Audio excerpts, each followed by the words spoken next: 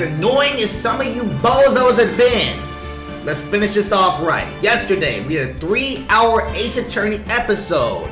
3 hours. Today, I don't know how long it's gonna take, but this should be the finale. Hopefully. If not, we'll get at least a bulky upload in on some real shit. Continue. Farewell, my turnabout. Woo! Let's get this shit. Hell yes, my voice still kind of dead from yesterday. I ain't gonna hold you. March 22nd, 2:14 p.m. Let's get this shit. What the? Nigga, I'm glad I caught this shit. Why the fuck is it recording the wrong damn screen? Oh, hell no. Hold on, let me fix this shit right quick, my nigga. Technical difficulties, boom. Display number one, nigga. I would have been mad as shit if I recorded this whole damn episode and it was the wrong fucking screen, man. Alright, here we go, bro. Let's get this shit. Dude, I can't believe that Adrian, no way. Not cool collected Adrian Andrews. Nigga, calm down, bro. She's your manager. It would have been very easy for her to pull this off. It'd be the niggas that everybody suspects that it is, bro. She's the only one that could have done this shit. Why the fuck would anybody else do this bullshit, nigga? Unless you did it. The only person who had an easy access to the knife you used at dinner as well as her. I feel like on some real shit, it's not even her. It's gonna be some character we've never fucking heard of until we investigate another time. Some nigga just all of a sudden introduce himself. Hey, I was also inside that room. Like, nigga, where the fuck did you come from, bro? Why has nobody mentioned you until this point? So after the ceremony, during the break, huh? Yes, nigga. Damn. If I were to be killed by anybody, I'd be glad it was her sexy ass, though. I was sleeping like a log the entire time. See, she could have...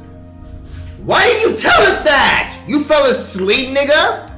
And nobody knows that shit? They thought you were just walking around the fucking building in your costume? No damn way.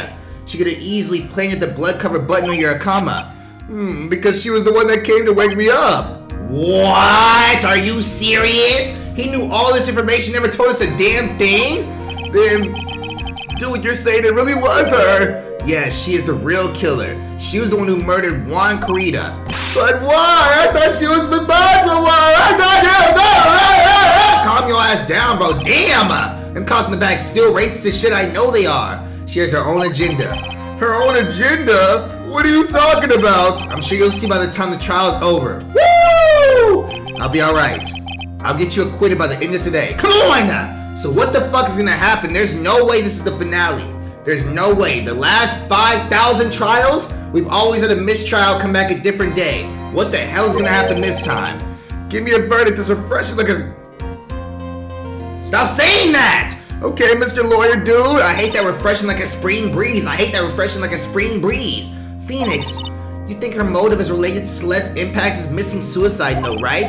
Yes. Miss Andrews depended on Miss Impacts as her strength and reason to live. After she lost that shit, I mean, her feet she's a couple feet up in the air is what I meant to say, but god damn! Let me stop, nigga. I am not necro. Hell nah. But then Miss Impact suddenly killed herself. It sounds like she left a suicide note and the person not to have it hidden it. What the fuck was in that note that was so bad to where a nigga saw a dead body and was like, nope, I'm taking this shit with me. Like, ain't no damn way, bro. It's Juan Carita, the victim of the murder. And that's why I think that Miss Andrews got close to Miss Carita. Fuck, man. All he had to do is get the suicide note back. That sounds plausible. Why would he keep it, though? If he wanted to get rid of something, why the fuck would he just have a suicide note in his pocket for all these damn years, nigga? I'm getting rid of it. I'm going to the fucking nearest dump, balling that shit up, and fucking pitching that shit into the goddamn wasteland on some real shit. Fuck that bullshit. But one thing bothers me. What? Who was that first told us about the relationship? I told y'all niggas gonna be somebody else, bro. Better say that Miss Andrews' dependency issues with regards to Miss Impacts.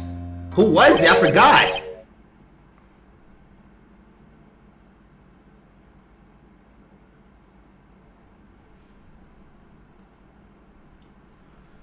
That nigga might have been setting us up this entire time. He might have been setting us up the entire time. What? Are you serious? It looks like he's still the one in command of this ship. This nigga Captain Hook of the damn ship. No way! Don't let your guard down yet. I completely fucking forgot it was Edgeworth, bro. How could he have possibly known that she would have got shot, though? He wouldn't know that. Unless Gumbo told the nigga everything that we fucking knew about Maya and shit. Oh my god, bro. Fuck, he has right where he fucking wants us. Cool, now reconvene now then. Mr. Edgeworth, if you please. The prosecution calls the witness subpoenaed by the court. Miss Adrian Andrews, the person who discovered the crime in Juan Carita's room. Nigga, oh my god. She still look bad, fuck! That shit making me angry as hell, bro. What is your occupation? I am the manager of the defendant in this case, Mr. Matt Engarde. I see. Now then, speaking of Engarde, I want a sword fight with that goddamn pussy. Like, nigga, please! I'm with you on this, Judge. I ain't gonna hold you. Before we begin, Your Honor, I have one request. Yeah, sure. What is it? I'm sure everyone in this room is wondering the same thing.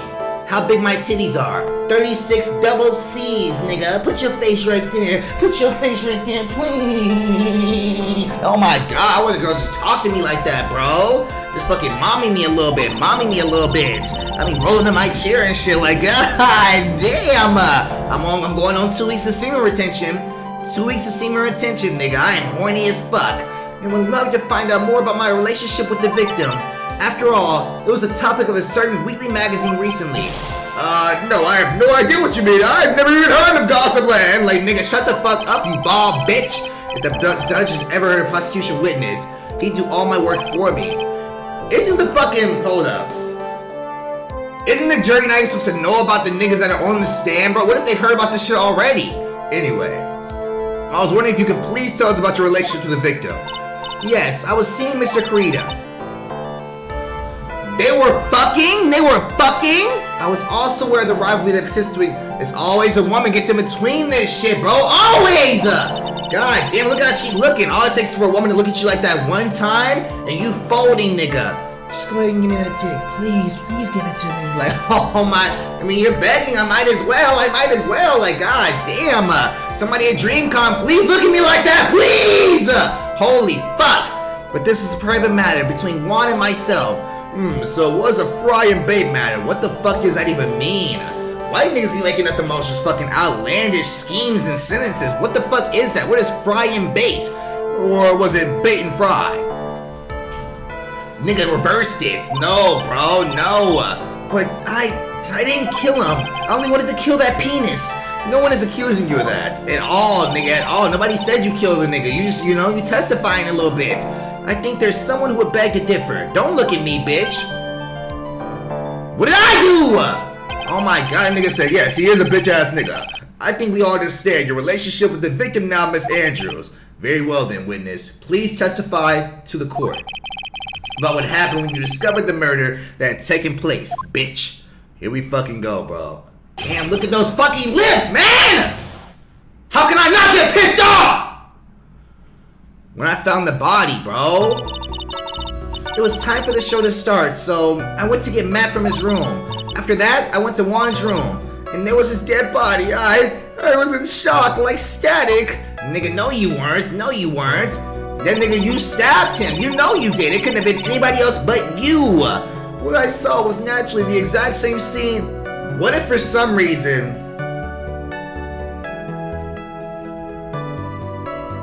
What if Powers did it, bro? Like, I'm like 90% sure it's not her. What if Will Powers did this shit? Fuck. Like, he actually was a killer this whole time. We just saved him from the one killing he didn't do. And he said he was mad jealous of this nigga a little bit. Fuck, man. I felt as though I was about to faint, so I poured myself a glass of juice. What? You saw a dead body, went to pour yourself some tomato juice, bitch? Ain't no fucking way. Nigga, she did it. She did it. Even that nigga like, what the fuck? You poured yourself a glass of juice? Yeah, sadly, I didn't remember not to touch things at the scene of the crime. I just started the crime scene by moving this one thing. And that is when the fingerprints on the wine glass were made, Your Honor. I see. Well, Mr. Wright, you may cross-examine the witness. I'm fucked. Phoenix. She is one cool and collected customer, and she has the brains to match. Yeah, she has the titties to match as well. In order to catch a person like her, you have to avoid head-on confrontations. You should disrupt her pacing. disrupt her pace. You gotta say something just like zany on some real shit, bro. You just gotta yell, fry and bake, fry and bake. The nigga like, what do he say? She's the type of woman who easily thrown off by things inconsistent with her thinking. So you have to attack when she least expects it. The instant you let up on your offense is the instant this trial is over, understand? She said be offensive like the fucking Patriots when Tom Brady heading that shit, nigga. I got this shit, nigga. 2018 Patriots, when I found the body. Here we go! It was time for the show to start, so I want to get mad. Hold it! Don't let up either, fuck that. And what was Miss Engarde doing at the time? He was taking a nap. That nigga was dead asleep, honk shooing. Was he holding his dick? That post-masturbation sleep be kind of fire, I ain't gonna hold you, bro. There have been certain times where I just fucking gooed all over myself and just wanted to lay there and just in my own goo, just, I don't know, falling asleep a little bit. He was worn out from the mini performance in the Nickel Samurai and also performing masturbation on his penis. Mr. Engarde is a chronic masturbator, I see. And I guess you could say it could not have been taken out of his room, yes? Excuse me? What are you talking about? No, stop that shit. Right, I thought years of school would have taught you how to construct a sentence. If you can't make a sensible sentence with the subject, then they don't make one for you. Watch. Oh my god, did you, Miss Andrews, remove Mr. Engarde's knife from his room? He on my ass, bro. Why is that nigga such an amazing fucking lawyer? Fuck! God damn, there's just so many sexy ass niggas in this room. Edgeworth starting at number 1, Edgeworth heading at number 2, Edgeworth heading at number 3, like god damn. Subject, verb, object, right? You skip basic grammar, the witness may continue. This nigga right here, bro. You know he kinda he's hot. He kinda turning me on a little bit. That's what I was gonna say. Now what? Where are we going with from right here? He turns me on, nigga. After that, I went to Juan's room. Hold it! You wanted some of that Karina dick, didn't you? You wanted the Karina cock! I be pressing the fuck out of her. And why did you do that? I wanted to jack him off from the back and why he calls me mommy. I know. Police, arrest this bitch now. Juan wants to make an appearance with the other heroes. So the show is supposed to be no, press further, fuck that shit. Be offensive. And is that the only reason? I beg your pardon? What are you implying? You had a certain goal in mind when you started to get close to him, correct? So perhaps you had a more personal matter to discuss with the victim. If I bring up the suicides, I don't know, bro. Even she said you better promise you never tell anybody about that or else I'll take my own life. Hey, what? No way you'll do that. Sorry, but I didn't have any such intentions in mind at the time. You know she the type that, I don't know, bro. After you dick her down real good a couple times a week, she coming back for more and more and more, getting addicted to the dick. She addicted to what that dick did on some real shit.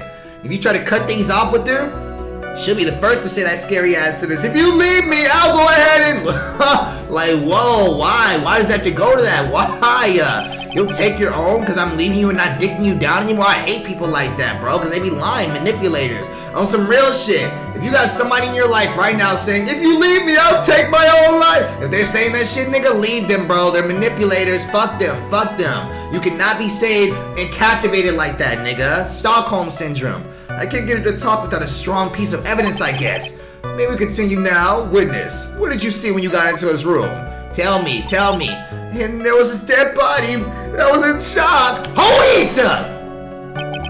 You were in shock, like static, you say. What? Was I not supposed to be? Miss Andrews is a very calculating person, and despite how close they were, I doubt she had romantic feelings for Mr. Kurita. Anyone randomly stumbling upon a dead body would be in shock, you dumbass nigga. And you can't seriously expect that young beauty like her, magnificent beauty, sexy, attractive, I may say. Big titties, big ass, I know she got sopping wet pussy. Nigga, stop trying to fucking raise her up a little bit, stop! Like her would be, I'd be shocked. Somehow, I don't think beauty has anything to do with being in shock or not. That's all I'm saying, bro. You trying to fucking spit game a little bit. Ain't no way. I see. Nigga, dock points off for that. What I saw was naturally the exact same scene as the crime scene photo. Wait, go back. Hell no, my dumb ass. Go the fuck back and calculate this shit correctly, nigga. Hold it! This is the photo you're referring to, correct? This one right here! Like, nigga, don't show that to her. What the fuck? Yes, the one with the knife lodged in his chest. That big ass bulge right there. What the fuck? That nigga was packing. Was. He dead as shit now. And the guitar case was like this too. Yes, it was open and empty, of course. And then, what did you...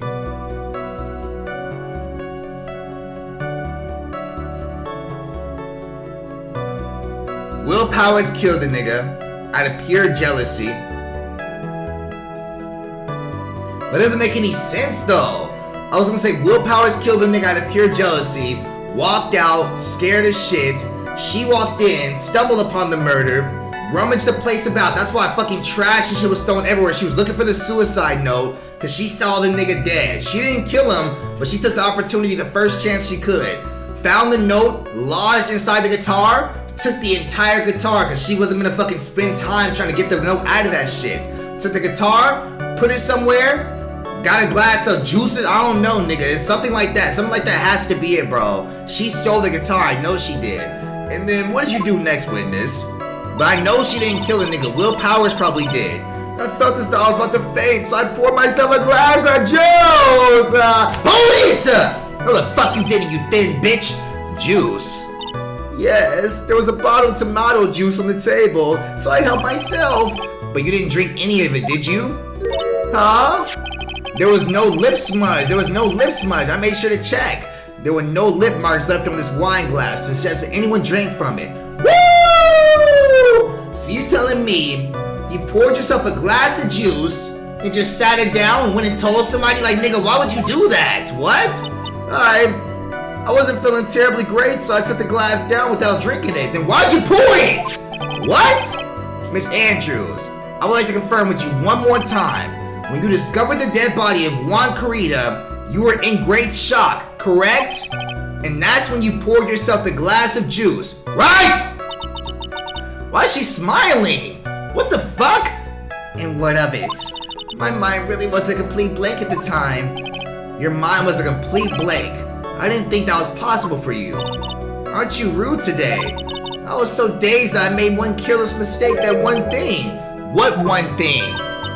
Never mind. No, fuck that, hell nah. What was she starting to say? Press further. What one thing were you talking about, bitch? Miss Andrews, I'm convinced that you said you made a mistake at the scene of the crime. What I really want to know what the mistake was. Actually, so would I. I'm sorry, it's kind of embarrassing. When I set the glass down on the dresser, I accidentally knocked over the flower vase. Damn!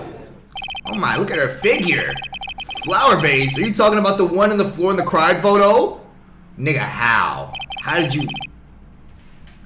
It's not even the vase that's just on the ground, nigga. Everything that was on that desk got knocked over, you lying bitch. That's a lotion bottle right there. Those don't go inside flower vases.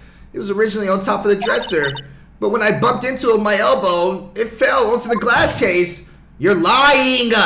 Why did you withhold such an important piece of information, bitch? I'm sorry, I thought the assistant crime scene was already in disarray, and people would simply assume the vase was just another part of the mess. What the fuck, man? Gee, I don't know. People just come inside this courtroom and just lie their ass off. You the worst judge ever, nigga. Every nigga that stepped inside that courtroom on that stand, they put their right hand on the Bible, they all lied. Every single one of them. All they do is fucking lie and you don't do anything about it. It looks like yet another fact has come to light here. Please, add this and anything else you have to reveal your testimony. I'm sorry, but I have nothing more to add. I didn't touch anything else. You didn't touch that Carita cock, am I correct? I was the one who knocked the flower vase over, where it fell into the guitar case. Hold it!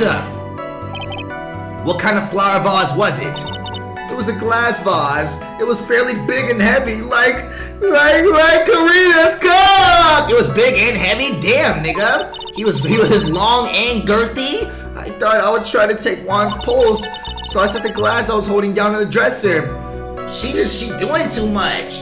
She walked in, saw a dead body, ran in tomato juice, poured her a glass, ran back over, set the glass down, knocked the vase over, checked the nigga pulse. Like, what are you doing, bro? She a damn sim. She a sim. Bot. So I set the glass I was holding down on the dresser, and that's when my elbow accidentally hit the vase. How? How clumsy are you when you're setting something down like this? Does your elbow like hit the... What are you talking about, bro? What? That don't even make sense. That's odd. I thought she was always in total control of herself. Nigga, you know that's not true either. She said she almost fucking took her own damn life. That's what I would like these people to think. Always be mindful of the gap between your perception and reality. It doesn't sound like there's any glaring contradictions in her testimony just now. I warned you earlier that she would not crack so easily. I don't give a fuck about her cracking, nigga. I want to see her ass crack, nigga. Her ass crack. I want to eat that booty. The only way to make her is to keep on the offensive and not let up. The only way you're going to catch her is with some very strong, decisive evidence. I have to find something. I just have to, for Maya's sake! Alright, from the beginning. What evidence do we have that we can present right now? A glossy photo, that's unusable, that's unusable, that's unusable. We already used that. We already used that. Empty. There is some water, but only the top of the... Only the top of the lid. That means the guitar case was closed when the vase fell over. It wasn't already open. Woo! Woo! I'm on your ass, bitch. It was time for the show. After that, went to Juan's room, and there was his dead body. What I saw was naturally the exact same scene. I felt as though I was about to faint, so I poured myself a glass of juice. I was the one who knocked the vase over. Where it was, it fell onto the guitar case. Lying bitch. Lying bitch. Lying bitch. Present that fucking case right the hell now, nigga. Before we do that shit, get that save right the hell now, nigga. Just in case I'm wrong, just in case. Hold up. Here we go. Boom right there. Present this shit. Now! Objection! You testify that you knocked the flower vase over, is this correct? Yes. And you're sure it fell onto the guitar case. Is there some sort of problem with what I said? It's not some problem, it's a major problem. Come on now! Do that little sexy ass smirk, Phoenix. It's true that the top of the guitar case is wet with water. However, that's exactly what is so strange. You said the guitar case was already open when you came in. Miss Andrews, you testified the vase fell onto the guitar case. However, if that was true, the case would have gotten wet on the inside, not the outside. Come on, man! Look at Edgeworth goofy ass standing like this. Like, nigga, do something, bro. Why you tuning your ass up like that? That's very true. Furthermore, there's one strange thing about this guitar case. And what is that? Let's make another look at this crime scene photo. What is it? What is it? What is it? The guitar is missing. The remains of the vase are scattered on the floor, but so is everything else. And what's wrong with that? The guitar case was open when the vase fell. It also had gotten inside. Oh my god! If water got inside this shit, nigga, then so would the flowers. The glass shards will be inside, not outside the case. Ah! Lying ass bitch. Nah, hell nah, hell nah. What is your point, right? That was the case closed at the time the vase was knocked over. Is that all? Objection! No, think back to what Miss Andrews testified to. She said the other vase, she didn't touch anything else. Yeah, yes, that's right. She did implicitly say she didn't touch the guitar case. Hell yeah, she did. No objection, bitch. But this whole matter with the guitar case is dead end. The red guitar was not found in the studio. There's no bearing on this case at all. That may be very well. However, the empty guitar case does seem to have no relation to this case, doesn't it? It seems there's no deeper meaning to the guitar case. Well, Mr. Wright, make her testify! Make her testify! Why would I not? The empty guitar case. Yes, yes, yes. I believe this is a crucial piece of this puzzle. I can't believe anyone will reach for the straws like this, but it is you after all. What the fuck does that mean? I can't believe I'm doing this either. Why are you hitting the gavel at me? Why? Alright, I'll follow along for now. Miss Andrews, please testify to the court about the guitar case. Yes, Your Honor. Why would I not testify about this? What? That's very important. The guitar case. That fucking note is probably the damn suicide notes. Why are you still carrying that shit? I don't remember that too clearly because I was a bit... Of course you were. Of course you were a bit dazed. I suppose I must have opened the guitar case after I knocked over the vase. It's not a big deal though, right? The case was empty after all.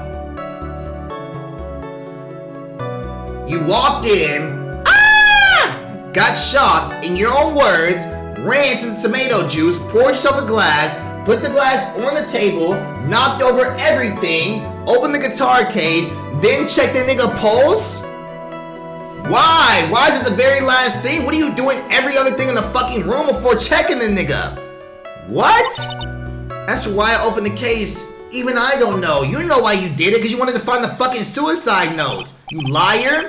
Looks like this really wasn't a very important question. That's a fucking lie. Its wastefulness is such a familiar feeling by now that it's almost comforting. Nigga, but why do they always fucking make fun of me for this shit? Every single case, I say some blasphemous shit that makes no sense.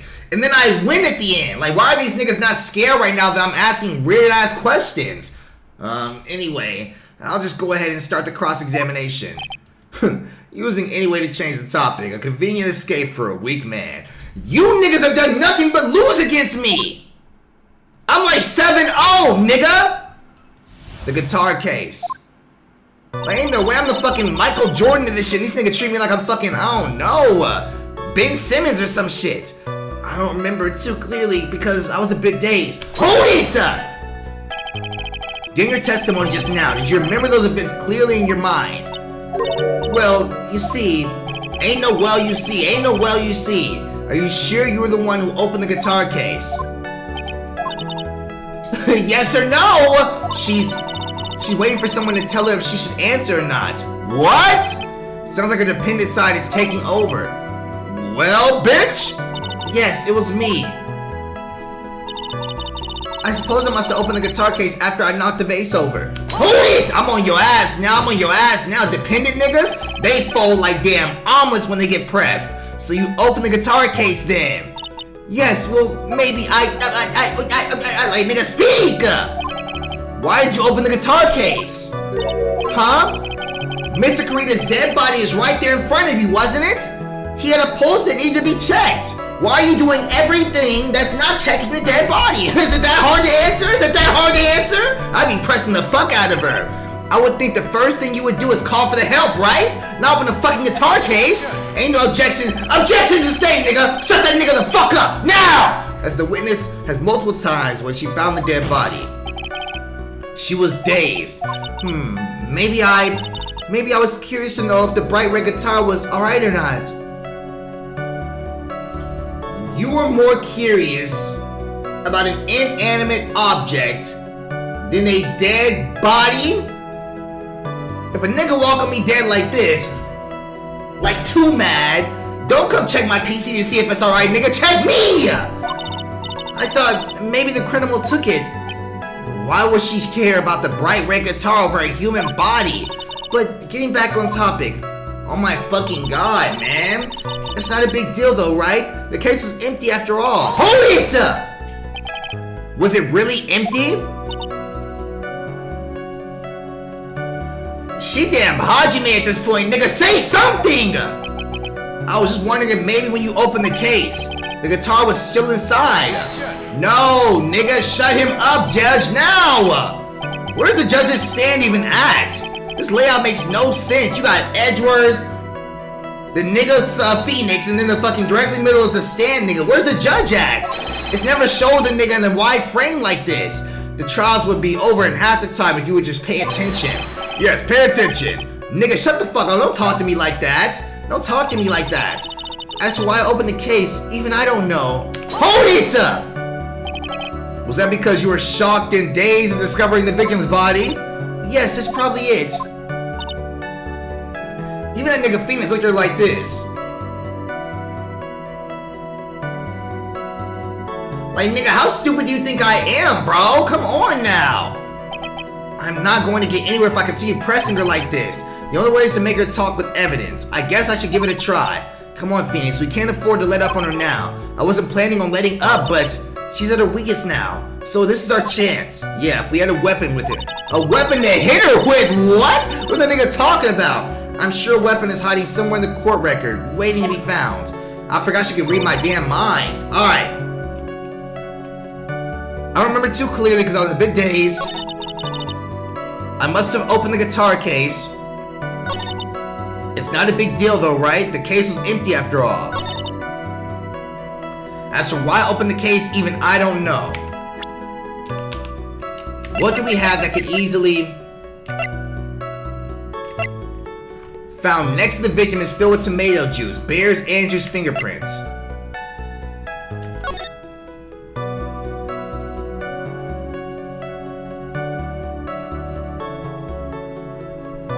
See, there's shit strewn everywhere, bro. Like somebody wanted to make it seem like it was a crime scene or some shit. There's vases, lotion, deodorant. Like, nigga, you didn't just knock over the fucking vase, you knocked over the whole desk. Was ripped from his costume, is covered in Karita's blood, found in Engarde, Takama. We can't use these yet. Shot from Celeste impacts his suicide. Strangled with a scarf and stabbed with a knife.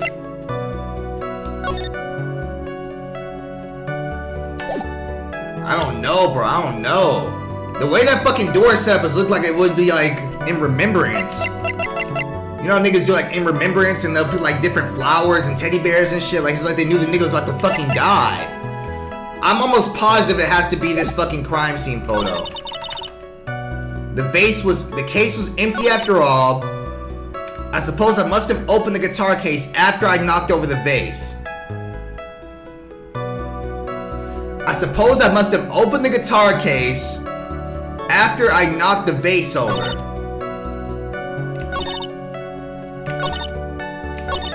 As for why I opened the case, even I don't know. What the fuck is it to present?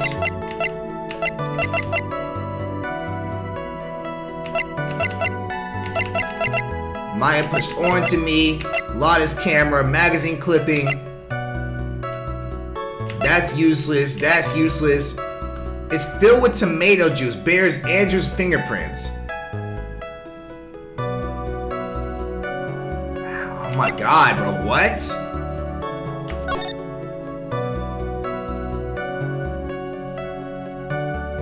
It has to be something with this picture. But I don't know what the fuck to call that bitch out on. That's the only thing I can even think of right now. Like, you can't really call her out on anything else. Even I don't know. Nah. It has to be the suicide note. It's this. Juan Karita was her suicide note hidden. It has to be this. You know why you opened it. You know why you opened it. I'm not pressing that yet. Shot from Celeste. No, I'm not pressing that, but I am gonna press this. You have to.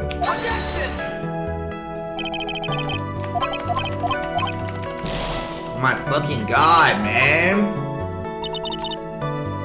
Fuck, so that's not it. I really thought I was on her ass right there. I thought I was on her ass right there. So maybe this right here, the picture itself? If I get this wrong, nigga, I'm loading up another save. Fuck that shit. This evidence clearly okay, nigga. We get it, bro. Damn, bro. Yep, load it up, load it up, load it up. I had to get that full bar. I had to get that full bar. As for why I opened the case, even I don't know. Nigga, if it's nothing I just used, it's not the suicide report. It's not the crime photo. It can't be either of these things. There's no way that's right. There's fucking no way that's right. There is some water, but only on top of the lid. There's Karita's fingerprints. I mean, his fingerprints would already be on that shit. But her fingerprints weren't on it. Oh, good move. It doesn't say Bears Andrews' fingerprints. There is no way you were the one who opened the guitar case. Why would you say that? It's elementary, my dear. Nigga, you are not Sherlock Holmes. You're not Sherlock. Because the only fingerprints on this guitar case were those of the victim. Ah! I know. What's that big ass purse she's holding? What was that? You shouldn't assume that I must have left fingerprints just because I touched the case. What the fuck does that even mean? What if I were to tell you that I was wearing gloves at this time?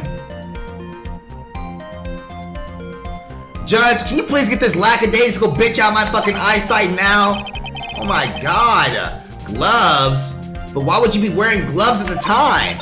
It was the night of the award ceremony, so of course I dressed up for the occasion. Yes, now I remember. I'm almost sure that I was wearing a pair of thin gloves. That's a lie, because your fingerprints are on the goddamn cup! That's strange. You were wearing gloves. Isn't that a little strange?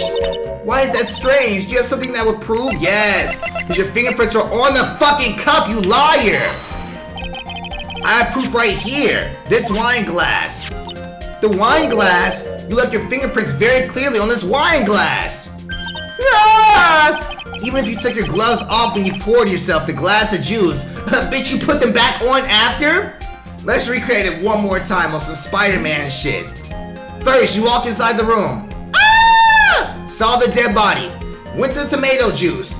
Poured yourself a glass. Before you poured it, you took your gloves off for whatever fucking reason. Touched the glass, poured it. Went back over. Put the glass down. Knocked the vase over. Put your gloves back on. Opened the case up. Went to check the nigga like, why are you doing all that? You don't even sound cool. What do you think, it was just a little strange? That you put your gloves back on just to open the guitar case? Ah! Nigga, their glasses break? What the fuck was that? I guess it does make sense for the judge to be right there. I guess it does. I guess it does. I've never seen a courtroom like that. Looks like you hit the nail on the head this time. What do you mean? I believe the guitar case plays a very important role here. Maya, you come back to life and you solve it then, bitch. Dead ass. I'm talking to a fucking ghost right now. Nobody, like, all this shit is happening and nobody cares that a little girl keeps turning fucking back and forth from a grown adult to a little bitch. But it's just an empty case. I wonder if it really wasn't empty though. But the guitar, the bright red guitar, was at the studio. Phoenix, drop all your presumptions. What was in the guitar case was not the bright red guitar. You don't mean it was a bright white guitar? Wait, that's not right either. What is this nigga talking about? I admit it would be unnatural for someone to do that. So the witness was not wearing gloves despite the fact that on the case... No, man, Your Honor. This is obviously the defense's usual misdirection tactic at work. No, it just doesn't make any fucking sense, Ezra. What are you talking about? Steer the court towards an unrelated topic. Lull us in with this misguided... Objection! Shut your bitch ass up. Shut your bitch ass up. It probably feels so empowering to say that shit, bro. In this grand ass community, there has to be at least one lawyer studying to be a lawyer, bro. The first time you say objection, you better put your heart into it, nigga. Objection! On some real shit. No, Your Honor. Please recall that Miss Andrews had testified the vase fell onto the guitar case, which means the case was closed during the crime took place. However, it was wide open in this photo of the crime scene. That's very important. I'm sure this guitar case has some relation to the murder. Oh my god. If you're so sure, right, then I'm sure you can somehow substantiate your outrageous claim, correct? No, nigga, please enlighten us why the guitar case has anything at all to do with this murder. Can you do that, Mr. Wright? Let's suppose for a second that the bright red guitar was not the only thing that could have been in that case. The bright red guitar not being the only thing. Objection! Wait, what did he say? So you intend to push your theory the case was empty. Is that right? I wouldn't say something I didn't intend to prove. Deflate that fucking head of yours. You haven't proven anything yet. Now then, let's have it. What was inside this case at the time of the murder? The suicide note. The suicide note. Take that! And why would something like that be inside the guitar case, let alone this one? Why, Mr. Wright? Why? Well...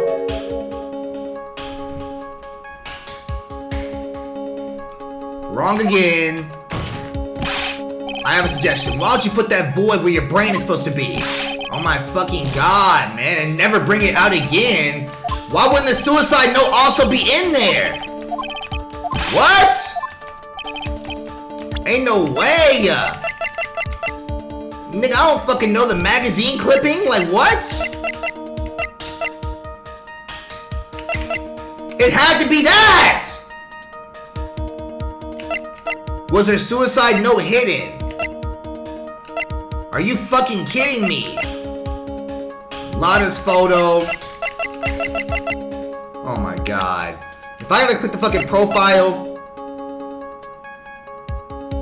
Take that.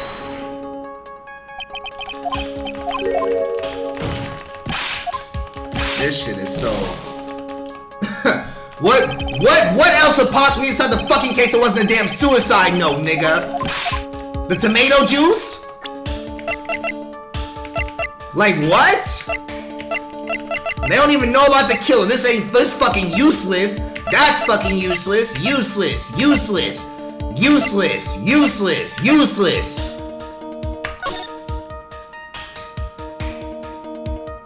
What? Useless. Was ripped from his costume and covered in blood. Found in Engarde, Takama.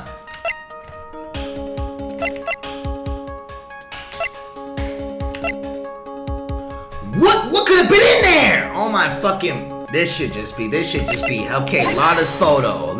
Explain to me. What makes sense about this? This is a photograph. Yes, but what is important? What is in that picture, Your Honor? In this picture, it doesn't take a genius to see what I mean. What I'm proposing is.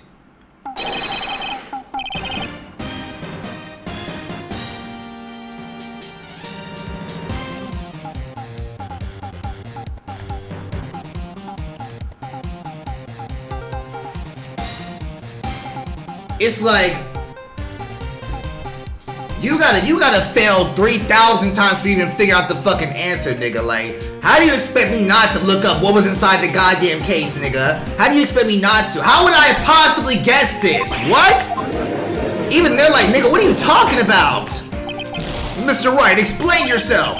Right, are you saying that the witness opened the guitar case to take out a costume? How would I have known that?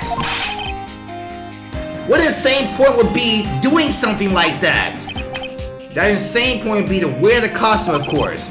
As Miss Andrews put on to hide her identity, she could make her escape.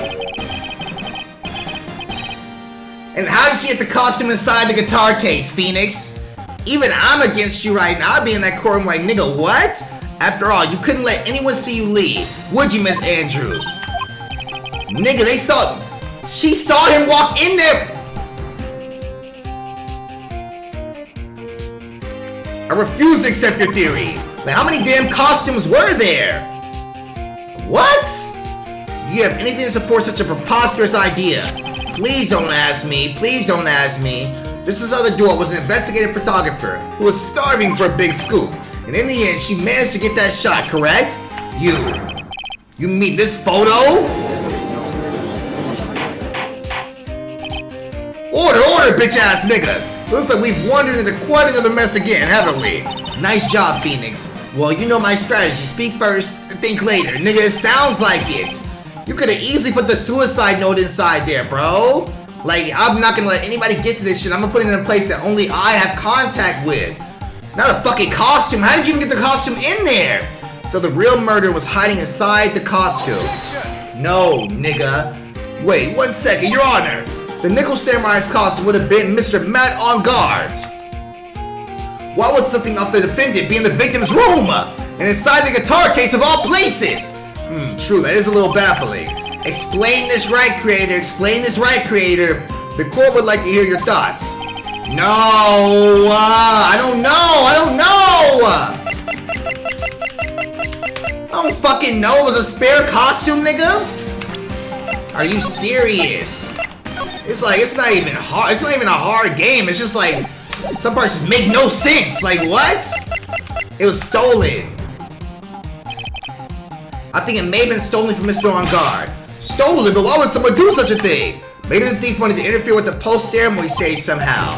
And so, if he didn't have his costume, well, Mr. Engarde would be forced to go naked.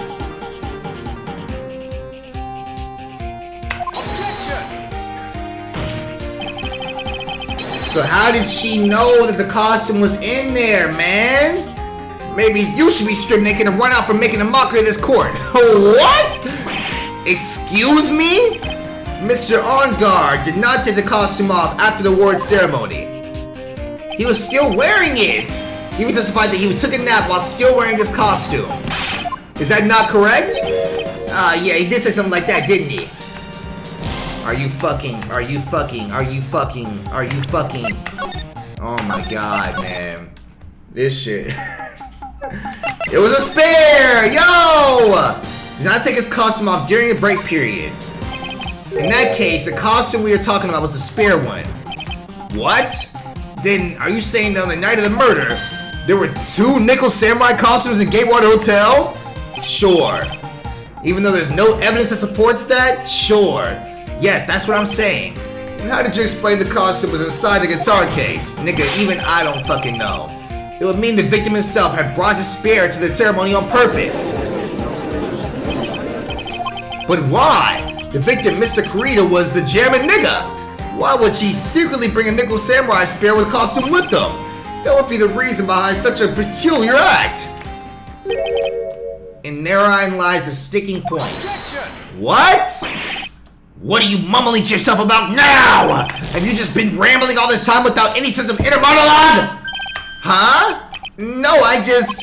Nigga, right, it does sound like that. Please explain yourself. Why do you think the victim had the nickel samurai spare costume? Phoenix, are you sure you can explain this one? Think carefully before you answer, and then answer with the gusto. I believe in you. I gotta save every fucking 5 fucking minutes, nigga. Every 5 fucking minutes. Alright, this is what I think. The reason the victim brought the nickel samurai spare costume to the hotel was...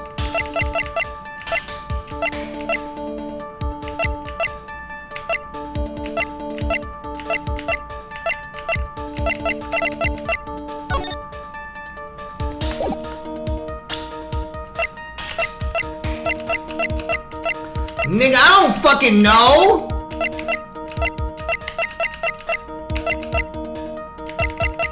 He was so jealous he wanted to be the nigga? Like, what?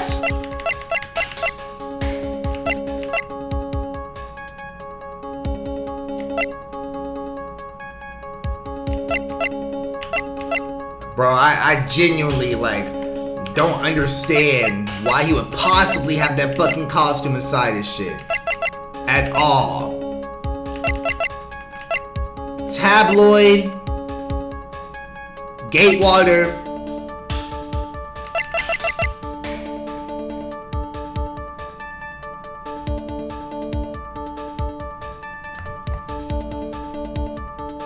I feel like this is gonna make sense very soon, but maybe the big announcement was that he was gonna retire and let Jammin' Nigga take over the Nickel Samurai. Or maybe they were gonna go out there and confess that they're not beefing with each other anymore, so they're gonna wear each other's costumes or some shit. Take that! What is this? On the night of the murder after the stage show, the Nickel Samurai was going to hold a special press conference. A press conference? Yes, the Nickel Samurai was supposed to confess something to the conference. I heard about this as well. For once, you're not making something up, right? But what struck me as strange was that Mr. Engarde himself said he had no idea he was supposed to be holding a press conference that night. He did say that, but how can that be? The way I see it, that can mean only one thing. The conference was a setup by none other than the victim, Mr. Juan Kurita himself. The victim? Yes, the spare Nickel Samurai costume was prepared for that very conference. It's like, I understand it now, I get it now. But 10 minutes ago, how could I have possibly known that the costume was inside the fucking guitar case? How? How? Literally how? Mr. Kurita was going to hold the press conference as the Nickel Samurai. Alright. He was going to dress up as the Nickel Samurai and hold a conference? But why would the victim do such a thing? That's something I don't quite know yet. However, what I'm concerned with right now is what he intended to reveal at the conference. The Nickel Samurai was going to confess something. And by confess, I wager he was going to reveal himself. Woo! Which means that Juan Kurita, posing as Nickel Samurai, was going to speak about Matt Engarde. Yes, I guess that is what it would mean. But if that's the case, that's not a confession, that's a public disclosure.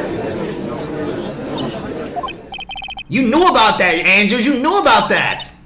I can see why you were pros at what you do. Pardon me? Yes, just as you say, the press conference wasn't set up by Juan. You knew? You were setting up your own, nigga? You can't trust nobody in this goddamn world, bro. Niggas are like backhanded fucking games off what you doing for real. What is that damn book? Why should I from holding the card to holding books every now and then, nigga? Are you a magician? Houdini, bitch? Please offer some explanation for this. I was the one he asked to help set it up. And the person who prepared the second costume for him, that was also me. You? Wanted bet everything on the jamming nigga this year. And if he lost the Grand Prix, he was going to make sure Matt was going down with him. That's what he thought anyway.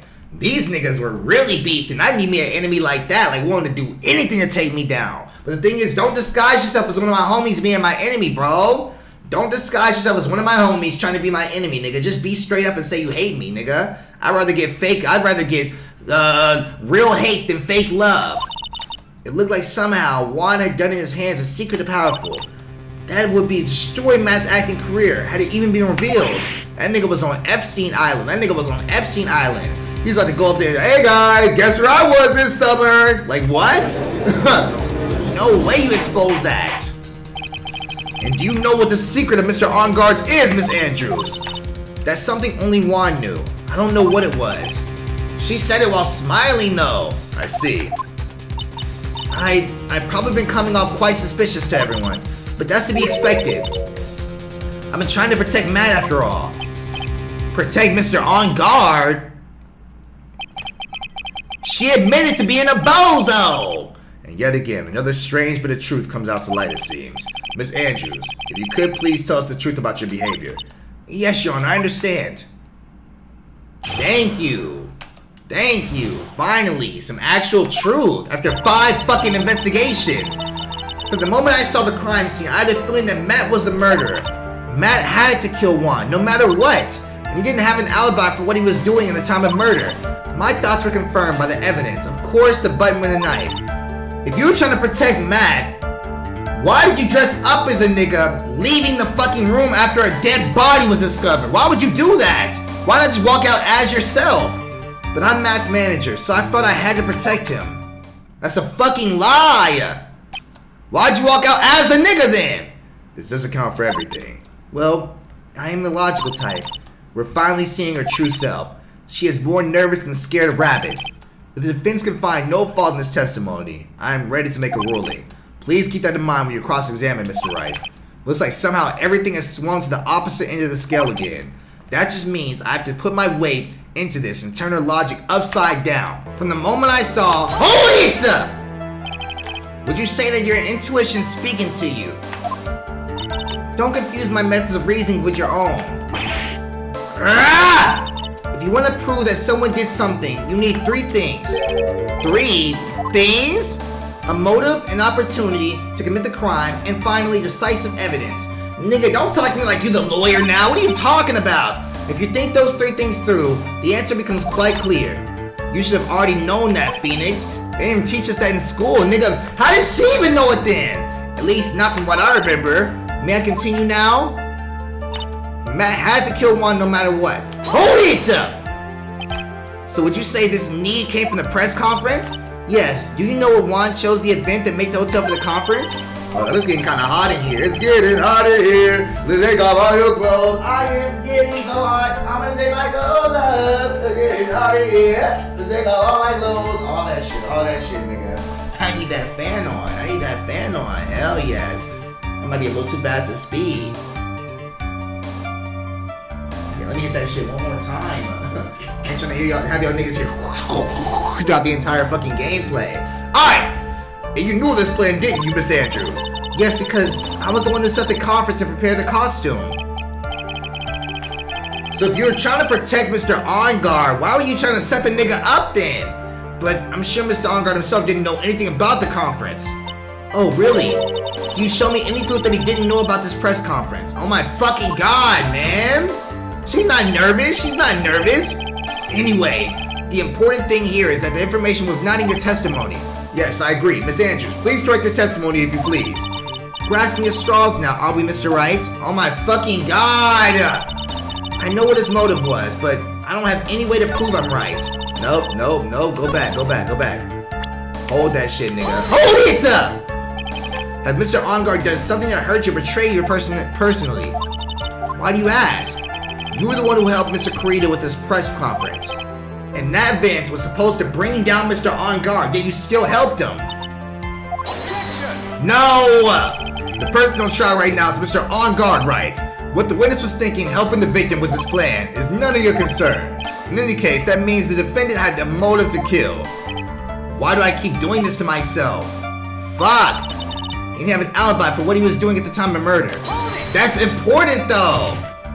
That's what I'm getting. It's like, it'll be the most important thing ever, the most important logical evidence ever, and they'll fucking cut it down. But didn't you already testify earlier that Mr. Engarde was taking a nap in his room? Are you telling me now that that too was a lie so you could cover Mr. Engarde? I'm not telling you anything of the sort. When I went to get him for the show, he honestly was sleeping. However, as to whether he was sleeping the entire time, I cannot say. I was too busy setting up the stage at the time. I keep trying, but I can find no flaws in what Ms. Andrews said. I can't say the same for some people here in this courtroom, however. The judge is glaring right at Mia. She's looking at you, bitch! Oh my god! My thoughts were confirmed by the evidence, of course, the button and the knife. Hold it! You can hardly call the knife decisive evidence. The fingerprints on the knife could be very well clever camouflage. Then, what about the button? The button? It's clear from the crime scene that the victim and his murderer fought. And during the fight, the killer ripped the button from Jammin' Nigga's costume. You're talking about this button, correct? That button was found in the pleats of Matt's camo, isn't that correct? I would think that makes a very decisive evidence. Looks like you were thought out Fox. What the fuck does that mean? I'm not fantastic, Mr. Fox, bitch. Anyway, the knife doesn't prove a thing. Please, fix your testimony. I can't stand the sight of a man who can't gracefully accept his defeat. Nigga, no pun intended, but I'm smelling defeat in the air, nigga. Give me your toes! I'm about to fucking beat you senseless on some real shit, nigga. On some real shit. Thank goodness Mia can still look at me with an icy stare, yes. I hate that she can read my mind. What am I thinking right now, bitch? Here we go. Miss Andrews, for Mr. Wright's sake, please add this information to your testimony. Thank you. That button was torn off Juan during his fight with Matt. Hold it! And how do you know that? When the ends of the threads on the button in the costume were matched up, they were found to fit perfectly, or so I heard. I've heard that before too. But why would Miss Andrews know about this case down to such a fine detail? Don't look at me like that, just because I'm prepared and you're not. And I thought I had it this time for sure. If there's anything to trip her up on, it has to be here, but where? But I'm Matt's manager, so I felt I had to protect him. Hold it! But what you really did was stab the guy in the back, didn't you? And at the worst possible time. That's what I'm saying. You didn't protect the nigga. You didn't protect the nigga. Stop that. Who's to say she really stabbed the guy in the back, as you put it? Maybe she stabbed him in the front. Like, nigga, what? She's the murderer then. This witness could have disclosed things about Mr. Engarde at any time. Why then would she wait until there was a large audience before doing so? It's the same reason why Mr. Kurita planned such an elaborate conference. Miss Andrews wanted to cause Mr. Engarde as much damage as she possibly could. This witness bears ill will towards the defendant. This isn't the Phoenix Wright wax philosophy. What? Phoenix Wright wax. What is this fucking sentence? And please stop slandering the witness. Oh my fucking god, man. As I expected, Miss Andrews' testimony seems pretty solid. Really? Because to me it sounded like a little wishy-washy. Wishy-washy? Well, I guess we'll see if I press a lot more. Alright, say less. He told us exactly where to press. Right here. That button was torn off. So what exactly do you press right here? The button was torn off, was ripped from his costume, is covered in Kurita's blood found in Engarde's camo.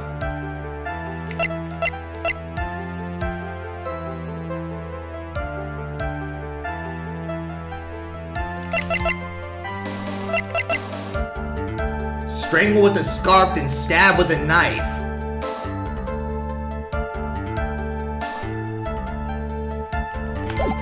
Hold up. Yep. Gotta get that save in. Have to. I'm gonna try this. I don't think we've shown the autopsy at all yet. I'm pretty sure we showed the button, but if that's not this, it has to be this. Objection! Come on! Slam your fucking hand, nigga. This is the victim's autopsy report right here. It clearly states the cause of death was by strangulation by a scarf. Strangulation? The knife stab of the victim was done after the victim had already died. And what does that mean? Let's examine the evidence. This button has the victim's blood on it, which means it was ripped off the costume when? After the knife was stabbed into the victim. Exactly, which means it is impossible that this button was torn off during the victim's final struggle, because the victim was strangled to death in that fight. That's right, Miss Andrews. There is no way this button was ripped off during the struggle. This button was consciously pulled off the victim's already dead body! But why though? To set the nigga up? Order, bitch ass niggas. No objection. You subject the judge? What is the meaning of this right? So what if the button was torn off the body after the victim had already died? What does that change? Let me ask you one simple question, Mr. Wright. Why was the button torn off? What purpose did that serve? What purpose? We now know the button was not torn off during the fight, so the murderer took the time and effort to purposely rip this from the victim's body. That would mean that the murderer had something in mind, wouldn't it? Mr. Wright, does this mean you know what the murderer wanted to do with this button? To set the nigga up! He wanted to pin the crime on Engarde. Yes. There is only one logical reason for doing something like that. It was to pin the crime on Mr. Engarde. There is no way anyone will do a bloody button in their own pants. Exactly, bro. Why wouldn't he fucking get rid of it? That's right. Mr. Engarde was set up by the real killer, of course. Woo! Hell yes. And the real murder is, well, Mr. Wright, who in the world the real murder then? Finally, I can't believe I managed to bring this trial all the way up to this point. Phoenix, you can't let your guard down yet. Not until the very end. Oh, hell no. That was like bulky. Oh, shit. Nigga, let me save it. The real killer, the person who planned to frame Mr. Engarde is. Would it not be we've fucking been saying this entire time? Take that! Miss Adrian Andrews. I choose you! Nigga, this is not Pokemon. You are Mr. Kreda's killer. What? Order, bitch ass niggas. This is a very grave matter. Do you have any evidence that supports your charge? Any evidence? All the evidence points to Miss Andrews. What do you mean, any evidence? I've been saying this entire past hour why it could be her. That's the evidence. I can't, can I? Would you care to test me? Then what about this knife? The knife was used to stab the victim after he had already been strangled to death. It was used to throw suspicion onto Mr. Engarde naturally. The knife covered in the defendant's fingerprints could only be taken from his room. If the nigga got strangled, then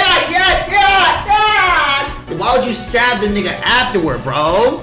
Even if it was a passion crime, even if you were just like, just stabbed him again, there'd be multiple stab wounds because you'd be angry as shit.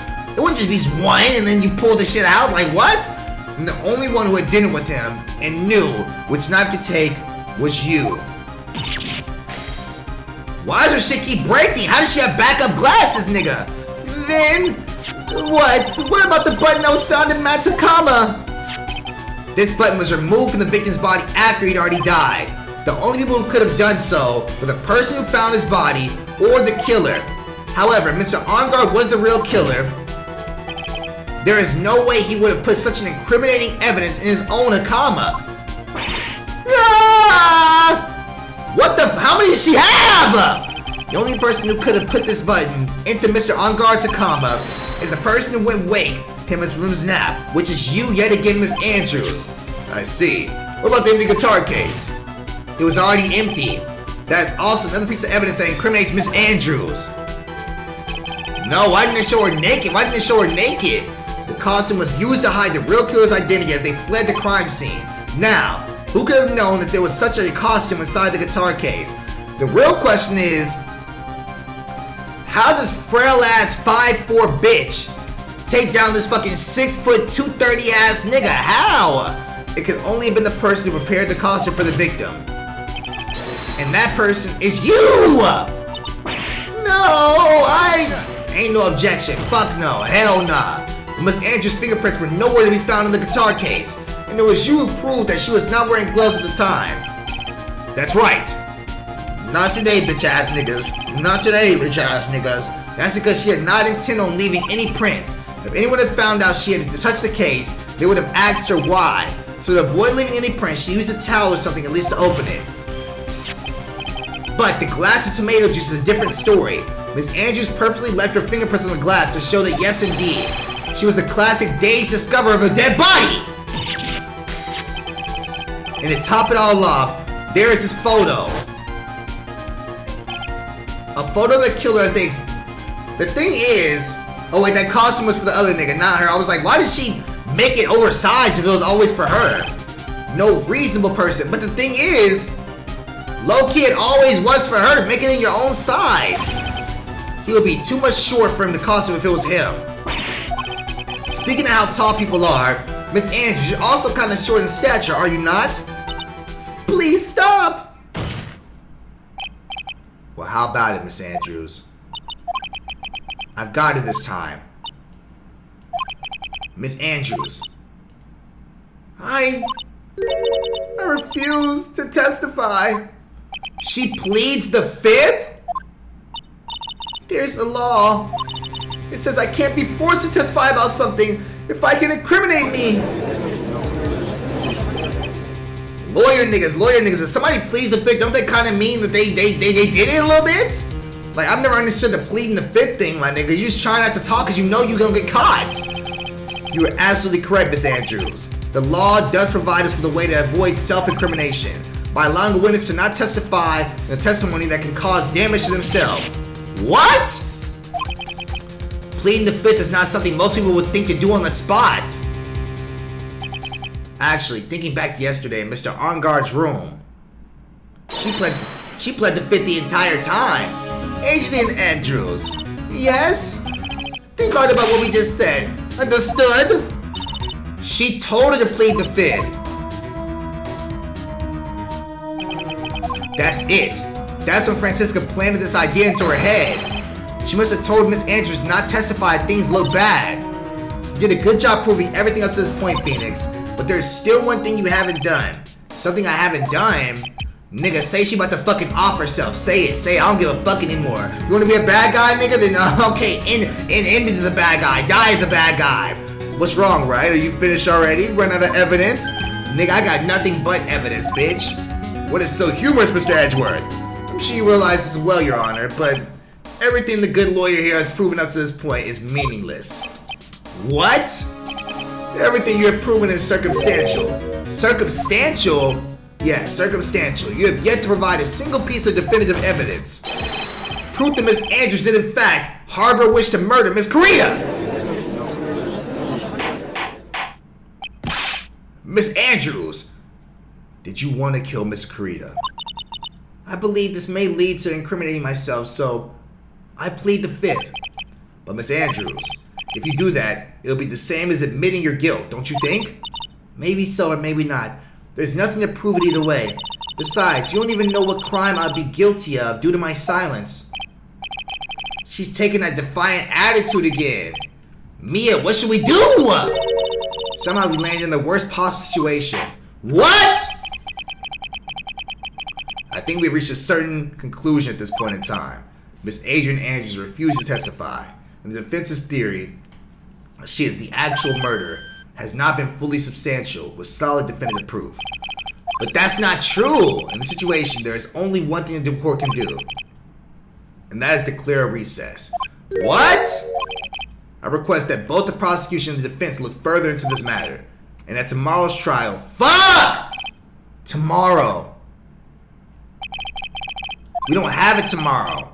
If we don't get a not guilty verdict today, then Please wait, Your Honor. That's not necessary. The trial. Please continue the trial. What are you sweating for? You're not worried about that bitch-ass Maya, are you? Nigga, yes I am. Your client is getting one more day to live, isn't he? That's not it. That isn't about that. Edgeworth, I know you know who the real killer is.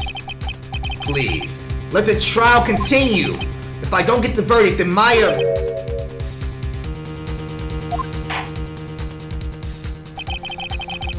But it's impossible to continue as long as the witness refuses to testify. Now then, this court is... Thank you! It is not impossible for this trial to continue. Mr. Edgeworth, what are you... It's true Miss Andrews holds the right against self-incrimination. However, if the topic of conversation were something unrelated to whatever she may be guilty of, then she has no right to withhold testimony. Woo! Thank you! Edgeworth is that nigga for real, bro. Actually, there is one little thing I'm curious about. Miss Andrews, when you found the victim's dead body, you poured yourself a glass of juice. Yes, and I can't help but think how unnatural that is. Usually when one finds a house shaken up, not stirring a glass of juice. So my actions were unusual, but I've already... Before you speak, I want you to state that if you have a reason behind your actions, I would like you to testify to that effect. Testify? Your Honor, I'd like to request the witness testify again as to what happened when she first discovered the victim's body. Whatever we find out, this testimony should be in no way implicate the witness. I don't know what it's about Edgeworth today, but I can't get a good read off of him. Is he a friend or a foe? I just don't know. He clearly my homie at this point, bro. He knows. At this point, Edgeworth is at a point in his life where he's not being a prosecutor for the fame, for the accolades, for the fortune, but truly what is right. So if he finds out mid-case that his nigga's actually the killer, he about to help me out to put that nigga away. This nigga, like, I don't know, young thug lawyer or some shit. She only fighting for what's right. That glass of juice, I didn't really pour for myself. I was surprised when I walked into the room and saw it in that messy state. And Juan, he was sitting slumped over and tired looking in the corner. When I saw him sitting like that and thought that he was dead, it didn't cross my mind. To be honest, I thought I had just fainted or something. So I went to pour him some juice. When I realized he was dead, that's when I knocked over the flower vase. So you saw a nigga like this, with a knife out of his chest, and you thought the nigga wasn't dead? This bitch. So you poured that glass of juice for the victim. Why didn't you say so in your earlier testimony? I didn't think I needed to include something so trivial. That is the most important thing! Please be careful here. You ain't gotta tell me twice. You ain't gotta tell me twice at all. Fuck no. Fuck no. If you can't find anything wrong with this testimony, then there's nothing left. I know. Edgeworth, what the heck is going on in that brain of yours? Now then, Mr. Wright, you may begin your cross-examination.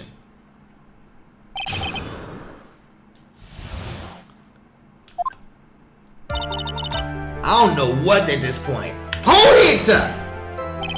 The good thing is my health is looking good. We have a full half bar. But there wasn't anyone else in the room, right? Of course not. Then who did you pour it for? Mr. Wright, there's a rhyme and reason for everything. Can you wait just a little longer for it to be revealed to you? In other words, Wright, be quiet and listen. Precisely, I couldn't have said it better myself. Hold it! So it was a mess. Are you sure it wasn't messy because of your fight with Mr. Kurita? Oh my god, man! I understand your frustrations in not being able to prove your theory. However, before you go accusing people of crimes, go find yourself some evidence. This thing I can't say nothing but anger. And then, what did you see next, witness? And Juan, he was sitting slumped over and tired looking in the corner. Hold it! Slumped over? Yes, he was sitting there with his head tilted forward and eyes closed. He really looked like he was sleeping. It's just me, or did that right there sound a little odd? The knife! When I saw him sitting like that, the thought was he was dead didn't cross my mind. Hold it! Then what did cross your mind? I thought maybe he smashed everything up in the anger because he lost Grand Prix. and then felt tired after his rampage, so he decided to take a nap. Anyways, that's what I thought. I see, so you didn't think he was dead at all. Judge be letting anything slide, bro. They can sit here and lie for 3 hours straight, and then all they gotta do is just say one testimony at the end. They'd be like, alright, bet, I guess it all makes sense. Like, nigga, what? Hold it! You thought he fainted? I thought he was asleep at first, but then the room was in such a messy state. I thought maybe he had gotten into a fight with someone. And that's when you went to pour the glass of juice. Yes, he was always a hard time waking up, so Juan always had a glass of tomato juice to drink. I see. And after that, what happened next? When I realized that he was dead, that's why I knocked over the flower vase. Hold it! She is... I just can't stand lying ass niggas. And how did you come to realize that he was in fact dead? I shook him over and over, but I never got a grasp. So I set the glass down to the dresser and tried to take his pulse. I was shocked and staggered backward. It knocked the flower vase over, so that's what happened. Yes. This is what it all comes down to. Got you. It comes down to this save, that's what it comes down to. Huh? This is the absolute end for both sides, and Adrian is letting her guard down. Phoenix, now is our best chance to yet kill this prosecution case. Isn't that a bit harsh? Miss Andrews, will you tell us the truth this time? I was surprised when I walked into the room and saw it in a messy state.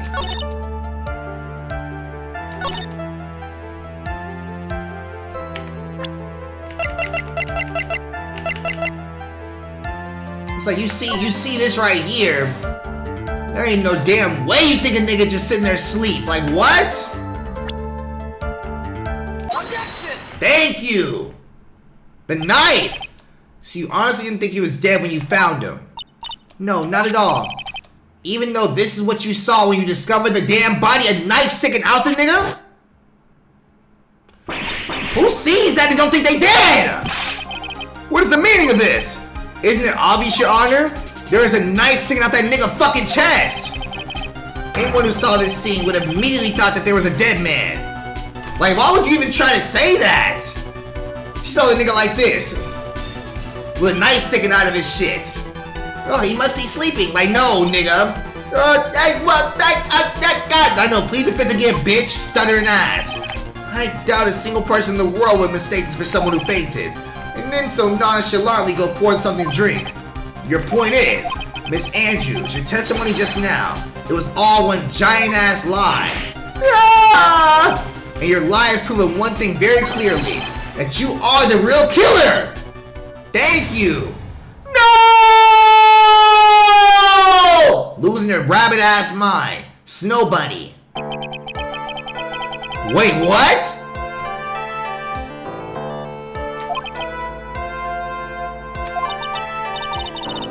But that's impossible, you're wrong! Miss Andrews, try to have some composure. It wasn't me, I tell you! It was Matt, I swear it! He's the one who killed Juan! But you were the one who refused to testify, and your reason for not doing so was you might end up incriminating yourself. That's because... Miss Andrews, I will give you one last are you fucking... How many last chances did she get? Nigga, did she got a save point? She damn near, I don't know, Sans at this point, bro. Like, she's saving too and trying to fight against my save points. What exactly are you hiding that may incriminate you? I refuse to testify. Then there is no need for this court to continue any further. Mr. Matt Engarde's innocence is clearly demonstrated. Is it over? Have we found the truth at last? What's wrong, Phoenix? Usually the real killer confesses his or her guilt. And now that I think about it, this is the first time someone hasn't. Now then, I would like to hand down my verdict to Mr. Matt Engarde. Objection! Nigga, let it happen! The prosecution feels that it would be premature to pass down a verdict this time. What? The reason was quite simple. This witness has yet to speak the absolute real truth.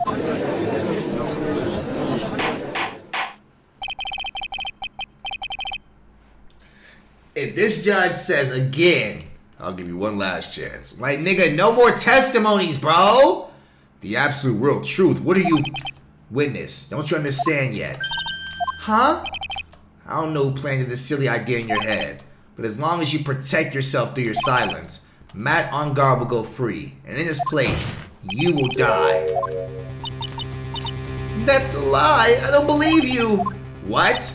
I was told if I spoke, then it would be all over and Matt would never be declared guilty. Huh? What in the fuck is she talking about? Has she lost her damn mind? I can't speak about it. I'm too scared. It's Francisca Von Karma. Don't you remember, Phoenix? Miss Andrews lives by gripping tightly onto the words of another. And she's willing to die over that shit? Because she doesn't have the truth and believe in herself. Then, right now, Miss Andrews is... Yesterday, she was tossed a lifesaver by Miss Von Karma. Don't say a word. No matter what happens, if you do, Matt Engarde will be acquitted. Miss Andrews undeniably believes in those words right now and is clinging onto them. Then what should we do? This is the first time I've ever come across anything like this. But Miss Andrews has to be the killer, right?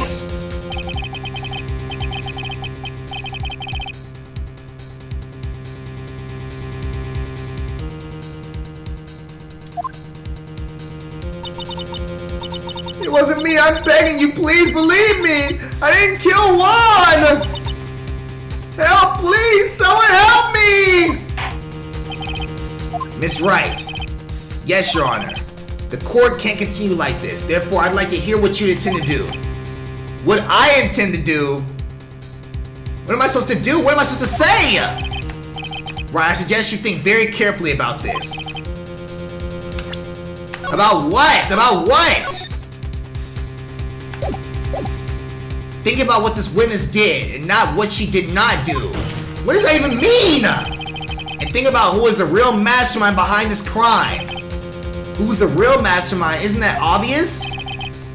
There's no one else it could be except the woman crying over there, right? Come now! What will you do? What kind of man are you, Phoenix Wright? What? Request not guilty verdict. Force Andrews to testify.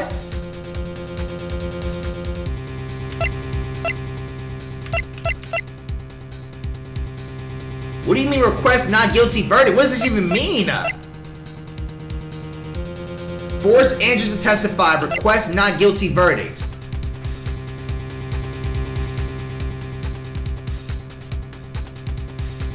If I force her to testify, she'll say something that could acquit somebody else. If I request a not guilty verdict, then I'll drag it on for another day.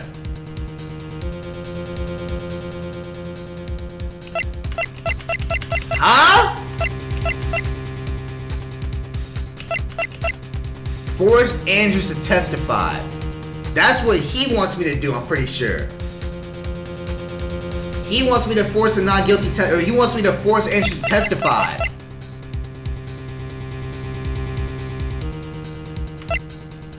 So what does request not guilty verdict mean? What the fuck does that mean? I'm really stumped right now. I can't lie to you. What? If I request a non-guilty verdict, that means I want the judge to say not guilty.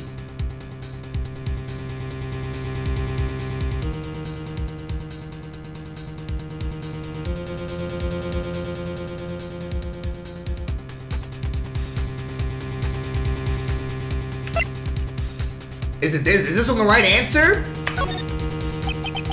I have to win a complete acquittal today. There's no way around that. But I can't bring myself to do it like this. Not when she's making a face like that. What? Nah, hell nah. Hell nah. I don't give a fuck about no goddamn white tears, nigga. I listen to Dr. Umar. I don't give a fuck about that bullshit. No matter what she says, Miss Andrews is the only person it could be. That's what I'm saying. I don't care about no white tears. Nigga, fuck all that, bro. Them white tears that got many of my black brothers killed, nigga. I don't give a fuck about that shit. I don't have a choice. I have a win about. White women be crying all the damn time and lying their asses off, nigga. Fuck that shit. Your Honor, the defense believes there is enough evidence to substantiate our claim. Therefore, we motion that this court passes a verdict of not guilty as soon as possible. Thank you! Nigga, I don't give a fuck about you, bitch! What have you learned in this past year? Nigga, what have you learned? That's enough. I commend you for trying, Mr. Edgeworth. However, it's clear the defense's theory is the truth. You're wrong, nigga. No, bro. Fuck that bullshit. Fuck that bullshit. There's been so many white women crying, yeah, he's lying, and still been telling the fucking lie through their damn teeth, nigga. Crocodile tears, bro. Because I'm on a completely tear that you can't see. What a shame. Huh? I hope things wouldn't come to this. However, what is it, Mr. Edgeworth? Miss Andrews, since you absolutely refuse to testify, it falls on my shoulders to disclose this to the court. Disclose what? Disclose what? This witness, how should I put this? She has an illness. What does that mean? And because of this illness, she has tried to commit suicide in the past. Oh my God! What is wrong with this nigga? What? Edward, no! Why would you say that? She said that's the one thing you shouldn't say. I didn't say it though. He did. No matter how much you want to hide it, it's no use. I have the evidence right here. She about to go and expedite it. Oh my God. That's the second part of the suicide report, the attempted suicide report. What will you do now, witness? You know what I'm about to do, don't you? This nigga's evil! Oh my God! I will now reveal to the court the true nature of the pitiful woman known as Adrian Andrews. What is wrong with Edgeworth? The secret of her dependent nature. Having another, you know, it scares me more than anything else in the world. Oh my God! If people find out, yo what? He don't care! If you're going to say you would choose death, that is no concern to me. This nigga's low tier god! You should off yourself, now! Edgeworth, how can you be so cold? However, before you die, I will put the truth from your still breathing lips. What is wrong with this nigga? No matter what I have to do, he don't give a fuck!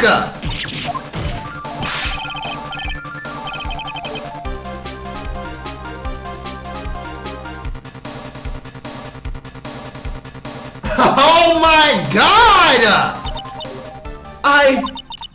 I'll talk, but please help me.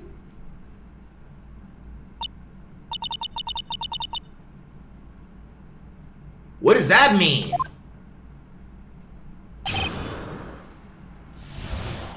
She about to fuck him. The second this court's over, she going to get that. She going to Home Depot. Let me stop. My crime. When I first saw him, I really thought he had fainted, honest. When I realized he was dead, that was when I formulated my plan. Once I made sure there was no one in the hallway, I made a dash back to Matt's room. And then I stabbed Juan's body with a knife and ripped out the button. Just when I finished and was returning to Matt's room, I had a bit of inconvenience. And that's why I ended up using Nico's samurai costume.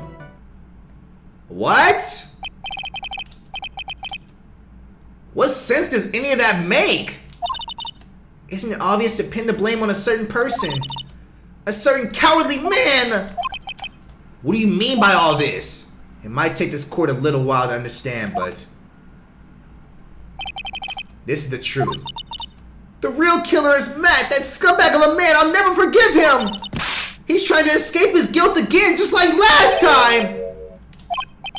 So Miss Andrews stabbed the victim, Juan Carita, in the chest with a knife. However, she didn't do it with murder in the mind. She did it with the intent of framing Matt Engarde for murder. But we asked that nigga if he killed her and he said no and he didn't get the lie shit. Maharaga didn't answer me. This is a crime. How is this possible? I mean, wasn't Miss Anne supposed to be the real murderer? Mr. Wright, please get over your shock and commence a cross-examination. When I first saw him, I really thought he had faded, honest. When I realized he was dead, that was when I formulated my plan. Once I made sure there was no one in the hallway, I made a dash back to Matt's room, and then I stabbed Juan's dead body in the knife. Oh my fucking god, bro. Alright, bet. Say less, say less, say less. Let me hold it on all this shit. Let me hold it on all this shit. When I first saw him, I really thought he had fainted, honest. Hold it! But when you could tell from the state of the room that there must have been a fight, are you telling me that when you saw that, you didn't know he was dead? He had his scarf tied around his neck, but that scarf is part of Jammin' Nigga's costume, so I didn't think anything about it was strange. His head was also tilted down a bit, so I couldn't see his face that well. That's why I thought I'd wake him. I don't know who's telling the truth at this point, bro. And then what would support the juice? But when he realized he was dead, that was when I formulated my plan. Hold it! What was this plan you had? I knew right away the murderer was Matt. I knew because one, he was going to expose Matt's weakest point. What is that? So Matt did that stop Juan and silenced him for good. That's when I thought I should forge some evidence and pin this crime on Matt. So the forged piece of evidence were the knife and the button. The first thing that came to mind was to plant the knife. Once I made sure, hold it! That was so you could get the knife, correct? The knife Matt used at dinner had his fingerprints all over it. I thought I'd use that and the police would certainly turn their eyes towards him. Matt was napping with not costume the whole time. I slipped in, took the knife, and returned this nigga. Oh my, I don't know who the fucking killer at this point, bro. Like, at all. And then I stabbed Juan's dead body with the knife and ripped the belly. Okay, hold it! So you were the one that stabbed the victim with that knife. It gives me goosebumps to think about it now, but what a horrible thing I did. But at the time, I couldn't control my own body and moved on its own. Then when I stabbed Juan's dead body, I suddenly realized something. If I use the button somehow, I can make Matt look even more suspect. So you thought to rip the buttons off and then plant it in Mr. Engarde's Akama? Yes, that's what I had to plan to do. But things never go smoothly, do they? Just when I finished this, returning Matt's room, hold it! An inconvenience? There was a woman with a camera at the ready, loitering in the hallway. Ice Spice. Ice Spice always gonna fuck up everything. I'd be so mad if I was a killer and she was around. There was also one with the ray gun ready to pay the fucking old bitch. That's Miss Oldbag for you. I had already been caught making a big scoop for the certain weekly tabloid once, so I couldn't go very well look at myself and get caught again. And that's why. Hold it! You were the one who prepared that costume, weren't you? Yes, I took it from Global Studios. I also put the Juan's guitar case the day before the award ceremony. You did this in preparation. Where the fuck was the guitar at then? That nigga not check at all, like this shit way lighter than usual and they got pick it up every goddamn day. It weighs 15 pounds instead of 60 pounds. You did in preparation for press conference, correct? Yes, Juan wanted to wear that costume and hold a press conference in it. Oh, he did it. Okay, bet, never mind. He was going to disclose Matt's big secret there. And what was his secret? That I don't know. Anyway, I thought if I were to leave Juan's room in the Nickel Samurai costume, the people would do the Matt was a real murderer. And I was very careful not to leave any fingerprints when I opened the guitar case. I also did not want anyone to know that costume. Fuck, man. I think we've heard enough. So after that, in the Max Akama, yes. After that, I folded up the costume and went wearing it to put it in the bag. Then I snuck it out of the hotel and got rid of it. My word. What does all this mean? Mr. Edwards, is it... The real criminal is Matt Engarde. I don't think that nigga's actually the killer, though. Yesterday, that woman prosecutor sat me down for a talk. Francisca, huh? She said that I should, under no circumstances, confess to what I had done. That if I just kept quiet, then Matt would be found guilty for sure. I had no choice but to believe in her words. And she almost died with that shit. I was about to say not guilty 1000%.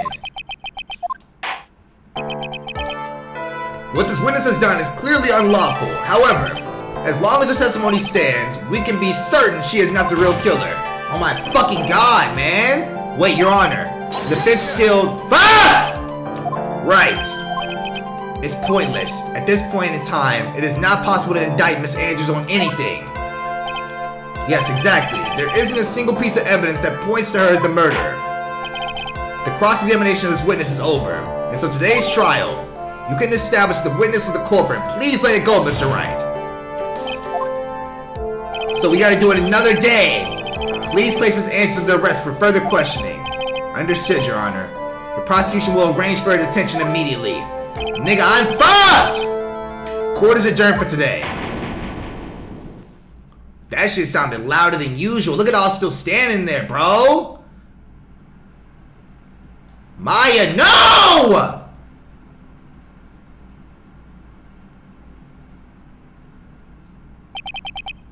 Today's trial is over. And I didn't win an acquittal.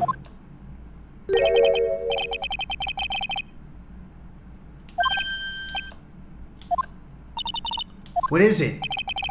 Before you leave court today, I wondered if I might look at one thing. The card in your hand. It's had my interest for quite some time now. What exactly is it? Oh, this? Mr. Wright also asked about this. Although I didn't remember at the time you asked me about it, Mr. Wright. I remember just now. I found this in the room on that day. The room? That day? Yes. I found this card when I discovered Juan's body. It was lying there right next to him. You found that card next to the victim's body? I suppose I must have unconsciously slipped into my pocket. But she just unconsciously fucked up the entire goddamn evidence, bro! Yeah, I guess not. But it's still a strange card if you ask me. But as far as a clue to this case, I don't see why. That card, give it to me! Edgeworth, you have any idea what you have stupidly yet inadvertently done? I can't believe you hid this from me all this time! I didn't mean to! What is this all about? I've never seen Edgeworth so emotional before.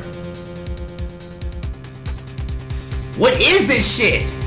That card, what in the world is it and what does it mean? Edgeworth mad as a bitch. Edgeworth mad as a bitch. God damn. Ah! Alright, best. Say less. Save right here, niggas. Absolutely, absolutely.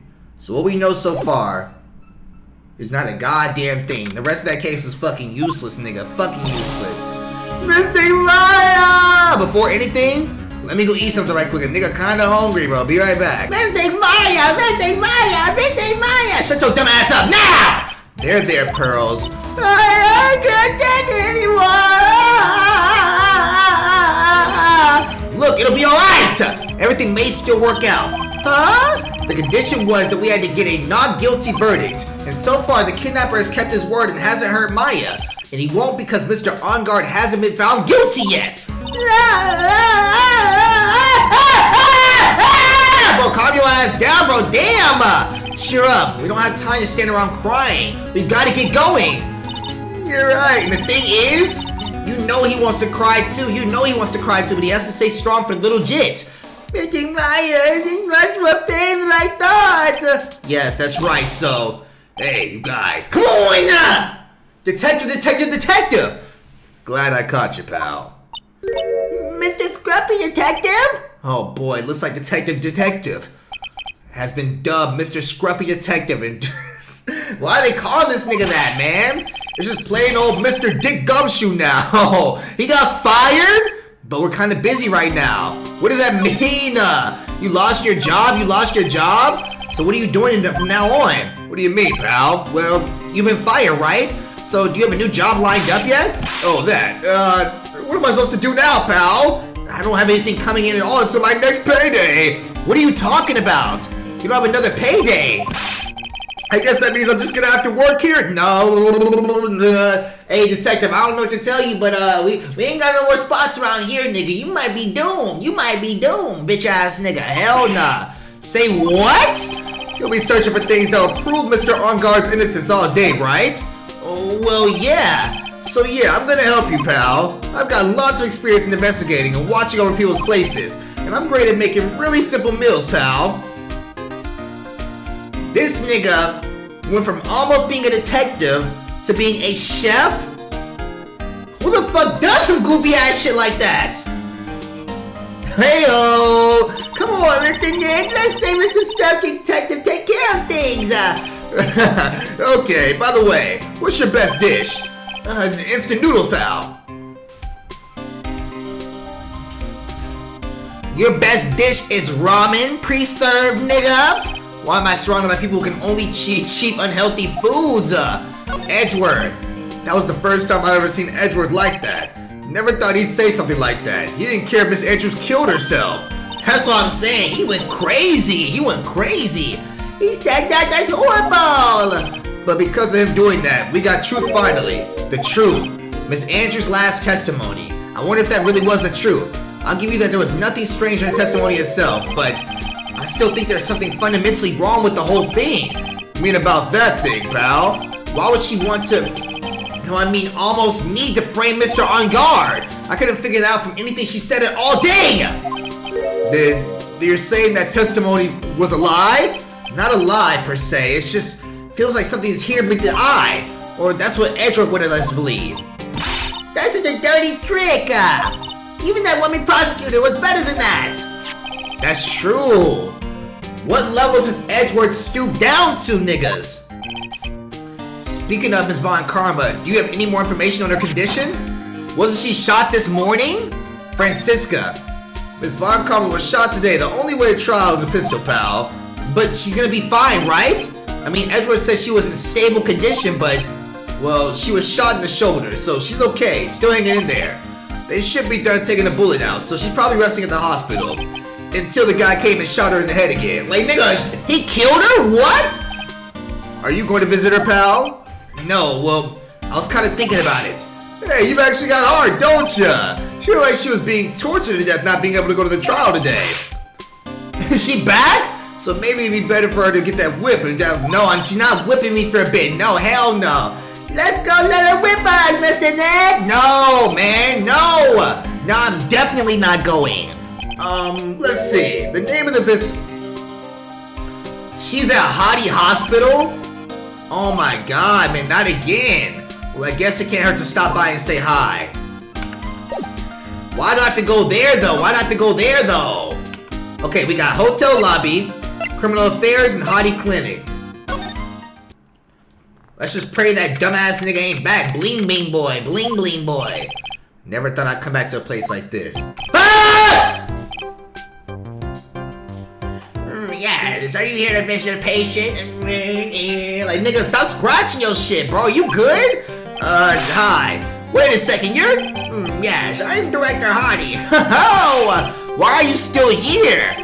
Yes, what is it? Can I help you? You can tell me. Yes. You're not even a real fucking doctor, bitch ass nigga. Director Hottie. Edgeworth. Yes, I'm Director Hottie. Oh, you're the man from this morning. Yes, what is it? Yes. Director, Francisca. How is Francisca? You don't need to worry about. Yes, she's in good hands. Because you see, I'm personally taking good care of her. Yes. No, go in there right now. What is he doing to her? Look at that little eyesight he did. What is he doing? That nigga said, I'm taking very good care of her. Like, nigga, what is that face? Yes, nothing. That surgery went really good. It went well. You have my gratitude. Looks like Edgeworth doesn't know about his director and his secrets. That nigga not a real doctor, man. She looks so pitiful, absolutely terrified. Yes, but I understand. Yes, her opponent wasn't gone after all. And when I snuck up on her real secret, like, she would scream really loud. What the fuck? I see. But she's really cute too. Edgeworth, you allow this nigga to say this to your sister? When I do that, she'd whip me with her whip. Boy, did I cry like a baby, but I think I can get used to it. He likes it! Whoa! Her shoulder's completely fine. Go back to the room. You're so mean, my Frisky Friska. Ugh, Frisky Friska? Okay, it's time for my IV drops. Yes. What? How's that same nigga on the fucking crutches still there? What are you tulips doing in your hands, Mr. Phoenix Wright? I knew she wouldn't come here. Ah! Talk. The shooting. I was shot in front of the courthouse in my right shoulder. But it's no big deal. This sort of thing happens all the time. I even had full intentions of running the trial this morning.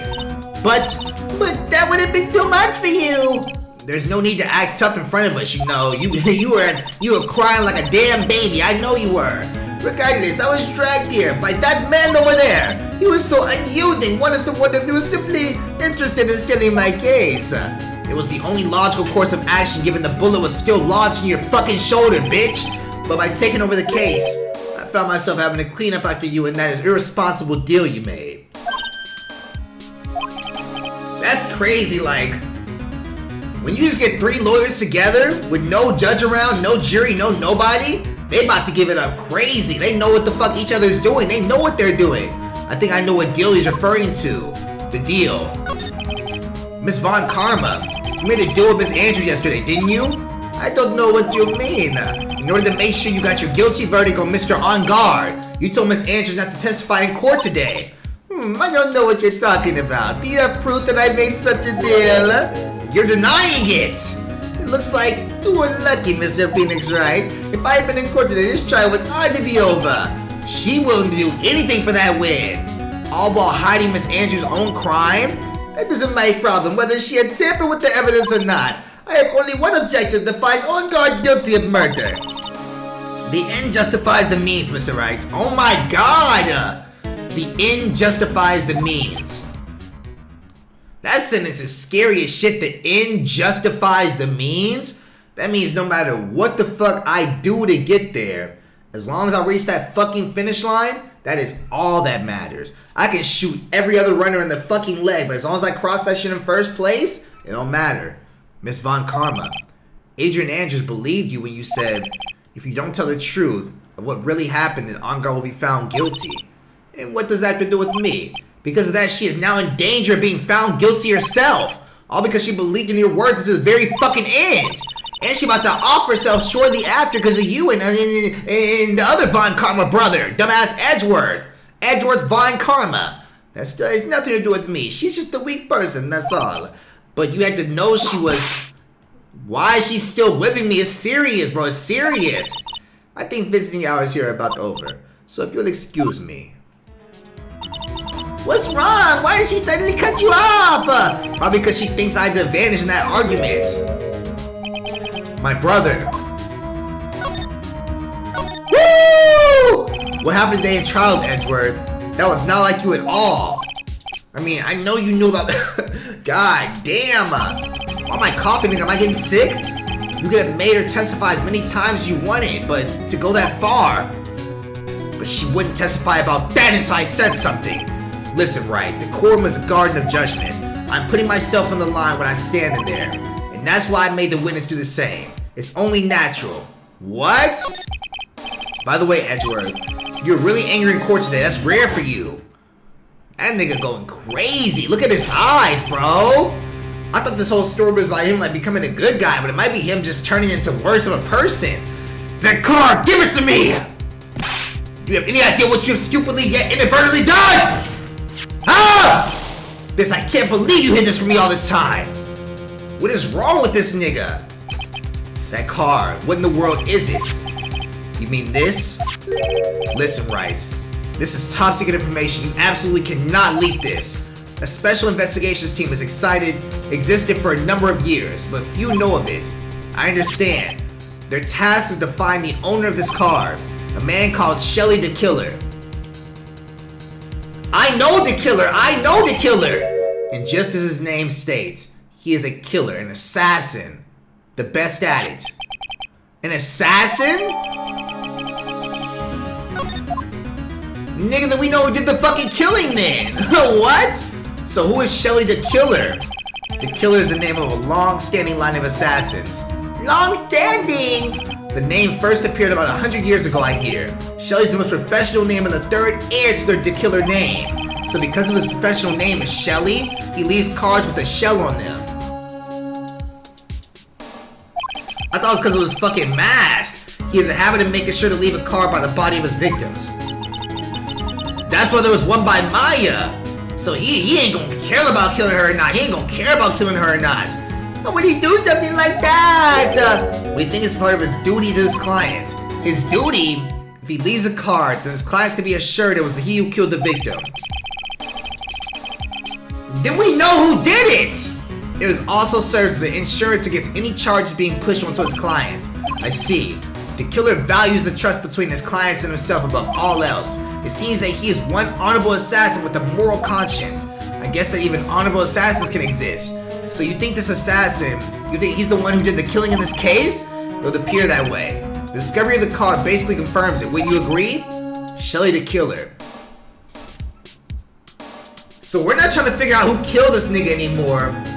We're trying to figure out who hired him. Maya's situation. I noticed something at the trial today. You were behaving in a very strange manner. Something the matter? I told you we could just talk man to man like this, friend to friend like this. I guess I should tell him now. Maya, she's been kidnapped. Kidnapped? What does a kidnapper want? An acquittal. I see. I had no idea. I'll prepare a rescue team as soon as possible and resolve this by tomorrow. Really? Did you hear that, Mr. Edward is going to... Stop trying to console me, Edgeworth. I don't need your pity! Mr. Nick! There's no way you can find her. We won't even have a single lead on it. There's only one way to save her. I have to beat you in tomorrow's trial. Woo! That's crazy. We both know the stakes on the line. Look at his face. He like, I won't let you. Like, nigga, why? Right. You need to know something. Juan Carita was killed by Shelly the Killer. And the client who ordered the job is Matt Engarde, your own client.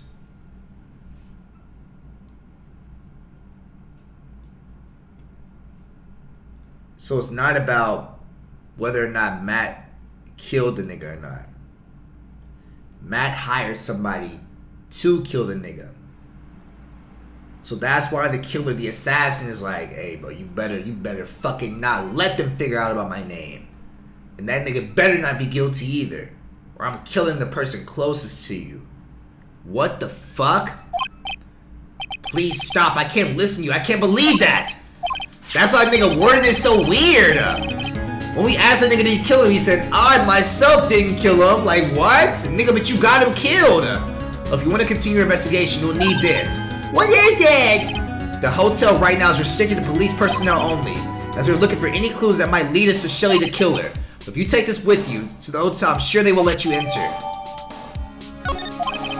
Anyway, I must attend to the preparations for my Maya's rescue team. We'll meet again if anything should happen. Now you'll excuse me. What the fuck? Mr. Nick, do you think Mr. Engarde hired this assassin? No way! I mean, he doesn't have a Psylocke. I guess not. He answered it. He like Pinocchio did. I wouldn't say that I did do the killing, but I also wouldn't say that I didn't not do the killing. Like, nigga, what? Like, he technically told the truth, but he still lied. Please. All I ask is you make it home, safe and sound. Holy shit. Back to Maya. I guess even kidnappers can be a little clumsy. Clumsy enough to drop a card like this for me. Yeah, what the fuck happened after this?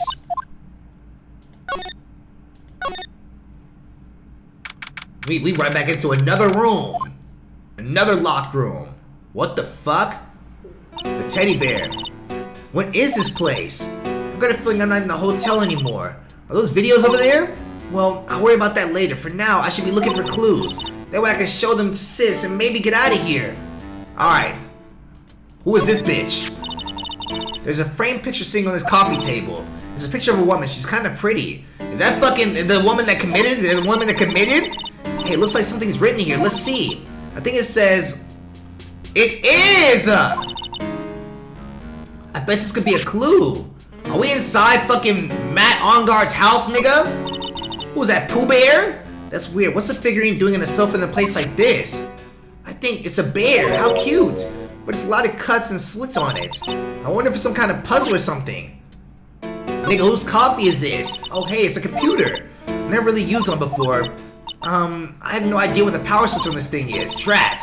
It looks like my plan to use it somehow to get out of here. Why is there a satellite dish? What is this thing? An antenna, I guess? And this is a VCR?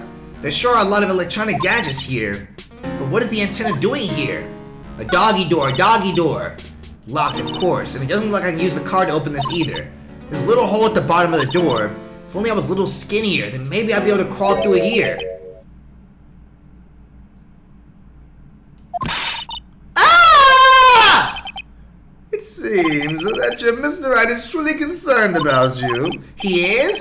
Now I suggest you remain cooperative. If you cannot, there are ways in which I can help you. Ways you mean?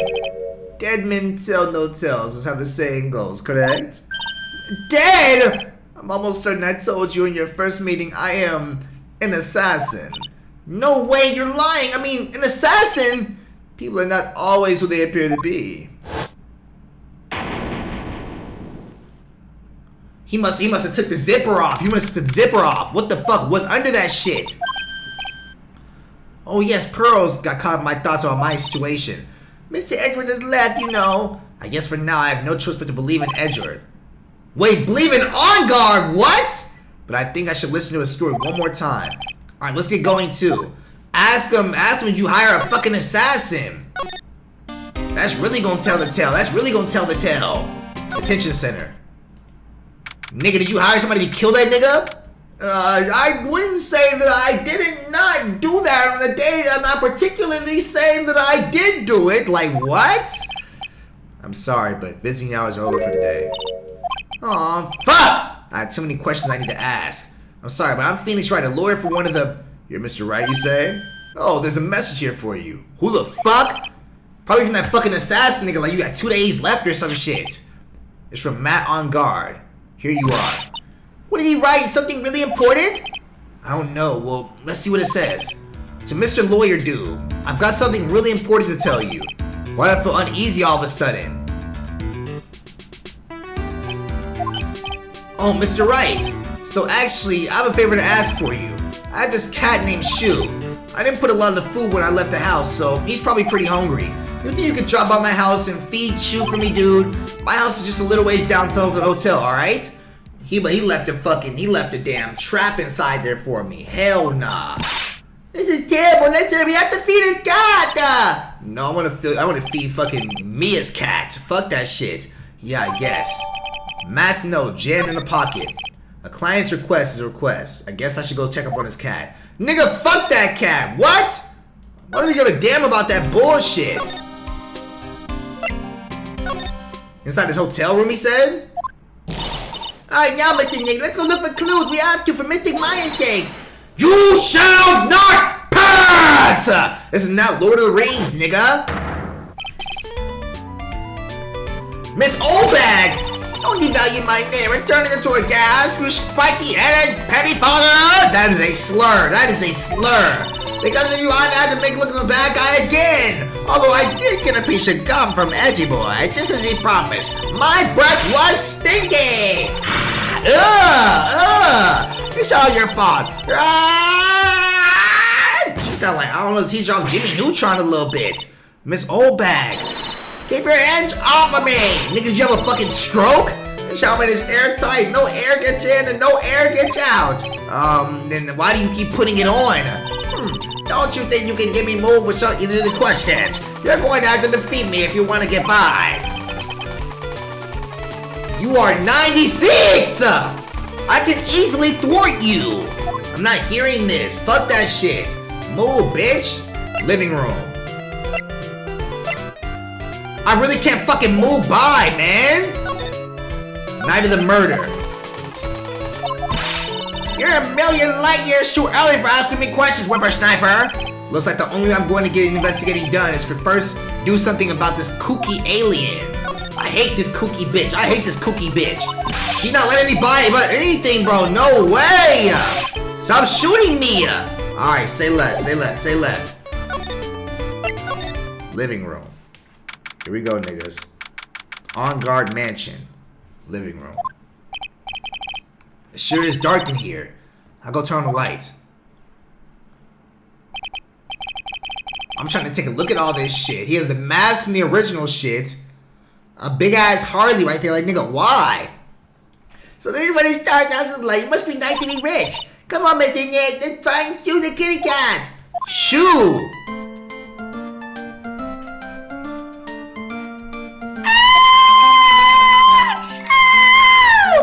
I guess it's a shoe. Oh, what a lovely cat. Hello, Shoe.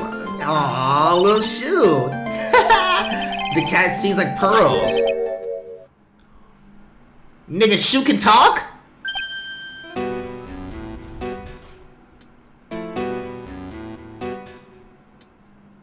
What? May I help you with something, mister? Oh, we're lawyers, actually. I'm Mr. Engarde's lawyer. He doesn't know!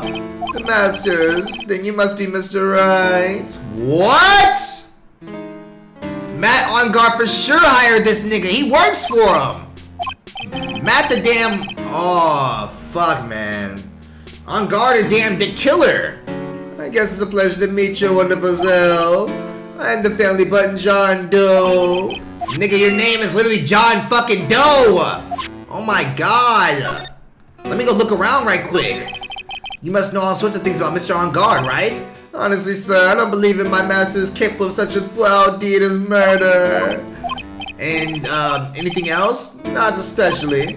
It is not appropriate for a lowly servant to speak of the master's or his affair. The thing is, we here screaming right now, help, help! Nigga, I'm pushing past this nigga. How typically butler-like as it were. John Doe. Mr. Doe, how long have you served at the residence? Well, sir, I would like to say maybe about 1 year. 1 year? And, anything else? No, not especially. It is not appropriate for a lowly servant to speak of himself and his affairs. You know, I would have thought Mr. Engarde the kind to have made her a butler. Shoot. That's a very cute... Why did you ask me to come feed this pathetic-ass cat if this nigga's here? That's a very cute cat you got here. It is my duty to take care of him. So why...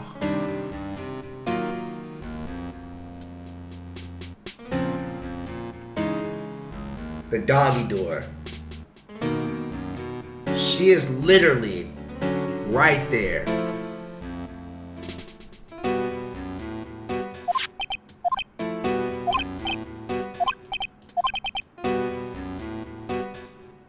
She's right there, bro. I guess I don't need this piece of scrap paper anymore. Matt's note crumbled and balled and thrown away. Well, I'm afraid I must take my leave of you now. Oh, we should probably get it going ourselves. So young and yet already so accomplished, a master of law. But there's also a lot to be proud of in being a butler, in charge of the house and all. Thank you for the compliment, sir. People are not always who they appear to be. What the fuck does that mean? Now, if you'll excuse me. Shoe said, nigga, help. Oh my god, bro, fuck that. Examine, examine. There's a small door at the bottom of this bigger door, Nick. I bet it's for Mr. Engarde's cat. Oh, you mean you? The door is locked tight. Well, I guess it's to keep nosy people like me from entering it. Nigga, climb in there, climb in there. There's another door over there. You can go wandering around, Mr. Dick. Yeah, pearls. Now I know how Maya feels when I tell her to stop playing around. Oh, this big-ass motorcycle. A giant bicycle flying through the air. That bicycle, Pearls, is one where you don't have a pedal and it moves on its own. Really? Wow! But sorry to disappoint you, it can't fly. Oh, that's too bad. Nick, what is this fake-ass fireplace? There's a giant cooking heart there. That's actually a fireplace. How are they different, Mr. Nick? You know, I've never actually seen a heart before, come to think of it. You should come to visit Fame Manor then. Nigga, I've been there, but you remember the whole fucking plot from earlier? Where your parents died, bitch? It's a very comfortable, spacious lounge set. I wonder if famous stars drop by and sit around and have a good time. In any case, I don't really belong here, do I? What is with me feeling inferior today? Fuck! The mask up here, the mask up here. There's a mask there! Yeah, that one in the middle is the Steel Samurai. The one next to her, the Pink Princess and the Evil Magistrate. They fought many battles against the... Like, nigga, look at what we know because of fucking Maya's ass. Ah, damn.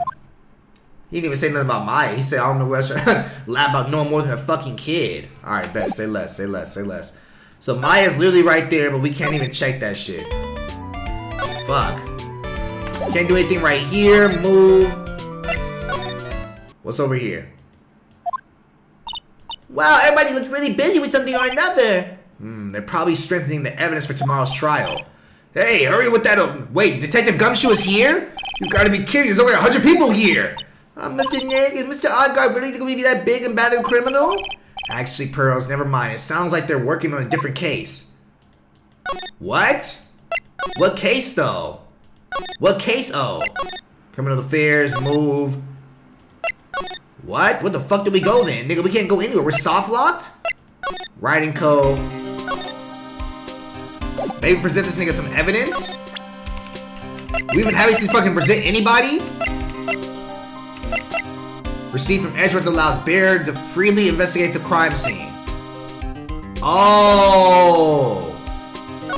Nigga, let me inside this shit, you dumb bitch. Present this shit. Maybe if I show her this letter I get from Edgeworth. Miss Oldbag, if you would look at... Why? You want me to look at this worthless piece of... That's it, bro. Is that her perfume? Pheromone d'amour? I smell? Nigga, how do you know that? Let's see here. Would you please allow this unsophisticated young person to conduct his investigation? Yours truly, Miles Edgeworth. Yours truly? That means man's flattery. Fine, but only because Edgypoo said so. You understand me?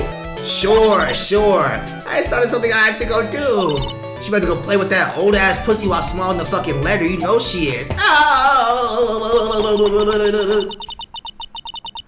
It looks like she has strong feelings, Mr. Edgeworth. That may be, but you know nothing's gonna come of it ever. That don't mean, Mr. Nick. Feelings are meant to be told and dead. Ow! Every time we talk about love, I always end up with a fucking handprint on my face somehow. So anyway, let's continue our investigation. What are you doing back? You play with it that fast? What now? One little thing before I forget. You can't go into Engarde's room today. Why? The police's main investigation team is going to be in there all day, you hear? I wonder if they're the team in charge of investigating the killer. So don't go in there, shed one foot in there, you'll face the wrath of Wendy Oldbag. Alright, sure nigga, sure nigga. We still got this whole other hotel to fucking explore though. Alright, Viola Hall. Who's inside here? Who's inside here? Looks like we're the only ones here. And yet the hotel seems so busy somehow. Probably because the police team is scouring the clues for the killer. So I'm glad everybody knows about that nigga now. Holy shit, hallway. Alright, so only police should be inside here, but let's get this shit. Why? How? How are you in here? Lotta, you're still here? Reckon, of course. The investigation photographer eats his stars in the ability to snap at the scoop, yeah? And this hotel just has the very aura of mystery, you know? Like something's always about to happen. Nigga, how are you here? How? You're not a cop. Red given. A photographer's gotta have cameras on the ear like a corn and the real pro, you know? What are you saying? So I'm hanging around here. Speaking of, cameras feeding the mouth. Do you have mine? You bread thief? Why can't you drop the thief thing already? Nigga, I didn't take your shit. I didn't take your shit. I don't have your camera either. I do have this shit though. I mean, hold up. Can I give her the fucking, this photograph?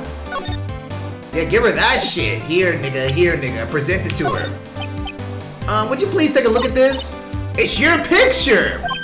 Oh my god, man. Ain't no fucking way. Alright, talk to her. Night of the murder. I want to ask you about the night of the murder. What? You really gonna shell out the bucks for this info I got? Lottie, you were loitering in this hallway the night of the murder, were you not? Well, kinda, but brace yourself, Phoenix. Here it comes. I didn't exactly hang around here for the entire time, you know. Followed a few stars around, got a few autographs, shook a few hands, had a soda pop with a few of them too. Looks like she wasn't here the entire time that night. The security lady also wasn't in the hallway the whole time either. I guess it means there is no one that can tell us who came the night and went. Your camera. My baby, my $1,600 baby! What's with that red coat prosecutor anyhow? The guy told me the evidence and refused to give it back to me. Well, that's kinda how it is. Hey, you're that Red Coat's friend, ain't ya? So put in a good word for me and might get back my camera. You want me to do what? Listen, Nag the guy real good about 5 hours, and I guarantee he'll give it back. Why don't you do your own dirty work, bitch? Scandal. So about the note that was inside your camera case. Oh, that dirty little note? Your dirty little note? What does that mean? What does that mean? Yeah, can you believe what I've written? You mean the stuff about Engarde shoving his manager Lacey into the corridor? Yes, that. Well, I must be getting sick. I must be getting sick. Oh hell, I reckon you best not believe in that. What? Look, I sort of wrote that on the whim, you know, right whatever came to mind. You lied? Oh my god, bro. Yeah, when you get down to it, it's a lot of random bull-dooders. What is a bull-dooder? What is a bull-dooder? I hate this kooky ass bitch, bro. Hey, what's with you? You and you're staring at me like my grandma used to. Huh? Hey, why do you look like that? You suddenly got older too. Am I shrinking here? Got older? Well, I reckon it's time for me to get going. A tabloid photographer always without a camera, just a tabloid, huh? Yeah, I guess so. Keep yourself together out there, you hear? I'm coming to see you in court tomorrow. Okay, I'll see you then. And you too there, little one. Keep up the good work, okay? Okay, don't be picking about your food now. Okay, and make sure you do all your homework, you hear? Okay, nigga, okay, we get it, bro. If you happen to find, would you please just leave already? Damn! Oh my god. Parita's hotel room. Who the fuck is that? Who is saying unga, unga, unga, unga, nigga? Who is this? Mr. Nick! What is the otherworldly ghastly moaning? Somebody's moaning. What are they doing in here? Oh, it's like, now I know what it is. Yeah. I hate evil ghosts. Ah! I don't think it's ghosts. Maybe it's a demon?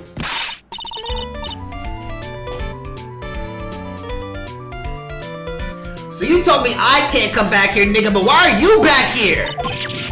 Zoinks! It's the alien! Who you calling an alien? Nigga, stop shooting me! Oh, it's just you, Miss Oldbag. What are you doing here? What is wrong with you youngers nowadays? I came here to pay my respects to my poor one, and you're disturbing me! What was the fucking moaning sounds then? What was she doing in here? Oh, hell nah! Night of the murder. Please talk about the night of the murder just one more time. I talked about it plenty of times in the trial. I was fooled, tricked, bamboozled, deceived by that fraud of a photographer and her note. She was lording around here with the embellished look on her face. With that embellished look on her face. Okay, I got it. Now, hold on a second there, you little pipsqueak. If you're going to take notes, at least make me sound better than that. Oh, alright. Now I've seen everything. Oh, but you know, I was working that night too, doing my job, minding my own goddamn business. So it's not like I had time to waste standing around here the whole night. Memories of Kurita. I was wondering if you could tell me a bit more about Mr. Kurita, please. He was the most popular star, you know, especially where it counts in my book.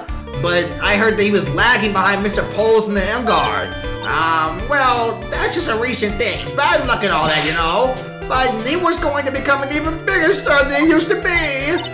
Look, just look at this mountain of presents. It's a show of the mountain of feelings all his fans had for him. That's crazy, because he got all the shit in here? That nigga don't got nothing over there. Engarde don't. Yeah, the mountain is pretty big and certainly nothing to shake a stick at. Mr. Nick? What is it, Pearls? The presents, they're all bears, right? She's got a point. There isn't a single thing here that isn't a bear.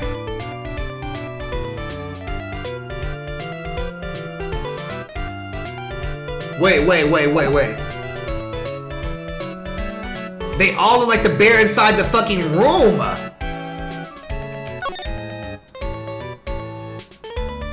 Something's not right about this.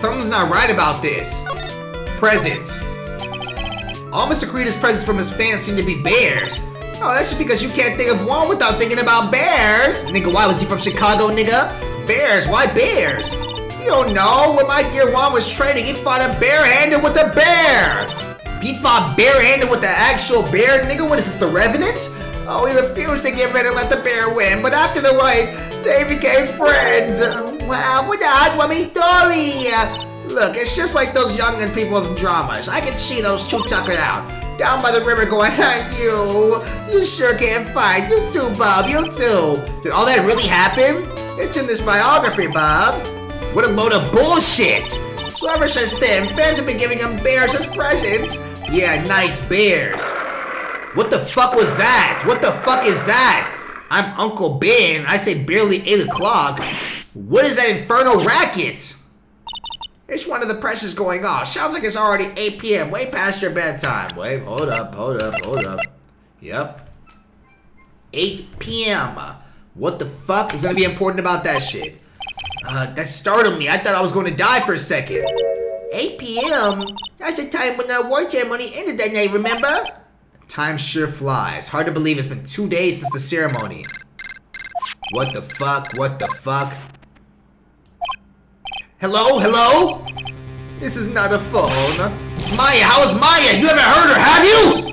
It seems you were not able to fulfill your end of the bargain, Mr. Attorney. No! I've heard the news, so it would seem my present did you no good. No! Mr. Maya! One more day! Please, all I ask is for one more day. I'll get a not guilty verdict for sure. I'll do it by any means necessary. I suppose if I must. I need that acquittal more than anything else after all. Please! Please let Maya say something. I want to hear she's alright. Alright.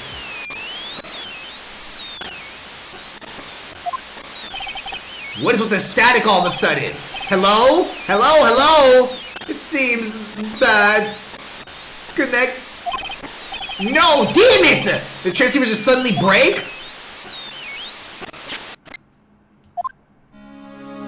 No, man. What happened? I don't know. All of a sudden it became nothing but static. Nigga, I know that trick. I used to be like this all the time on the phones. Going through tunnels. I can't. Bye. Like, nigga. Why we used to do that shit as kids, nigga? Why did the transceiver suddenly break like that? I should probably have an electronics expert look at it. The sooner the better. Electronics expert? Nigga, who? Viola Hall. There's nobody to even fucking talk to. Hotel lobby.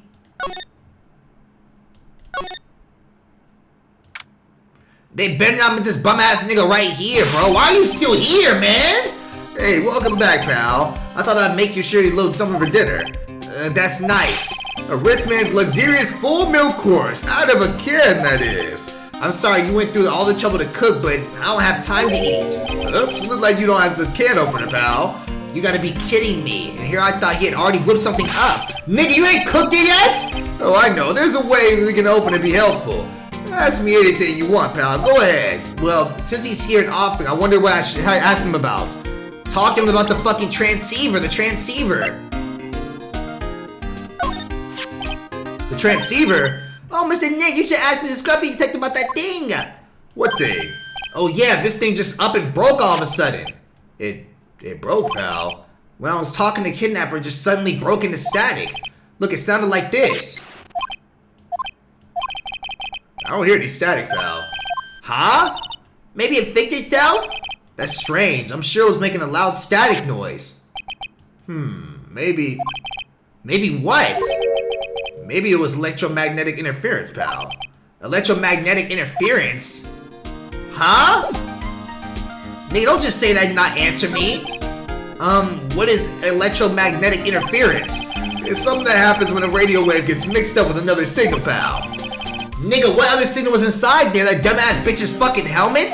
She had an actual real ray gun, nigga? I don't understand what you're talking about. Like, for example, when a cell phone goes onto the next computer screen, the stuff on the screen gets kind of fuzzy and starts acting funny, right? What? I gotta turn that fan off. God damn. I'm doing too much talking. For the past 3 hours, nigga. It's like when you use the dryer next to the TV and the screen starts looking weird. What are you talking about, nigga? What year is this? Oh, yeah, the TV does do that. Oh, so that's what you're talking about. She seems amazingly happy when being around and understand this. Nigga, she a little jit. So the room you were in when that interference receiver happened, there's gotta be something that's there sending out very strong radio waves, pal. Something like a listening device.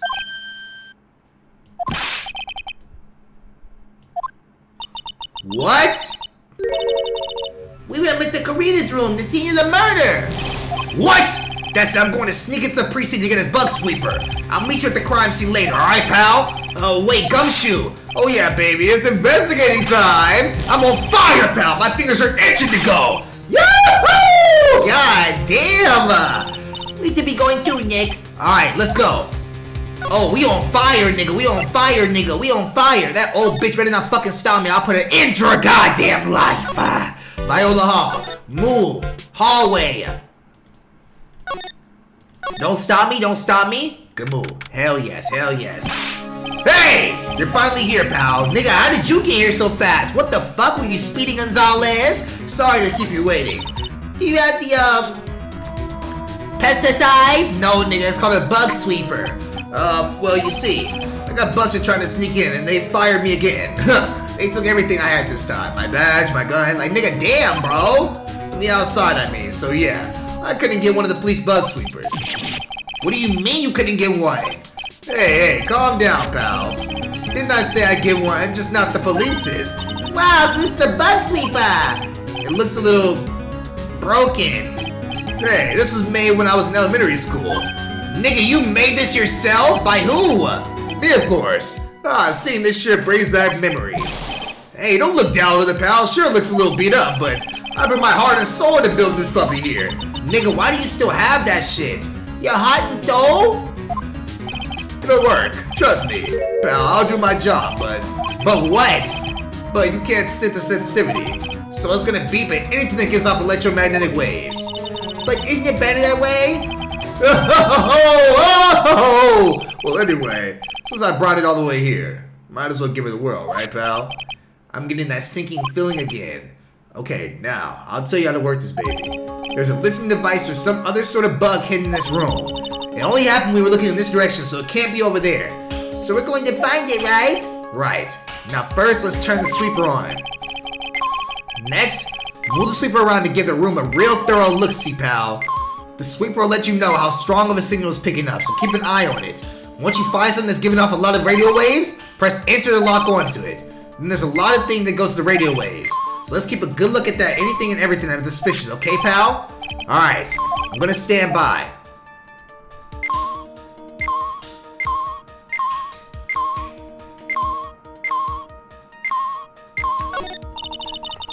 Doesn't mean anything give off radio wave there, Mr. Nick. Keep a careful eye on the bug sweeper and let's try again. The sweeper isn't exactly the best. We'll make do with what we have, right?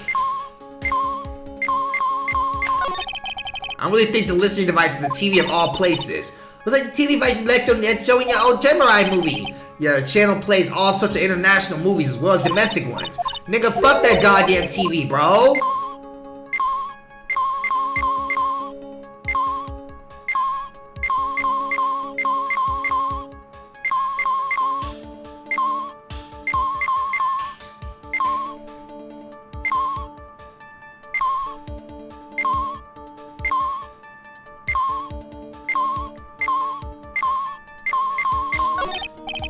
Lamp check, listening device, nope.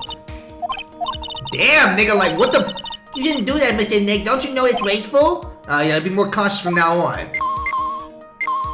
This shit? What a lovely bed. Oh my god. Ah! This must be one of those fancy bear-shaped robot toys. It's a robot? It's a real robot? Yeah, it's a real one. Mr. Nick, yes? How many horsepowers is it? How many horses? Horses? Nigga, fuck them damn horsepowers, bro.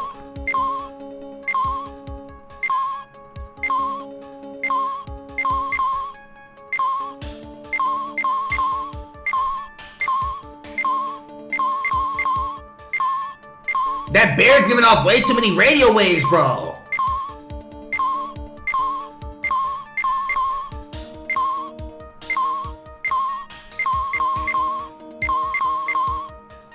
What?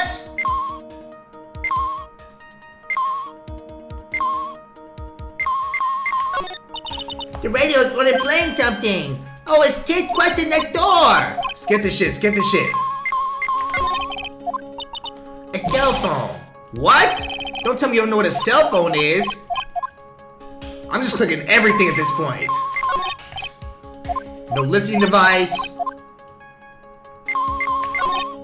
Well, the listening device isn't in the air conditioner. Fuck, man. The phone?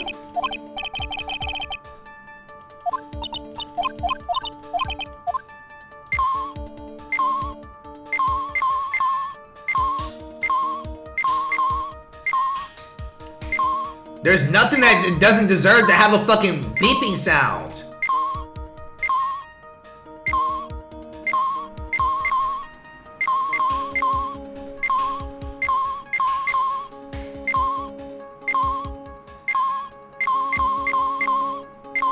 Like, what the fuck? My dumb ass. Nothing right there. Get all the electronics out the way first.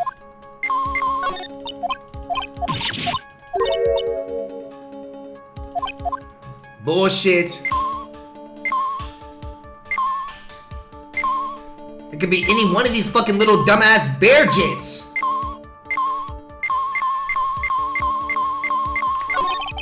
And here we have a dryer, nothing unusual, I think. Useless. Useless. Useless.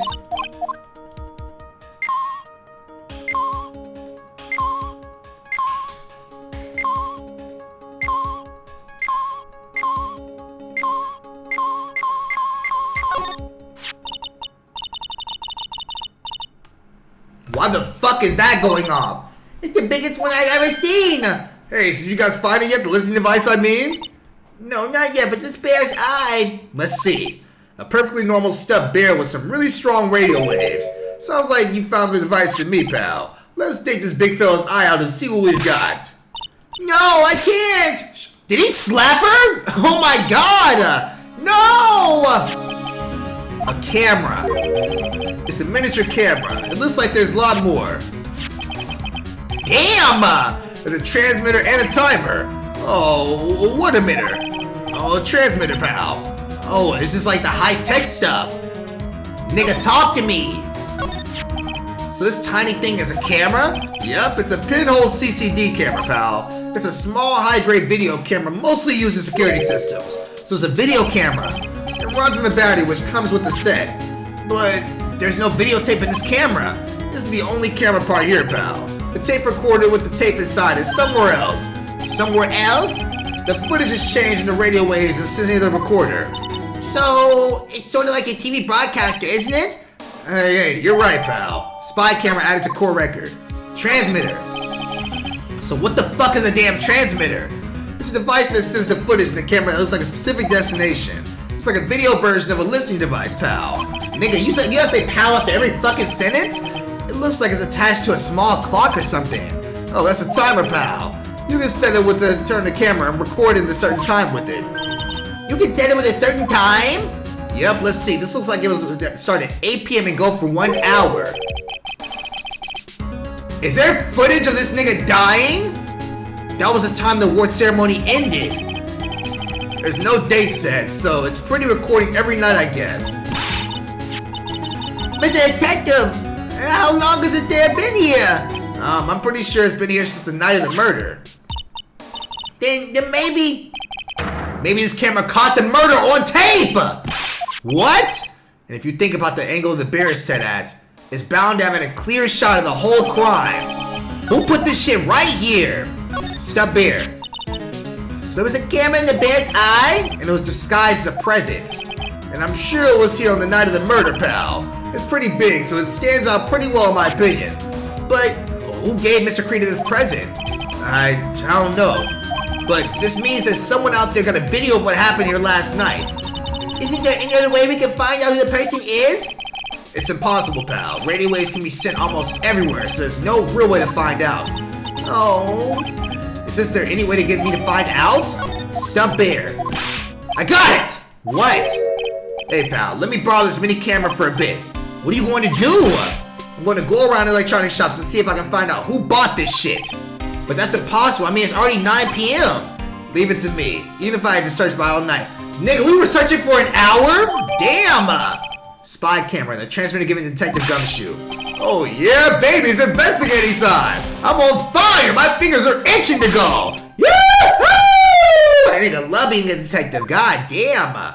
Honestly though, I would still do it. I would still be a detective. That shit fire to me. A cop? Hell no. But a detective? Abso-fucking-lutely. But Mr. Scrubby Detective, Jerry's a nice man. He's putting himself too hard for all Mr. Myers' sake. It's a mystery how you always manage to do things in the most insufficient ways, right? Edgeworth.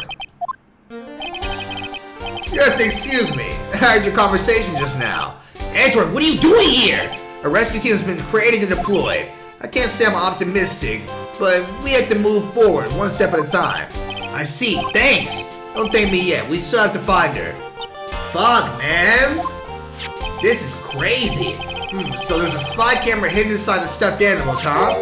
You are one lucky man, right? What? You know how stuffed this bear... You know how you stuffed this... What the fuck? Do you know this stuffed bear, little girl? Yeah, Yogi Bear. Ain't no Yogi Bear, bitch. That's Bear in the big blue house. Of course not. The maker of this bear is a very expensive luxury brand from overseas. It's completely handmade, and only a small number of these are exported here. How the fuck do you know that? That nigga just be knowing just everything. The camera and the transmitter that scatterbrained here, detective, took it with their dead ends. Things like those can only be bought anywhere. However, this bear is different. Why didn't you stop on the way leaving then? Why didn't you stop him? By tracking how he got in this country, this bear can tell us who the buyer is. Can you really do that, Mr. Nick? Can he really? Well, I guess so. It's 9 p.m. I think I can still make it in time. I'll be taking this for now. I'm sure you have other things you have to do. Stuffed bear snatched up by Edgeworth. Nigga, how did you pick that big ass 7-foot thing up? It's still there. Why are you doing this? I have no interest in explaining myself to someone who cannot comprehend. But besides that, Bright, until court reconvenes tomorrow, you should concern yourself with one question. Who was the person that murdered Juan Carita? The real killer. You really understand? Nigga, we all know it was the fucking assassin, nigga. You really still think it was Adrian Andrews? To be honest, I don't know anymore. You still have a little time left. Find the truth, right? Everything begins with the truth. Nigga, you didn't take the fucking bear, man! The kidnapper whose sole condition is acquittal for Engarde. In this car, Shelly the killer.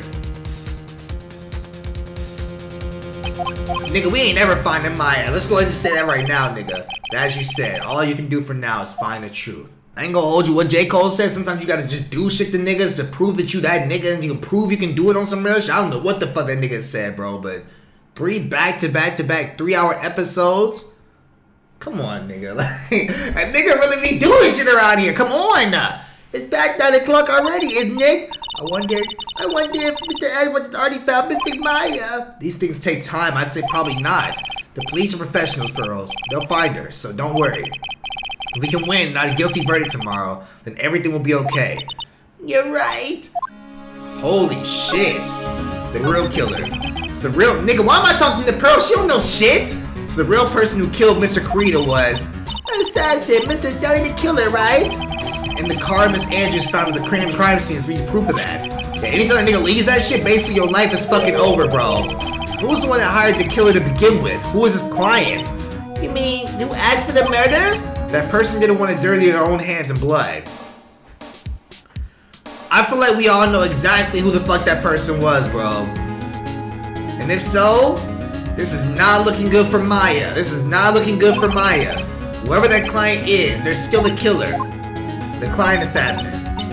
Who could have hired the assassin? You think people was Mr. Andrews? No, it was fucking Matt. I wonder. But if she was the client, then why go through the effort to stab the knife into the corpse herself? But if Mr. Andrews wasn't the client, then no, it can't be. Matt Engarde himself. Mr. Engarde really did hide the assassin, then he is not the innocent at all. Far from it, he would be guilty of the crime. But it can't be Mr. Engarde, right? Woo! If it's Mr. Engarde for real, this is the first time we've had a client that was guilty. But this is also the same trial where the client has to be innocent. Mr. Engarde, I'd like to ask you one more question. Did you kill Mr. Juan Carita? Like, look at what his answer is. It's not no, it's like some other shit. Alright, just so we're clear, dude. I didn't kill anyone, and that includes Juan Carita. Like, the way he worded it, like, I didn't kill anyone. Like, nigga, then who did? You know who did.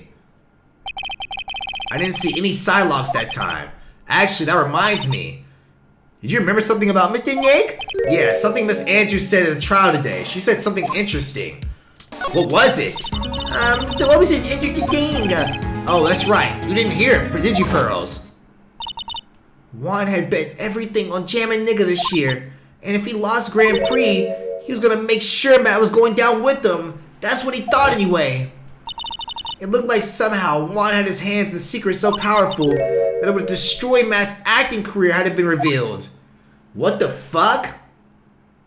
There's gonna be some goofy shit like, I don't know, his costume at the Christmas party or some shit. What is the secret? I don't know yet, but for now, let's think about it this way. Miss Carita was going to reveal his secret. That means he had plenty of motive to have Mr. Carita silenced. Damn! Which means we have to meet Mr. Engarde. There's no way around it. Alright. They're basically, they telling us where the fuck to go at this point, my nigga. They leading us right to the nigga.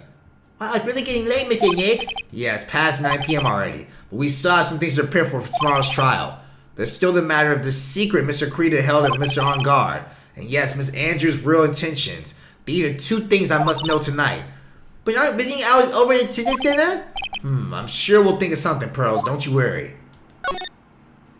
Voila. Let's get this shit. What? Huh? I thought she just disappeared. What is it, whippersnapper? All I know is nothing has to do with anything you was ever good. Like just now, I was handed this strange device for who knows what reason. And I was told to use it to search the whole hotel. That's the bug sweeper, isn't it? The one Gumshoe made. I don't know what, frankly, don't care. But the request came from Edgy Brusso, Edgeworth, and he said, if you feel angry, direct your anger at that unsophisticated lawyer. What? So I'm going to feel free to direct all my anger towards you! Gee, thanks, a bundle Edgeworth. What a pal you are. Oh my fucking god, man. Bug sweeper. There's absolutely no respect. See you have ever keep it yourselves. I heard they found a spy hammer hidden in one of the presents. Very interesting. I'm sure it was, you know. It was to catch poor Juan in the middle of a scandalous meeting. It was ice spices. Maybe. It means, well, you know, that gossip's been going around by the time my dear Juan. Oh, you mean the thing about Miss Andrews? But I'm sure she must have had some reason for getting close to Mr. Carita. I'll let you know another secret, youngin. I know who played for the spy camera. It was that obnoxious puffy-haired photographer girl, the nerve of some people, spying on people by herself, as if I wouldn't want to see it for myself, too. Wow, the alien actually admitted her true intentions for a change. Let's go ask Ice Spice to see the fucking footage then. I don't know what you're thinking exactly, but it can't be anything's good. I didn't say anything. Juan and Adrian. So you know about Juan and that old manager, right? Actually, as I hear it, they were something of a refreshing pair, those two. Oh? I tell you, Juan really welcomed my manager in open arms, I heard. That manager? Who are you talking about? You don't know, the manager woman had.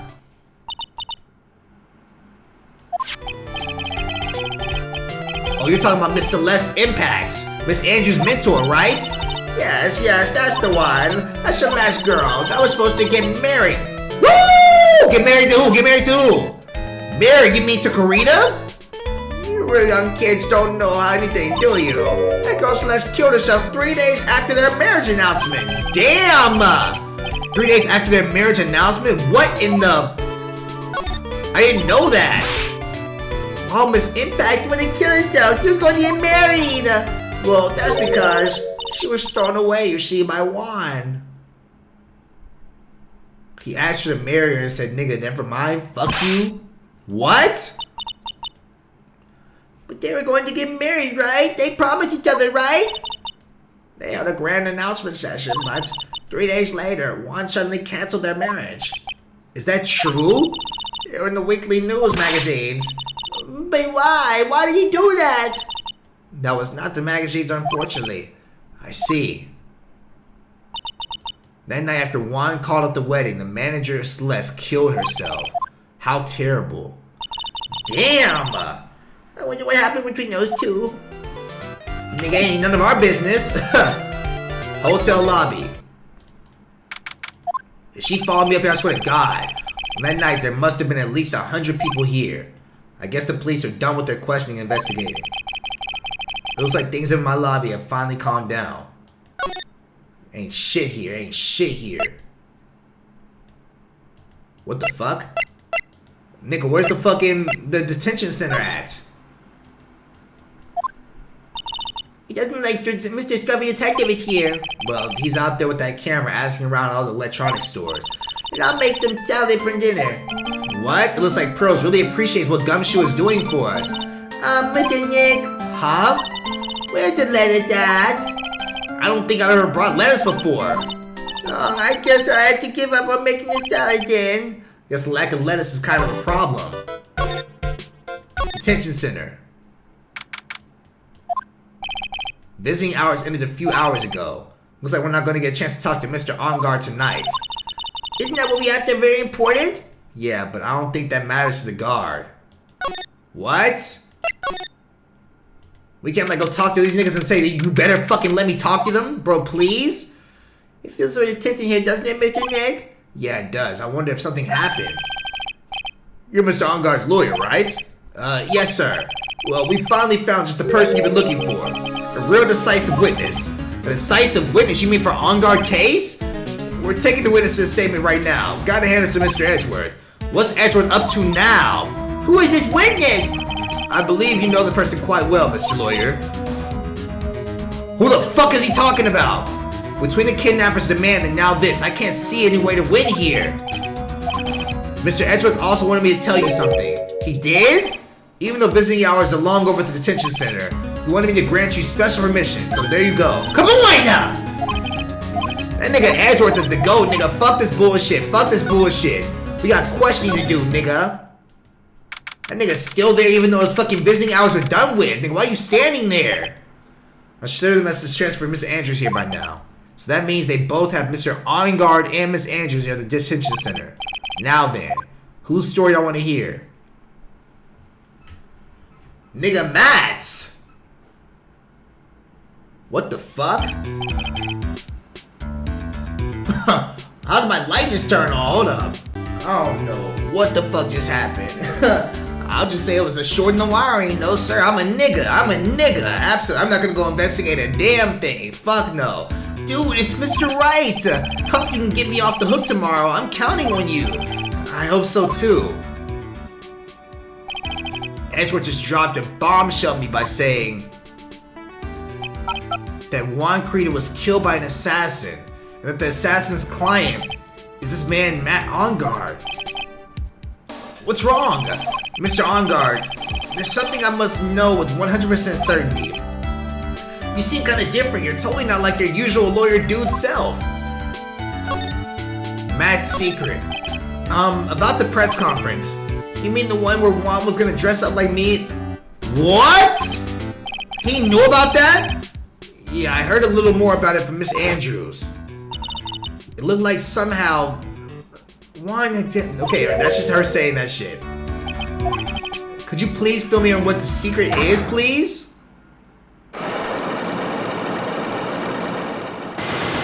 He looked mad as shit, damn! I knew this was coming. Mr. Nick, don't tell me! Psylocks. You said a secret, right? But I don't have any idea what it is. Do you, dude? Fuck, man. Did you know about Miss Creta and Miss Andrews' relationship? Well, it's all over the tabloids, dude. But I don't know of any of the details, if that's what you mean. Look, how many times I could tell you? I don't care what Juan did with his life. Miss Andrews, she had a purpose in mind when she started seeing Mr. Creta. Her mentor was Miss Karita's manager, and Miss Andrews was going to get Miss Celeste Impact's suicide note from him. Celeste? Does that jog any memories? Dude, I suddenly just got totally hungry. You up for pizza? My treat. Nigga, how are you ordering pizza in jail? Mr. Nick, what's a pizza? Is it like a pea? A green pea? No, nigga, let's go eat one later, okay? I got cut off by the pizza dude at the shop. That's too bad. Well, how about we get our minds off this topic and talk about something else, okay? Mr. Engarde, are you connected to Miss Impact's suicide in some way? What the fuck? Present him, present him, present him. You know what this is? What's wrong, dude? Oh, have you ever seen this before? Nope, never saw it before in my life, dude. I don't think he's lying, or is he? And again, he looked like he gasped just now. Maybe seeing things? What? Lotta's photo, knife, want autopsy. We have a lot more evidence to show this nigga. Do you know who? Yeah, tell me about your fucking lawyer. Or your John Doe butler. About this person. He's your butler, Mr. Doe, right? We met him at your mansion. Oh, yes, that's right. He's a pretty cool dude who can do lots of things. He takes real good care of me. What? Any more about her? I don't get it. Why would she want to frame me? I mean, I've never done anything to her, dude. Mr. Engarde sounds pretty sincere when he seems trustworthy, so I have to find out what Miss Anne's real intentions are. Celeste? Mr. Engarde, dude, I know I asked you to be my lawyer and all, but I don't have to tell you anything and everything. What do you mean by that? It just means I don't have to tell you anything and everything, dude. Huh? You little bitch. I don't trust this nigga anymore, bro. How do you really feel about this nigga? How do you really feel about this nigga? It's true we debuted in the same time, so that's why we were comparing us. But I totally didn't care what people were saying because he wasn't even close, dude. I mean, I won every contest we ever had, hands down. This nigga, I don't know, bro. He's just untrustworthy. He untrustworthy. I don't know what else to present this nigga at all. Talk. Matt's secret. I mean, can I come back and then talk to fucking, what's her name? Yeah. Adrian Andrews. We'll come back and talk to that nigga in a second. He acting out of control. Oh, it's you. I'm sorry to be visiting at such a late hour, but there are a few questions I absolutely have to ask you tonight. Me? I thought your client was Matt. I'm sure Miss Andrews knows something. She can't be clueless about the secret Mr. Karita had on guard. Alright. I'd like to ask you about Matt on guard if you don't mind. Mr. Wright, you still don't know, do you? The real him, I mean.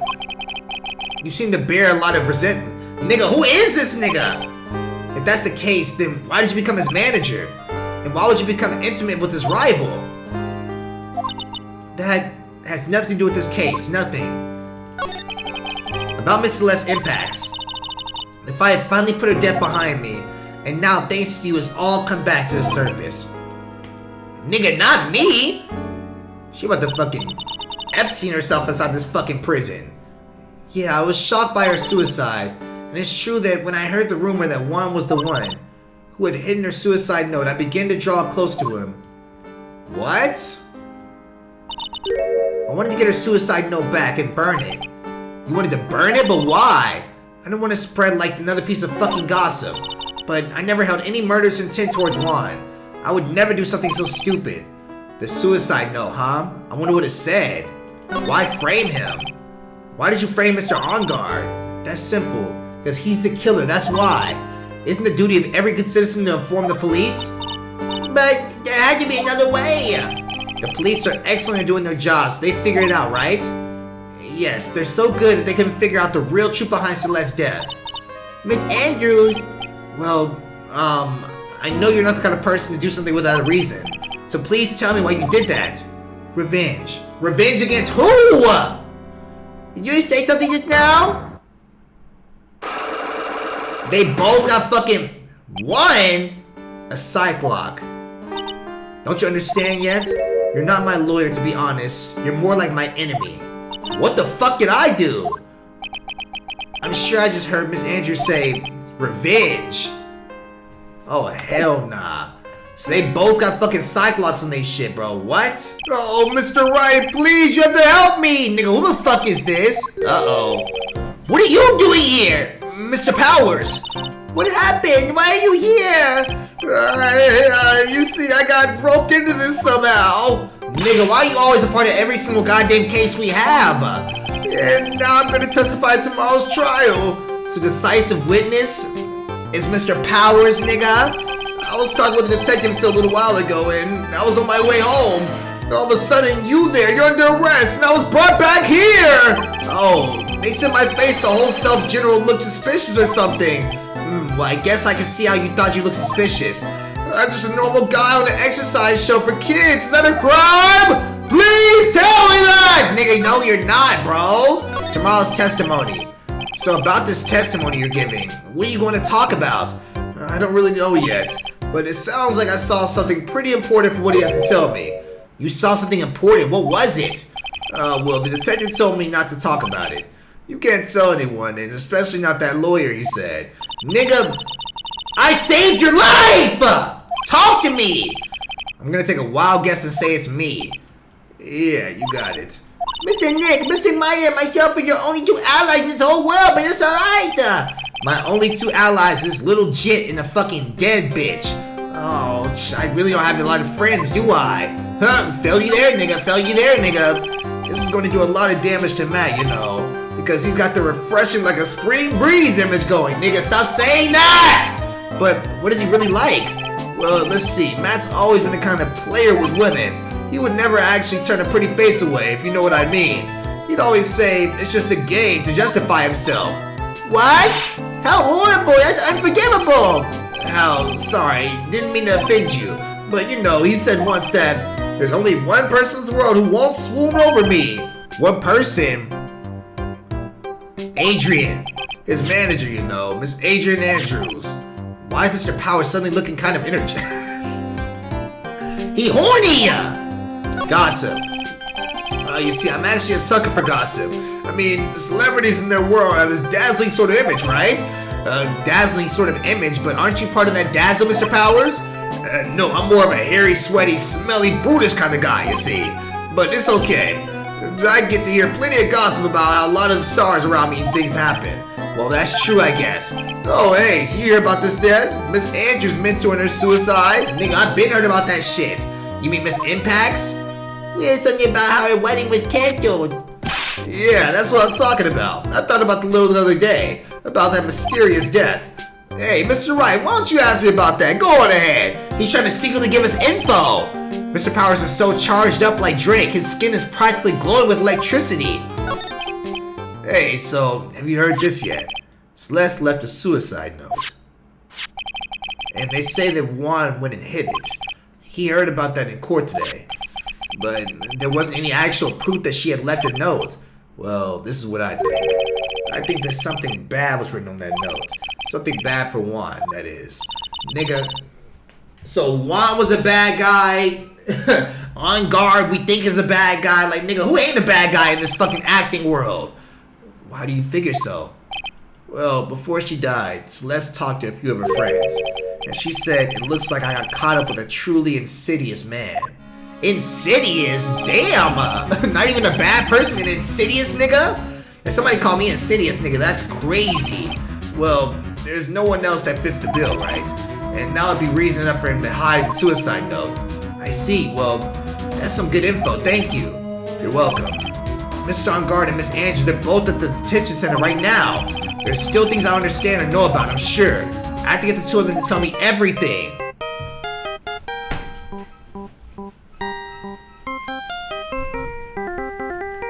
God damn! What is this? What is this little jingle playing?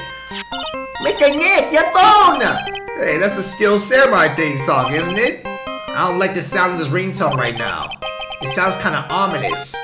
Yeah, I know. That's the Steel Samurai theme? Hello? We're in trouble now, pal! I'll be back in the office really soon! What's wrong? Something really unexpected just happened. Mr. Edgeworth, he what? Anyway, hurry up and get to the office, please. I don't know what's going on anymore. It's not good. Did Edgeworth die? Nigga. What's going on, Mr. Nick? Gunter said we need to go back to the office right away. Nigga, fuck that shit. Fuck that shit. Fuck that shit. Fuck that shit. I don't care what you gotta say, nigga. Move. If this nigga died, I swear to God. The assassin shot this nigga Edgeworth. What took you so long, pal? Mr. Edgeworth couldn't stick around forever and had to go. Oh, he was here. We got him. We know who bought that spy camera. Who? This quickly? And this bear is what gave them away, pal. The bear. I figured it out, pal. I figured out we should have been looking for the bear instead of the camera. No, and nigga Edgeworth figured it out. What's his name, Mr. Edgeworth? Shush, Pearl. And go on. There's only one person who bought one of those bears who's related to this crime. Who is it? Who?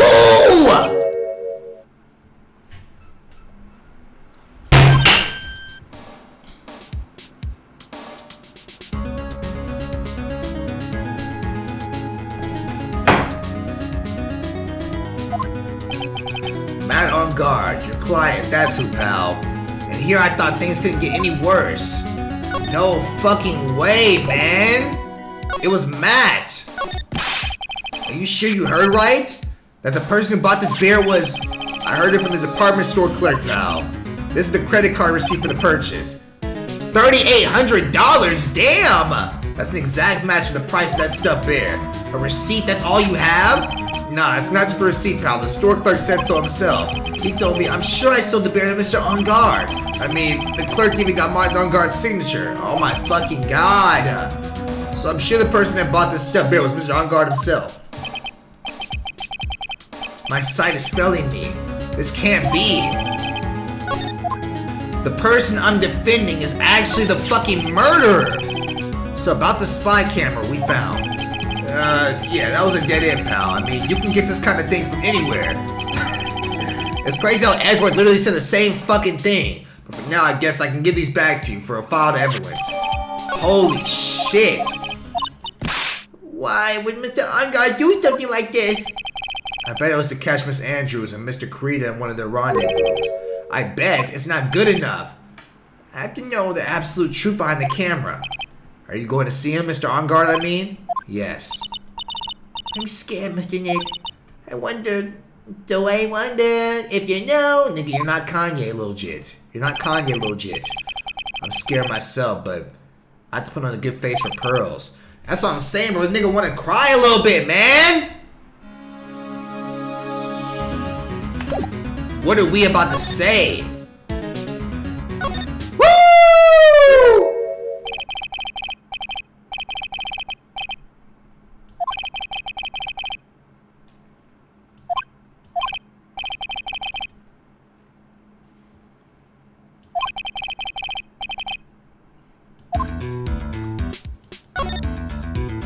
What the fuck was that ominous ass sentence? With this treasure I summon. Take that! He must have a reverse Maharaga. He has a reverse Maharaga. Ain't no damn way. Matt's secret. Now, let's hear about this secret of yours. What if Miss Carita had been successful in his plan? What would you have disclosed? I told you before, dude. I don't know. I don't know anything about Juan, okay? Look, Mr. Wright, I can keep on saying this until the blue face, but I totally didn't pay Juan any attention the whole time that night. I mean, come on, I was in the middle of a nap. You believe me, right? You only defend the good guys, right? Oh my God! Huh? I know you paid close attention to Miss Carita that night. Take that! Someone used his camera to secretly film Mr. Carita's room that night of the murder. Secretly film what? And then sent the images the camera took with his transmitter. Wow, but dude, where was this camera you're talking about hidden at? Take that!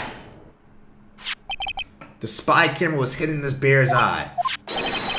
A bear that was supposed to be a present from a fan! I guess Juan had a few of those kind of fans too, huh, dude? Actually, I wouldn't say this beer was a present from a fan. You sure, dude? Who else could this possibly be from? The person who gave this beer to Mr. Kurita was...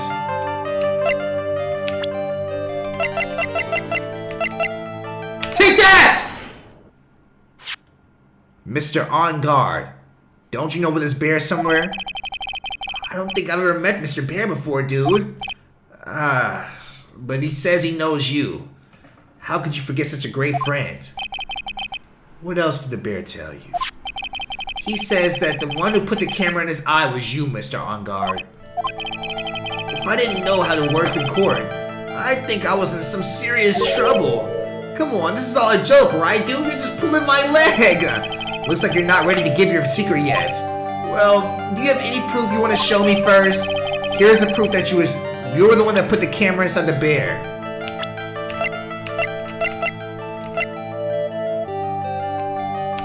Take that! I got this nigga dead to rights, bro. I have here one credit card receipt, Mr. Engarde. It's from you bought the stuffed animal. Dude, all you can tell from this is I spent $3,800. I go to that department store all the time, okay? This $3,800, this could be that toothbrush I bought that one time. A $3,800 toothbrush? It's ivory, and it's got elephant hair for bristles. Ew. Elephant pubic hair, nigga? Is that what rich people use nowadays? Anyway, the store clerk clearly remembers you and your purchase. After all, you even gave him an autograph, did you not? Dude, you should have said that earlier. So can I ask you one thing? Yes. You're my lawyer, right, dude? So, if you are, then why are you looking into stuff like that? Because if I didn't know the truth, I can't help you. Sounds more like a stupid lawyer talk to me. Hey, let's start talking about this, okay? No, not yet. I haven't asked why you set the camera up yet. And what your secret is, of course. It will be strictly confidential. So, what are you gonna do now? I'm gonna find out what I wanna know, because I must. The reason you hid this camera in Mr. Kurita's room and filmed it in secret is... Take that! What is this card? Maybe he doesn't know about this card. This is a certain man's calling card. The man's name is Shelly the Killer, and I'm sure you know of him, don't you? Shelly the Killer? That's ridiculous! Why would I know some shady scumbag like him? If you don't really know him, then why are you acting so jumpy all of a sudden? This is it. I'm finally starting to get to the truth. I can't afford to make any more mistakes now. My entire bar? Mr. Matt Engarde, I know why you did...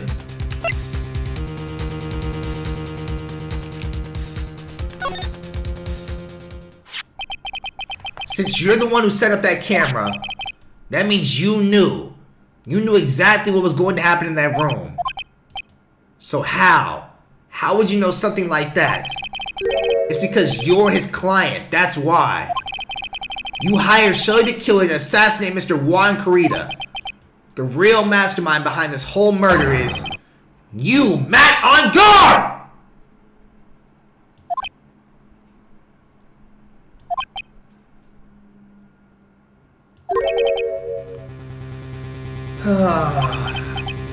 And here I was trying to be a good boy for you, dude. I thought if you didn't know, you'd be able to do your job without feeling bad.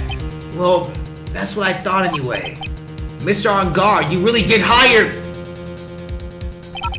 Hold on a second. I'm gonna consult myself, okay? Consult myself? Well, I guess it's probably about time anyway. About time for what?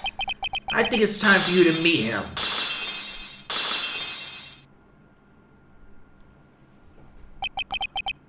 Oh my God! How dare you, Mr. Lawyer? I'm Matt Engarde. Where do you get that glass of wine from? Nigga, aren't you in jail?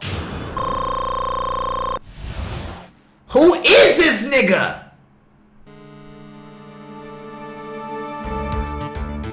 That nigga said, like, nigga, ugh. Well done, Mr. Wright. I bet it wasn't easy to gather as much information as you have. So you are Shelly the killer's client? You didn't really think I would dirty my own hands in this, did you? What do you mean? And that woman Adrian was quite brave herself, trying to stick the crime on me. I didn't think she had it in her. But all I care about is that Juan is fucking dead. Isn't that right, Mr. Lawyer? I killed that bitch-ass nigga myself! You're lying. What a terrible... It's way past your bedtime, little girl. Go on. Let us grown-ups talk about more adult things. But why? Why did you hide the video camera in? A weakling just soon believes the words of others. Just like that pathetic Adrian. He knew about Miss Andrews' secrets. But I'm no weakling. I don't believe anyone. At least of all assassins. What? Oh, come on now, Mr. Wright. Assassins aren't above blackmail. They turn their clients into cash cows by holding the sinful deed over their heads. And a superstar like me, how much do you think I'm worth? Care to guess? And that's why? Yes, that's where the video comes in. It's got his face in the crime scene recorded on it, preserved all for time. With that, I can keep him at bay and even blackmail him if I want to.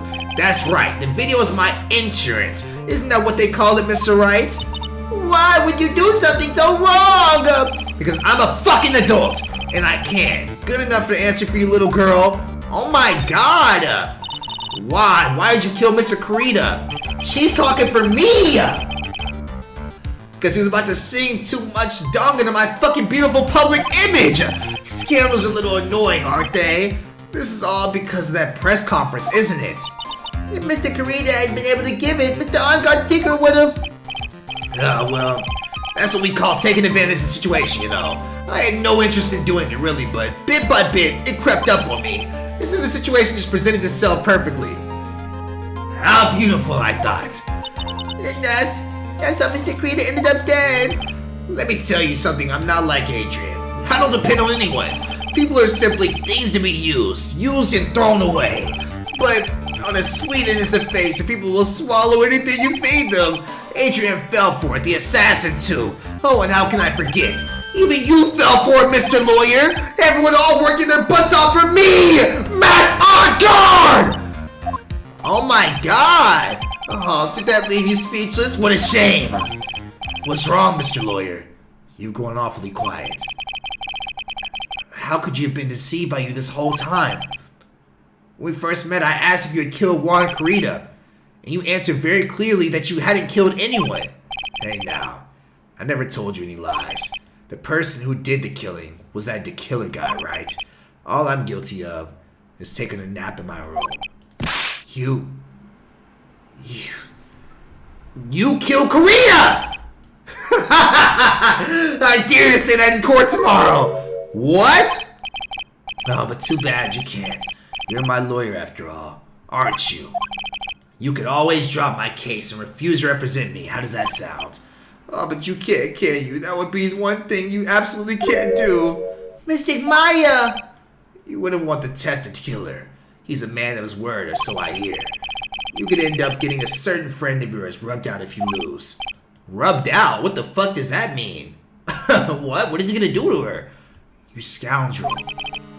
So if I were you, Mr. Wright, Esquire, I think I would give it my all tomorrow. Remember, everyone likes a happy win-win resolution. I'll get you for this!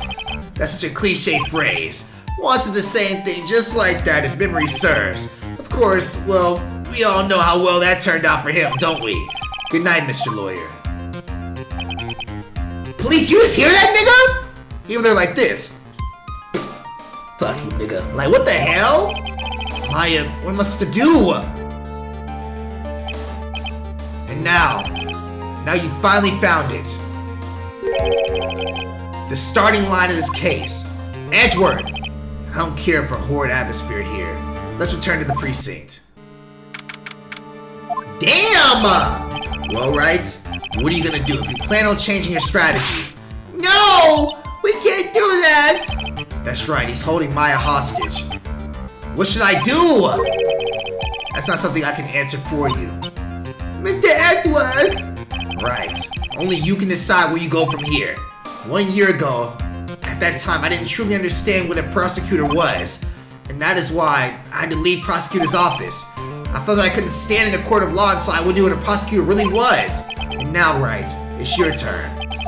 What is a defender? Woo! What is this thing called a lawyer? What can you do as one? You must find the answer. And you must find it on your own. Damn! I'm a lawyer, but to fight for someone who is clearly a killer, Matt Engarde, that man is really fucked! It's a matter of who every person deserves a proper defense in a fair trial. Isn't that the basis of the judicial system? Proper defense, what exactly is that? Is that where a lawyer forcibly and blindly gets an acquittal through shouting and trickery? Y'all gotta think, up until this point, this man Phoenix Wright has stood on, you are innocent and I will fight for your life until the very end. This is the one time where the nigga is not innocent at all, and I still gotta fight for the nigga. So it's either keep my perfect record, win this shit, get Maya back, or lose my perfect record, lose this shit, and Maya dies. Like, nigga, what? Isn't that exactly how you have fought for your clients up until now? Well, that may be true, but that's all. That's because I believe my clients to be innocent from the very start. But if I were to get Engarde an acquittal, that isn't a proper defense at all. I believe I'm a lawyer because I thought I could save people who are suffering in pain. But when I look at this mess we're in, I can't even protect the person closest to me. Even if I win that case, I still lose in the end. If I win, I lose, and if I lose, I win. What type of fucking case is this? I just don't know what to do! Right. Would you get a hold of yourself? You have it all wrong. Huh? We aren't some sort of heroes. We're only human, you and I. You want to save someone? That's something easier said than done. Wouldn't you say? Yes. You're a defense attorney. You can't run away from that. You can only fight, and that's all you can do. People like you and Francisca Von Karma are always using all you have to pin me down. You fight to the very end, even when you know the truth is not with you. But I'm not like you. I can't fight for a false verdict, for a man I clearly know to be guilty. Francisca, she fights for herself. The only thing she fights for is to protect her perfect win record, that's all. Nigga, she lost that shit like 5 trials ago. I 5-0'd her. I swept her ass. And isn't that the same as you? Isn't that why you ran away a year ago? Because your precious win record was destroyed? You're so petty. I see. Now I understand why you despise me so. However, you're mistaken. Thanks to you, when you sealed on my path to a perfect win record, I began to realize the error of my ways. I realized that things such as perfect record were meaningless. I don't believe you. Are you saying that is why you left the prosecutor's office? But then why? Why are you here now? The answer to that is something you will find out on your own. I have faith you will see it before the verdict is read tomorrow.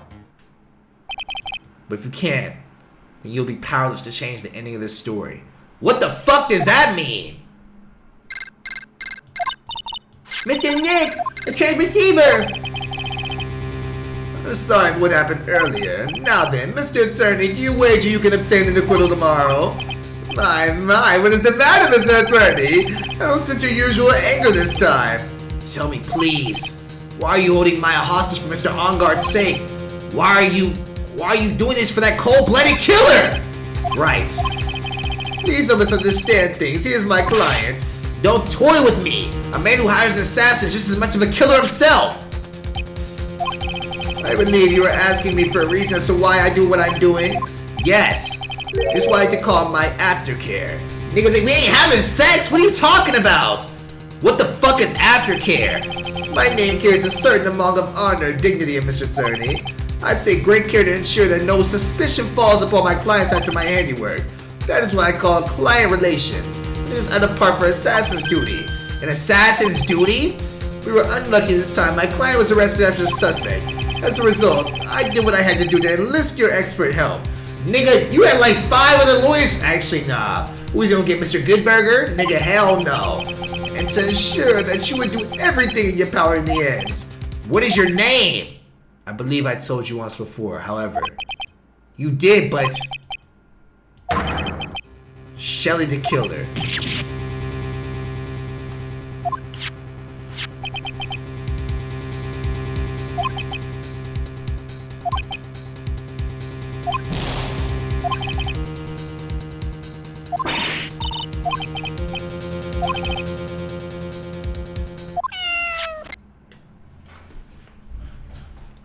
I know you heard that, Phoenix. I know you heard that.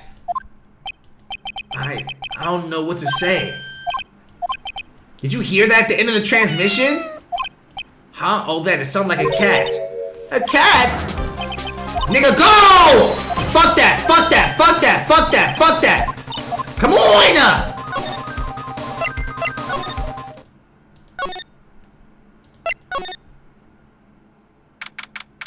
Look at him move the bear right there. That was not right there last time. Maya, please! We had this area completely surrounded. There's no way for him to escape. Assuming he's still in the area. I can't believe it. That butler, all this time, was the killer. He was on guard. We're working together this whole time. I'm sure they have worked out the conveniently plan. Move. No, nigga. Examine this shit. It's the figurine of a bear. But there are a lot of cuts on it for some reason. That's what the same thing Maya said. Right, look down. There's a little pet door installed there. Pearl! Get your small ass in there right now and open that fucking door. He about to grab her ass up and just slice her shit. I know he is. You think this came through the little door? Well, I'm pretty sure you used to breaking doors down. Let's go, Edgeworth. Woo! We were shouldering that shit. We were shouldering that shit. There's no one here. Unless this room, I'll say that Engarde's private lounge. Look at that. An antenna for sending or receiving radio signals in a VCR. Check inside the deck. There's a tape. It'll be important for evidence. I'm sorry, but the tape deck is empty. There's no tape to be found. No! But there's no mistake that someone used this to record something.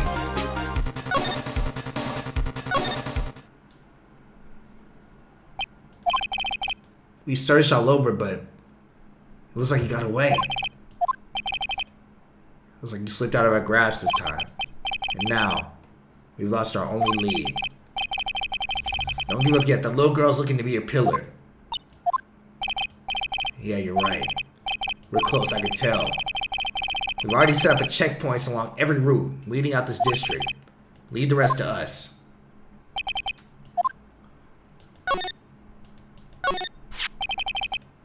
This is like a picture of Miss Impacts. With love, Celeste. Miss Impacts, you mean? Yeah, Miss Karita's former manager. Why would a picture of Miss... Why?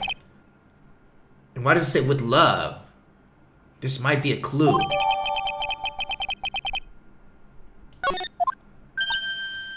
That nigga did say that every woman has fallen for him except his manager. What if she fell for him? What's wrong, Pearls? Let me see that picture frame. What's so special about the frame? On the back, there's something written on the back of the frame. Maya! It's Mystic Maya, she left us a message. What? I thought you'd come. I knew you would. Now listen up. You better get on guard a guilty sentence, okay? If you get that creepy slime bag and not guilty, I'll never forgive you, ever. I'm fine, so you won't need to worry. She wants me to declare the nigga guilty. There's so much I want to write, but I don't think I have a lot of time left. Pearly, you're here too, right? Make sure you help Nick, okay? Someone's got to watch out for this helpless lunk. That's it for now. Yeah! Everything right! Right. What's wrong? Why are you blank stare? Oh, nothing. We searched the house, and this is the last room. It looks like he eluded us. Edgeworth, yes? As far as the clues go, I think this is all I'm going to do. I'm still short one last thing. And what is that?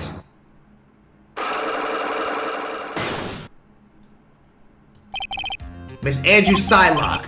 Say less, say less, say less, say less, say less. Skip this bullshit. Good evening, Mr. Wright. What's wrong? You look ill. Miss Andrews, I've come to remove your Psylocke. Psylocke? Nigga, why would you say that? Nobody knows what the fuck that is. I want to know. And you will tell me your secret. Fine, go ahead and try and break me if you can. Maharaja! Y'all saw the nigga turn black in the back? He must hate that shit. Why frame him? Can you please tell me why you framed Mr. Engarde? I've already told you countless times because I thought Matt was the killer. No, that's not it. I know you have a personal reason to dislike Mr. Engarde. Miss Andrews, you may think I didn't hear it, but I know you said something earlier. You said revenge.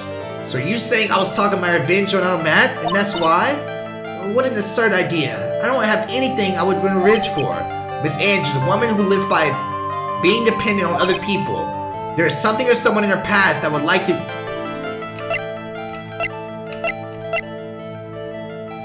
Is it this? I don't want to lose any fucking health though, man. Please! Profiles. There's something or someone in her past that would make her take revenge. This is definitely a person. And the fucking picture gotta be the option, the next one. There's only one catalyst that could have caused such strong feelings of revenge. And that is Miss Impact's suicide. What are you trying to say? Celeste was Juan's manager. Celeste was trying to fuck on Matt Engarde. On top of that, the one who hit her suicide note was also Juan. What does that have to do with Matt? You're right. You haven't mentioned him yet. But for you to hate Engarde, it would mean that he must do something in relation to impacts her suicide. This picture. She loved the nigga. She loved the nigga. She was getting that Engarde dick. This is a photo of Miss Impacts, correct? She looks younger when she passed away, though. With love, Celeste. This is Miss Impact's handwriting, isn't it? Where did you find this? No, that's alright. It was a rhetorical question. Yeah, it was. I found this in Mr. Engarde's mansion. And later, after all this time, the last remaining secret has been revealed. They were fucking! They were fucking! How did my light turn on? That shit still gotta scare me a little bit. Celeste, she was supposed to get married to Juan. Yes, but I heard that it didn't work out. Because Mr. Karita didn't want to get married to her anymore, right? Yes, because of Matt. Because of Mr. Engarde? What do you mean? Why are you here, Pearl? She in grown-up business. She all up in grown-up business. I think I can see where this is going. She was Matt's manager a long time ago. She was the happiest woman in the world at the time. Nigga, she got Sharingan? What's in her eyes? I was working part-time back then, and I often saw the two of them together.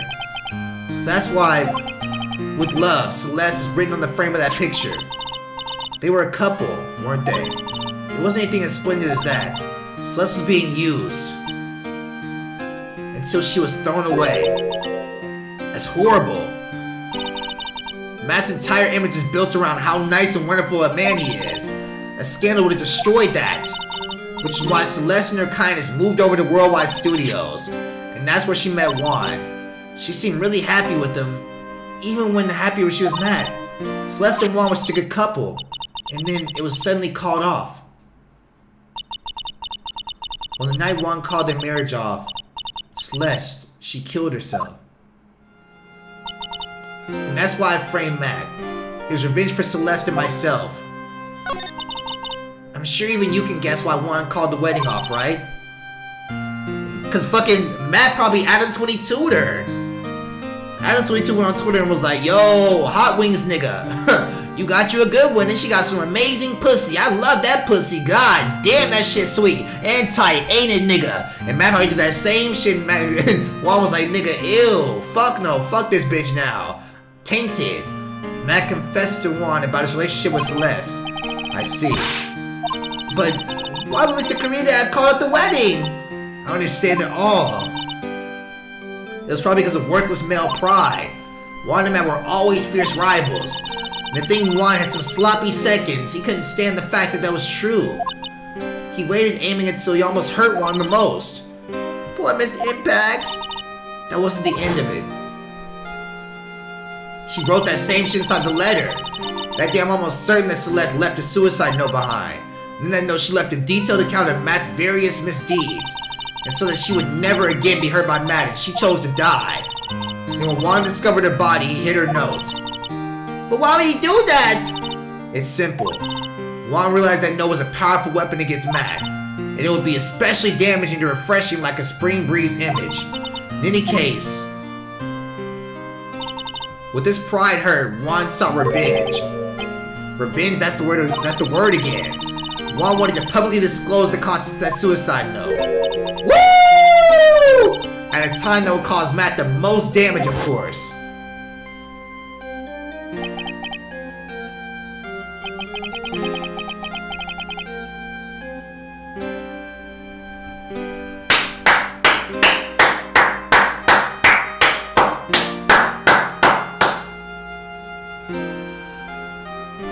If every case was like this, y'all for sure will be getting a part 3 ASAP. But it wasn't. This is probably the best case we played this entire series. God damn! It was so I found out about all this I drew close to Juan to begin with. They're quite a pair of hideous monsters, aren't they? Even Celeste's death was something for them to use in their game. That night when I found Juan's body, it was only natural that I thought the murder was Matt. Those two are always spying on one another after all. As for me, I frantically searched for Celeste's suicide note. I wanted to destroy it before it ever went public. I was going to burn it, I had even brought a lighter. But I couldn't find the suicide note, and that's when a wrench crossed my mind. I was going to bring them to my own kind of cruel revenge.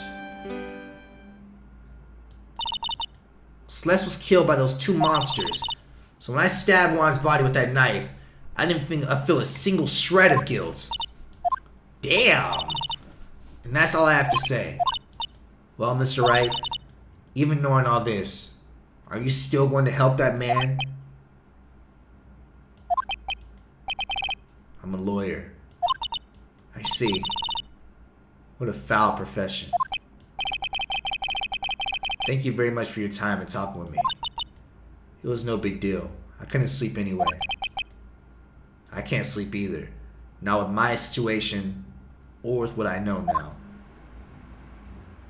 Nigga, they doing callbacks? Yes, I went and got me some tea, nigga. I'm in here for 6 hours. Holy shit.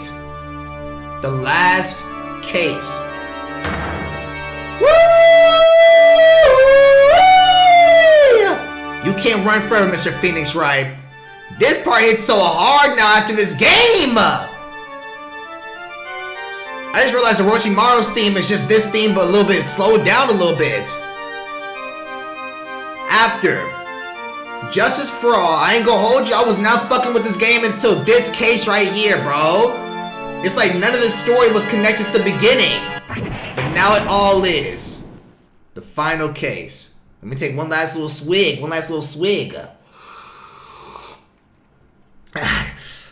Here we go, niggas. I've had this dream before, as this day was written into my destiny. Damn! Today I'll stand in court as a lawyer to prove a killer innocent. If this whole game would have been connected to the storyline, I would have been okay, man. Fuck! Like, the fact that this last one is so heat, I kind of want to play the third one now, but I know I gotta move on. I know I have to, bro. Fuck, man. Hello, this is Phoenix Wright. You don't look so well, dude. Look at this bitch-ass nigga, man. You're gonna prove me guilty today, right? What is wrong with him? Cops, look! He's evil, look! Them cops said again. Shut up, nigga. Oh my god, man. If you please, Mr. Lawyer, remember, it's not just me, your precious friend's life is riding on today's verdict too. Fuck! Now listen up, you better get Engarde a guilty sentence, okay? If you get that creepy slime bag and not guilty, I'll never forgive you ever. Maya. Phoenix. Mia! Maya, how's Maya? I don't know. You don't know? She hasn't tried to channel me since yesterday. Mia, what? I mean, at least Mia didn't get to dap her up or nothing. Like, imagine if Mia was just like sitting there looking at the world and then Maya was like, hey sis, Like, what are you doing here? This is the afterlife. Like, no way your ass died, nigga. Well, like I said, for a lawyer, the worst times are when you have to force your biggest smiles. You can't give up. There's still some hope left. Stop it, please! There's nothing left. Not here, not anywhere.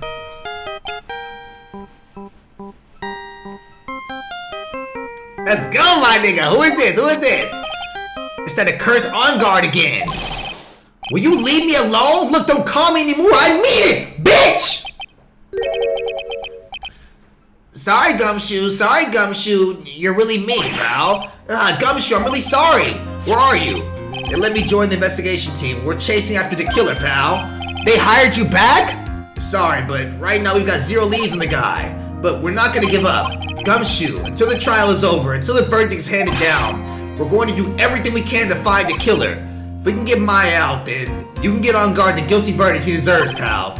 That's true, I could do that if they found Maya first. You got that? So you have to do whatever you can to make the trial last longer. I have to make the trial last longer? Nigga, what is this, Danganronpa 3? If you gotta get Mr. Edgeworth with everything you got, you can draw 2 out. Oh, I get it now. I believe in you, pal. You and Mr. Edgeworth can do it. So believe in us. We're going to give it all we got, just like you. Got it. Thanks, Gumshoe. Hey, Phoenix. You understand now, don't you? You have something money will never be able to buy. Friendship. It's the strongest weapon in the world, and you have to be in abundance. Yeah, that nigga just said like 5 minutes ago I had no friends. Looks like we're coming to the end. I can make this trial last as long as I can. They trying to run the runtime up. I know they are. I know they are. Gumshoe will come through. I know it.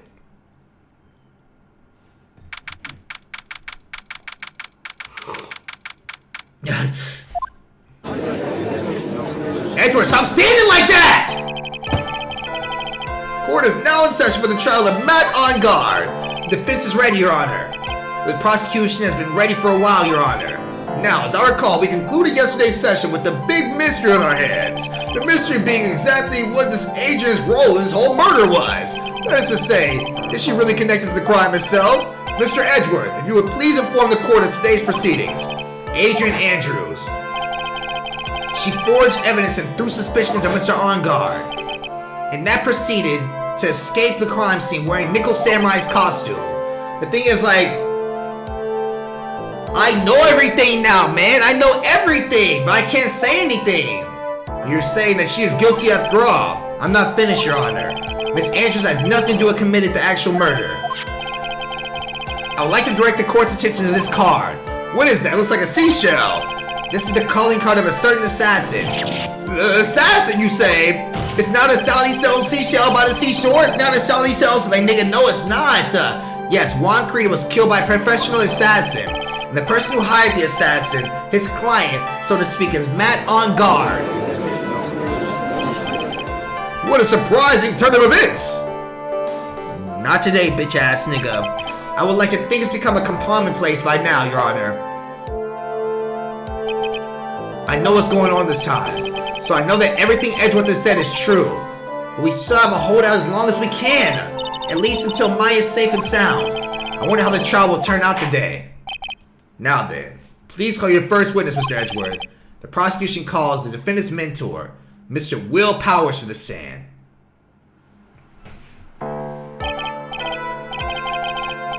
What is this nigga gonna do?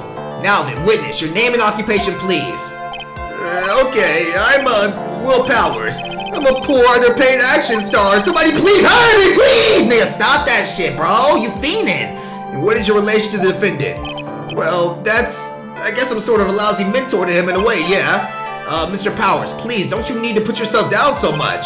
Oh, sorry, well, but I'm kind of a nothing sort of guy. I have nothing. I have no money, no pussy, no hoes. Like, nigga, what can I get back? Like, nigga, calm down, bro.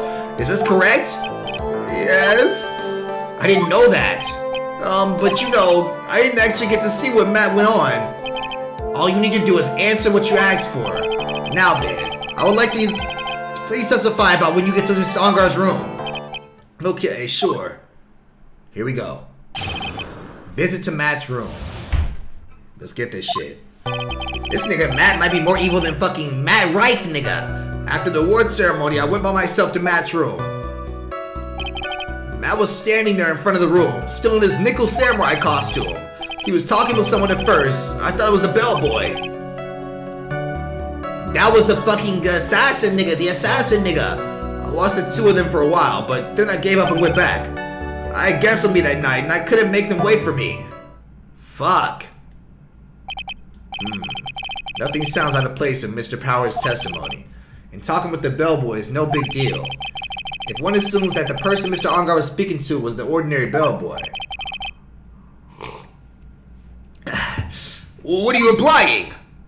Not today, bitch-ass nigga. Well, Mr. Wright, let's have your cross-examination, shall we? Looks like we're in another sticky situation. Huh? A trap. Can't you smell it, Phoenix? But for us to find out more, we're gonna have to charge in head first, right? Nigga, I'm not Rampardos. I'm not charging in head first. Nothing, nigga. Visit to Rat's room. Let's see. After the award ceremony, I went in by myself. Hold it! The defendant's room? Why did you go there? Well, I was his mentor, like a big brother, sort of. And I wanted to say congrats. What's wrong? Why did you stop? Mr. Wright, please give me some more work, please! What? You're gonna try to trick me in a corner, aren't you? Huh? I know I'm just a poor underpaid action star, but I am not a killer! No one said you were, Mr. Powers. No, please, don't trick me. Every time you do your lawyer thing, the witness suddenly turns into a bad guy. Every time? Witness. I'll personally talk to the defense at a later time. So for now, please kindly cooperate and continue with your testimony. Sorry. So you weren't in the defendant's room then? Hey, wait a minute. How did I suddenly turn into the bad guy here? What the fuck? Matt was standing there in front of his room, still in his nickel samurai costume. Hold it! Are you sure that Matt's on guard? Yeah, I'm sure. He wasn't wearing the nickel samurai mask then. If that's the case, then he really can't be mistaken. And what was the defendant doing standing in front of his own room? He was talking with someone at first. I thought it was the bellboy. Hold it! At first? What do you mean by that? Well, he was in a bellboyish uniform and he had a bottle of juice on his tray. Sounds like an ordinary bellboy to me.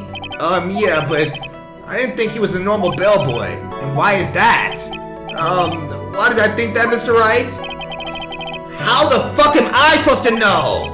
Sorry, but I can't remember right now. Sorry. I guess I'm gonna have to wait patiently on this one. I'm about to press the fuck out this nigga. Press the fuck out this nigga. I can't wait either. I watched the two of them for a while, but then I gave up and went back. Hold it! You saw the two of them, the bellboy and the defendants together, correct? Yeah, the bellboy just wanted to say congrats. Now, while you were watching the two of them, did you notice anything strange? I did feel something weird. The bellboy snuck up behind me and put his dick in my booty hole. That's why I'm not talking. Nigga, what the fuck? I think it was because Matt, he gave the bellboy a tip. And not money either. He put the tip inside his booty. Like, nigga, oh my god. A tip. Pause on that shit. So, how long did you watch the two of them? Not more than a minute or two, I think. I had guests with me that night, and I couldn't make them wait. I didn't have any guests with me. Nobody fucks with me anymore. Please give me a job. Please hold it. Shut your ass up. So who are these guests you're talking about? You guys, of course. You, my little pearl. My only friends in this world. I thought it'd be really rude since I invited you guys if I disappeared on you. So I went back to my seat pretty soon after seeing Matt in the hallway. I looked to my left, and I looked to my right, and nobody was sitting next to me anymore. Nigga, nobody fuck with me. Oh my god, you're a crybaby ass nigga. Crybaby ass nigga. This is like squeezing water from a stone. It's probably pointless to press further. You remember this incident? Did Mr. Powers leave his safe that night? I don't remember that happening at all. Maya was making such a racket in her hyper state. I ended up focusing on her. I see. In any case from his story, he probably wasn't gone for very long. Alright. After the award ceremony, I went by myself to Matt's room. Matt was standing there in front of his room, still in the nickel samurai costume. He was talking with someone at first. I thought it was the bellboy. I watched the two of them for a while, but then I gave up and went back. I had guests with me, so I couldn't make them wait for me.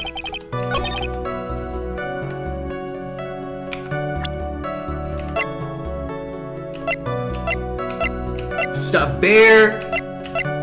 Picture card was placed next to the victim. This gotta be important. This gotta be important.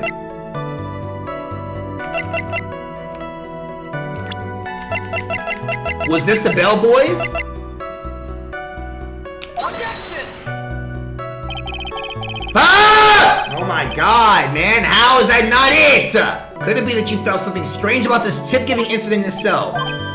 Ah, yeah, that's it. You really know your job. Mr. Edgeworth. Yes, Your Honor? This bellboy, he wasn't an ordinary one, was he?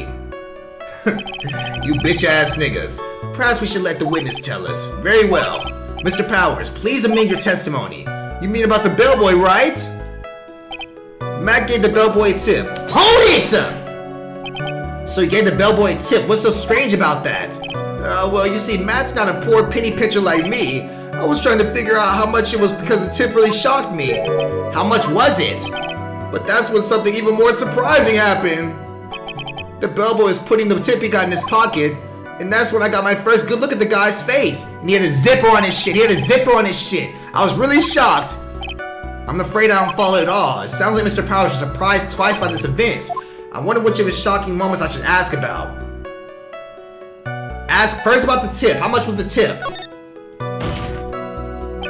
The defendant is a huge star. He can afford to give generous tips. Wouldn't you agree? Sure. But giving him that much was maybe a little too much, I think. A little too much? Would you please clarify the court? About how much would you say the defendant gave the bellboy? He gave that nigga $35,000. Like, nigga, damn. Oh no, I can't even begin to guess. And why is that? Because he gave the bellboy really a fat roll of cash. A fat roll of cash? What's that nigga standing like that? Nigga, man up! That nigga standing like this on the fucking stand. Nigga, what are you doing? Oh my god. Well, how interesting. That certainly was a very generous tip, wasn't it? A very fat roll of cash. That can hardly be called a tip, Your Honor. Well, my fat wad is called a tip as well. Nigga, what? The judge beginning to look awfully suspicious of us. Raise an objection. Objection! Suspicious of what? The defendant is a superstar. That kind of tip is typical fare for people like him. Objection! We're having to fucking stage an entire argument. This is clean. Oh my god. Are you saying that all superstars are super spenders? If I can receive large rolls of cash by simply bringing people things on trays, then why on earth would I stand around here prosecuting? He's got a point. I don't even get paid, let alone rolls of cash for my hard work. Nigga, lawyers don't get paid a lot? So supposing that roll of cash was not a tip, then what was it? Payment, Your Honor. Payment? Isn't it obvious? For the murder of Juan Carita, then the bellboy the witness saw. Yes, he was the assassin.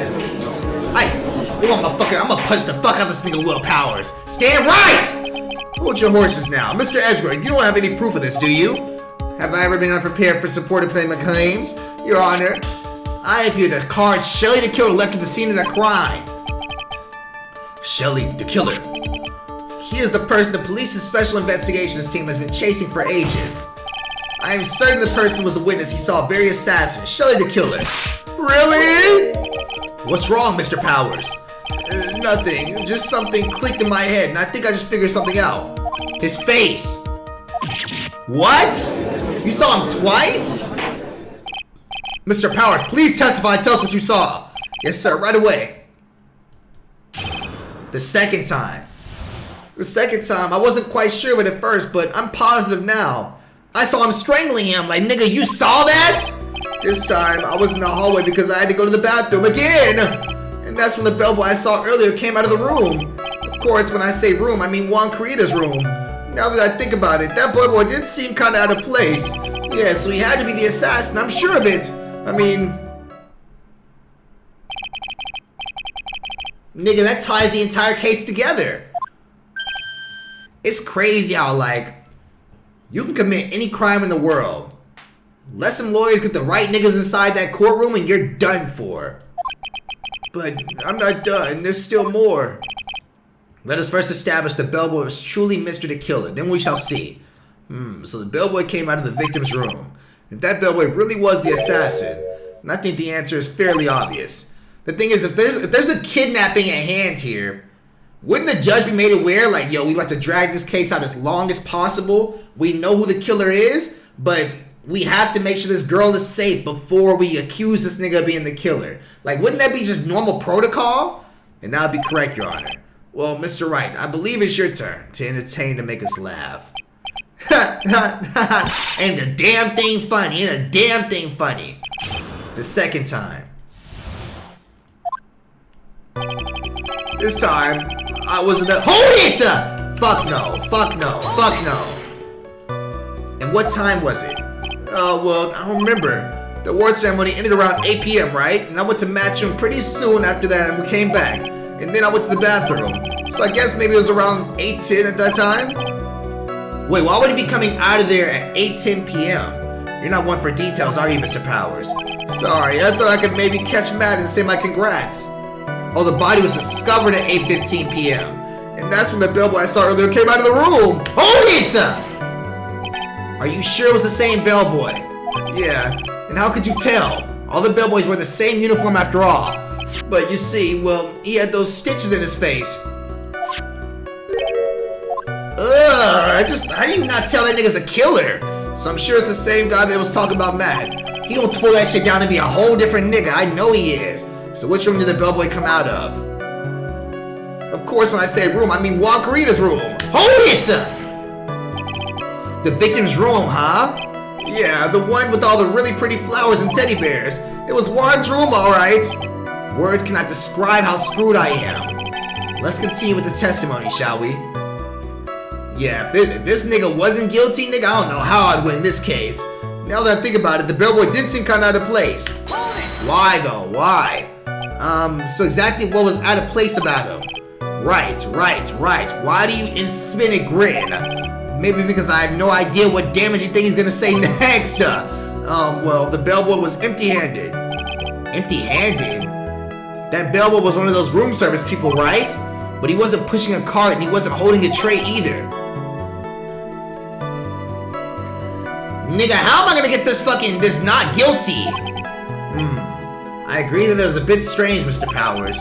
But is it really that unusual for a bellboy to be empty-handed? What should I do? Try to pull a fast one. There is nothing strange or unusual about an empty-handed bellboy. But there really is! There really is! There really isn't. Stop that shit. If you two are done being school children, bellboys are for room service. There is no reason for them to be empty-handed, ever. Your Honor, I ask the witness' previous statement be supplanted with this new one. Fuck, Edgeworth! Are you going to do whatever you can to make this bellboy look suspicious? I see, very well. This court recognizes and grants the prosecution's request. Mr. Powers, if you could amend your testimony, please. Yes, sir. This nigga a big-bodied bitch. I thought it was kind of strange for a bellboy to come out of the guest room empty-handed. Hold it! So you're saying that it's suspicious for him to be empty-handed? Yeah, really suspicious. I mean, when I first saw the bellboy, he was holding a tray in his hand, and there was a bottle of juice and wine glass in it. Juice? What kind of juice was it? I'm pretty sure it was tomato juice. If we could come up with some sort of reason as to why he would come out empty-handed, some sort of proof, then I think we can dodge the bullet on this one for now. Proof, huh? Sounds like another job for the court record. What? Hold it! Please don't be so quick to judge. But it's kind of Powers' thing. Think of every person as a thief. Why the fuck would that be a thing? What? That's not the point, Phoenix. In any case, as a bellboy's an assassin, it'd be really bad for us. Alright, we already know what the fuck they accuse this nigga on.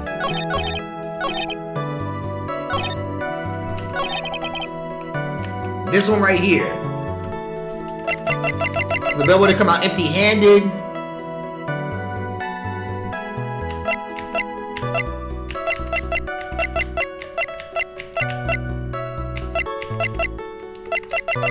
What?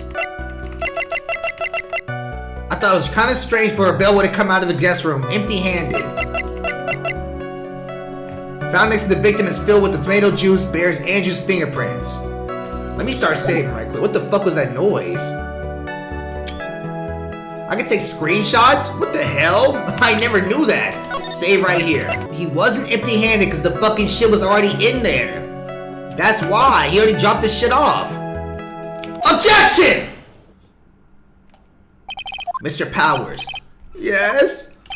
You're easily influenced by other people's words, aren't you? As soon as you heard the bellboy might have been the killer, you got caught up in believing it must be true. But, isn't that really suspicious? He's all sorts of stitches and... Fuck no. So a baseball has stitches. Huh? Are you saying all baseballs are suspicious because they have stitches? Phoenix, what the fuck are you talking about? Well, there's also, I mean, what about him being empty-handed? I would like to ask the court to please take a look here. Woo! This is the crime scene. There's a wine glass sitting next to Mr. Creator's body. The liquid inside the glass is tomato juice. And now, if you would like to look at what on the bottom of the table, in the lower right corner here, it's the bottle of tomato juice. And the tray. Oh, he left the tray there. Good move. But that would mean the bellboy had seen and left the dead body in the room. Not today, bitch-ass nigga. But you can prove that Mr. Creator was always dead with the time. Huh? Mr. Edgeworth, I blame you for leading me down this route. Terribly sorry. What is with him? Why is he laughing? Witness, isn't there one more thing you would like to share with us? Is there? The bellboy was empty-handed, or should I say empty-hand-dead. What the fuck? What are these niggas talking about, bro? A baseball has stitches. Are you suspicious of every single baseball? Like, nigga, what? Oh, yeah. Almost forgot. Huh? What? That bellboy, he was wearing gloves. Gloves? Yeah, pitch black leather gloves. All the other bellboys don't wear gloves like that, right? Black leather gloves? Nigga, if this assassin wanna be caught? You're the worst assassin in history, nigga. Barry's better than you. Sorry, it slipped my mind. Boy, this make the bellboy look really suspicious. Alright, gotta focus. I can't get lax here. I'm getting shitted on if I do.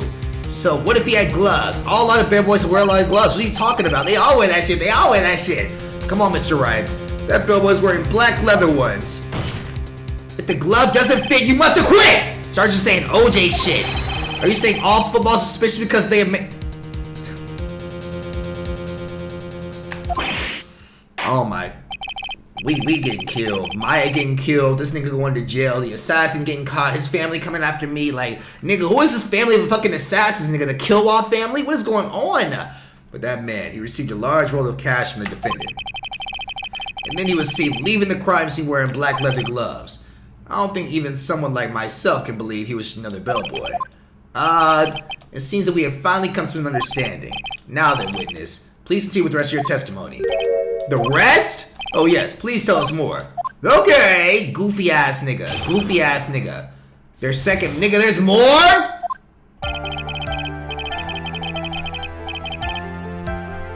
After leaving Wad's room, the bellboy went and knocked on Matt's door, just like that. He gave something to the person inside the room. Then the old guy just left without even going into the room. After that, I went to the bathroom and went back to my seat. This nigga loved looking surprised. So the bellboy, after leaving the crime scene next, went to the defendant's room? Yeah, I kinda saw that all by accident. Nigga, where was he standing at? In the middle of the hallway just looking like this? Watching all this shit transpire? Why didn't they notice this big 7-foot ass nigga? And all of it was suspicious to high heaven. They wanted to be caught! I think it's safe to say that we can no longer consider this bellboy to be normal. Now then, let's get started, shall we? Mr. Wright, your next cross-examination, please. Yes, Your Honor. Fuck! This goofy ass nigga in the middle of the hallway watching them. Blocking off the light from the whole hallway. How did they not see this nigga? After leaving Juan's room, the bellboy, hold it! Is that what you saw while you were busy spying? Excuse me? I may be poor underpaid action star, but even I wouldn't stoop a spying. Okay, well, I think the point is, where did you watch all this from? Oh, from the door of the bathroom with my left eye and sort of a sneaky spy like... This nigga was in the middle of the door like this? Ain't no way, why? I knew he was spying. please. Does not really matter if he was doing it undercover or underhandedly. What did the bellboy do next? That's all I care to know. Hold it! I said hold it. Huh? That's better. What kind of statement is that? Please elaborate and give us a few more details. Oh, okay. I should probably ask him only one question at a time. So who took this something the bellboy handed off? Actually, I don't know. What do you mean? I'm sorry, but I only saw the person's arm. Only an arm? You're saying you didn't see the person's face? Yeah. Well, it was Mr. Engarde's room, right? So it could only have been Mr. Engarde himself, I'd say. And then, what did the bellboy do after that? Oh, so after he gave the person inside the room the thing... Now we going right back to this. Hold it! I said hold it. I know. Next question, nigga. Ask about this something. Yeah, and what was this something? If I remember what it was, I wouldn't be calling it a something, would I? But this implies that something was removed from the scene of the crime. Are you sure you really can't remember, Mr. Powers? I think it was something kind of small. I'd like to summarize his testimony up to this point, if you don't mind. When the bellboy left even he trying to extend this shit. He like, let's just read everything that's happened up until this very point.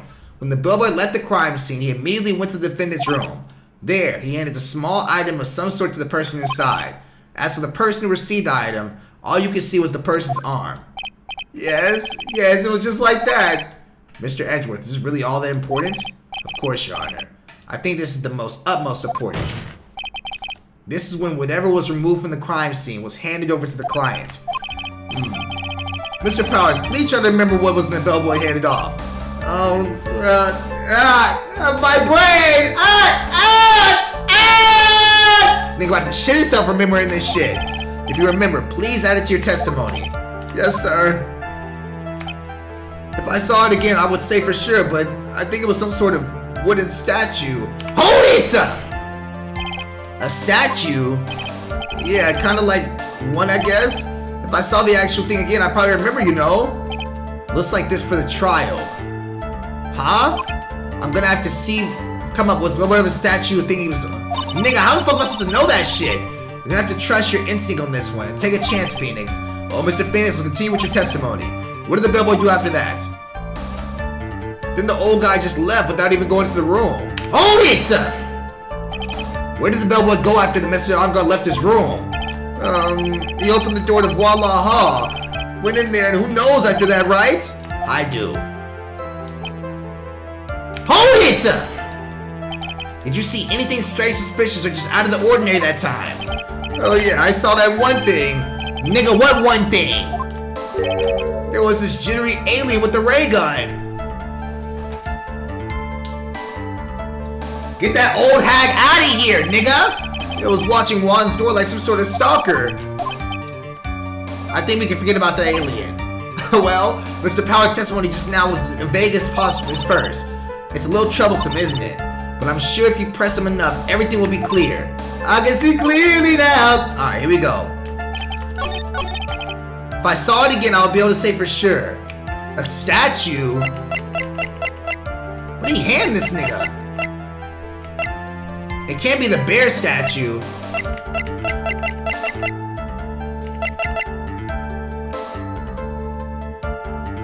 This shit. Maybe? It's either this big ass. Ain't no way he handed that in his fucking hand. No way, no way. Well, let me save right quick. That has to be it. That has to be it. A little wooden statue? Objection! That's it. Hell yes. What was the point of that pregnant pause? Where did the objection come from? Well, speak up. It was me, Your Honor. What is it, Phoenix? I have a feeling that something bad is gonna happen once I show this. Mr. Wright, if you have something to say, please spit it out. Yes, Your Honor. Okay, Phoenix, deep breath. Mr. Powers, there's something you saw. Was it this item? Wow, Mr. Wright, you really figured it out. I recall we found this in Matt Engarde's mansion. The defendant's house? What does this mean? It's simple, Your Honor. Shelley the killer assassinated Juan Creed in his room, and then he stole this wooden bear from the scene of the crime. Then the bear being found in Matt Engarde's mansion would mean... It goes without saying, Your Honor, Mr. Matt Engarde is the client's killer. Fuck, man. Order, bitch-ass niggas. I said order. Mr. Wright, this is the most unfortunate turn of events for you. Yeah. Sorry, Mia. No, it's alright. Your judgment was sound. Actually, I figured the bear would come up. If not now, then it would have later on. Even if you hadn't shown it to the court, I'm sure Mr. Franz Unworth would have. Yeah, that nigga probably got another one in his pocket too. Like, nigga, you mean this shit right here? Like, nigga, no way. How did you get that? I almost forgot that you knew about it too. I think it's clear that there is no need for us to continue this trial. I can't let this happen. I have to do something. Why is Edward pressing so hard, my nigga, knowing this girl's about to die? He organized the team. There's something else we overlooked. Your Honor, a minute, please. Yes, Mr. Wright. There's still a few points left that we have not fully explored. What are you trying to pull? Well... Fuck! Yeah, we don't know who received the bear. We don't know.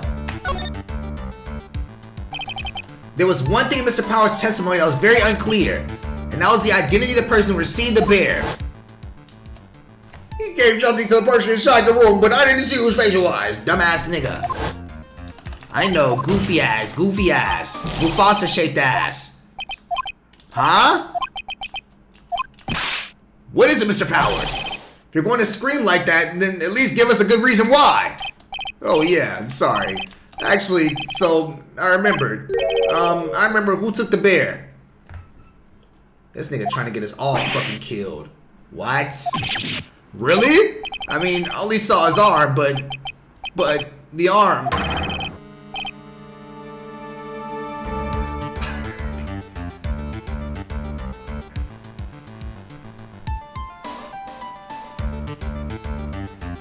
Nigga, who else's arm would that be? Terminator? Oh my god, man. You've got to be kidding me. They wanted to get caught. Yeah, I'm sure it was the Nickel Samurai. They wanted to get caught. There's no way. Looks like you've dug yourself your own grave yet again. How many times is that today? I've lost count at this point. So the person who took this little bear was Nickel Samurai. And we all know Matt Engarde is a Nickel Samurai. Thanks to the defense, we made it all very clear. What am I supposed to do now? Mia, help me! You don't have time to act lost. You've got to find another angle to attack this from. No! Your Honor, again, Mr. Wright, we've already removed any and all questionable areas in this testimony. It's about that time you're removed from this court, Mr. Wright. I've got to find something. Even one more little point will do.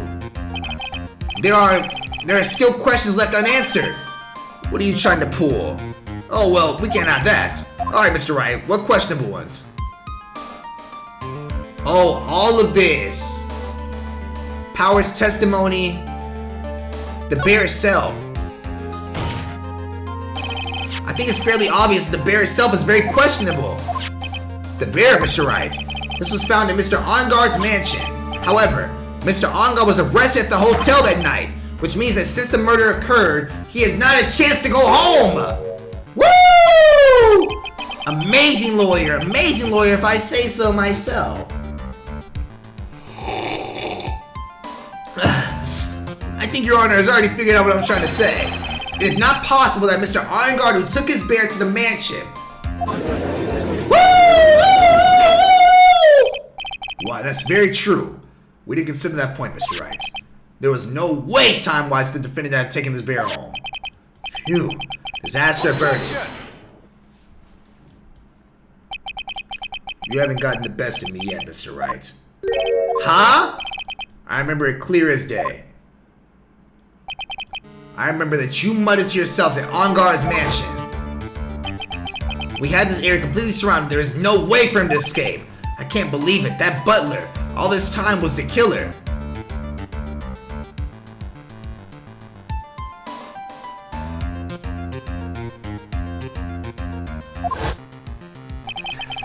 I didn't say that. I never said that. Hearsay, slander, libel. The killer and Engarde were working together, so to speak. And the killer was hiding in Engarde's mansion as his butler. What a bold move! The bear figurine was brought to the Engarde mansion by the killer himself.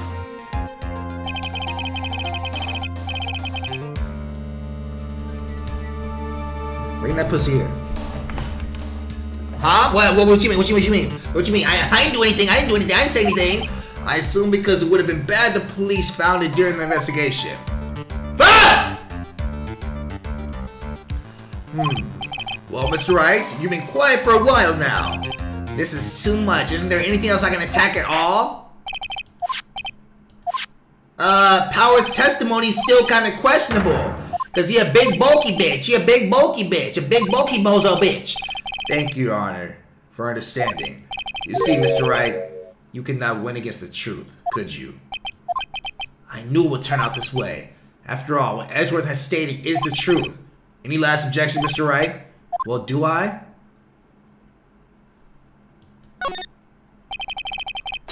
Objection! There's only one way for me to drag this trial out.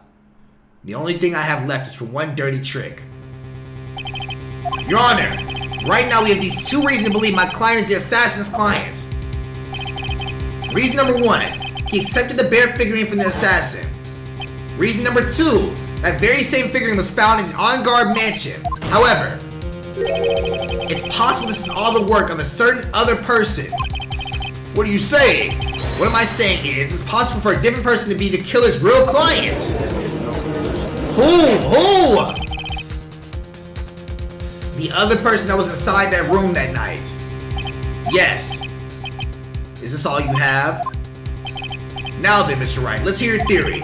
Who do you say the killer's real client and therefore the real murderer is? The only person that was inside that room that night. Take that! Adrian Andrews. Yes. We already know that she tried to frame Matt Engarde for this crime. By wearing a spare nickel samurai costume!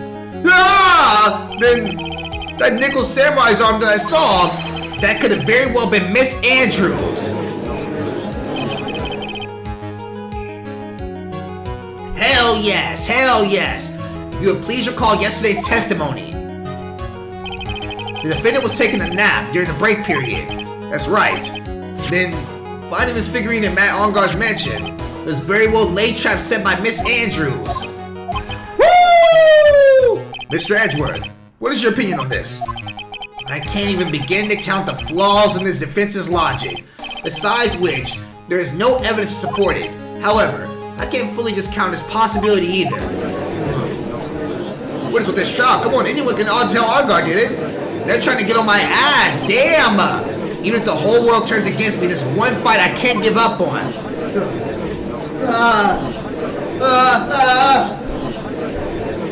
Objection! Imagine just hearing all those voices, bro. You just don't know what to do. You about to lose. Order, bitch ass niggas. Your Honor, for the benefit of the defense, I'm willing to play along with this little what if game. Like it's Marvel or some shit. Marvel's What If. It's just a pretty good series. The prosecution is prepared to challenge the defense's theory. Mr. Wright, even you must have thought it strange and wondered. Why would the criminal want this little wooden bear? He's right. The killer did specifically bring the bear to Engarde that night. Why would you ask that? Is there something special about it? Absolutely. And I'm sure that once the court knows its significance, the true killer's identity will become crystal clear. In Your Honor, the prosecution calls upon a witness who will be cleared of all doubts against Miss Andrews. Who? Your Honor, Miss Adrian Andrews herself.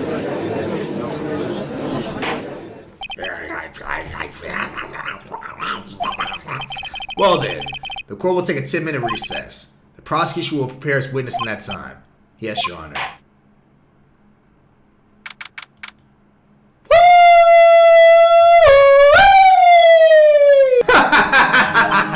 Oh, I knew it was a good idea to hold her hostage. Don't you agree, Mr. Lawyer? But I never thought in your desperation you'd try to pin the guilt on Adrian. Nigga, oh my god, fuck this nigga. I swear this demon will pay. Mr. Nick! Pearls, where's Mia? I don't know. A really strong power suddenly called her way. A really strong power? Mr. Nick, your phone is... It's from Gumshoe. How's it going? Have you been hanging in there, pal? Yeah, sort of. We just barely found something to latch onto. Phew, that's good, pal. And what about you? Anything yet? Have you figured out where the killer and Maya are? We still don't have any leads, but... What? You don't have any more time! If we just had one, even a single clue, that was really helpful. It was only able to come out this far, but without thinking to myself. I've got a time to keep trial. A tent. Huh? A tent? Woo! Mia! It was like Maya was unconscious until a few months ago. As she woke up, she called for me. So it was Maya that called you away. She's locked in a dusty little room right now. But I can see a circus tent outside the...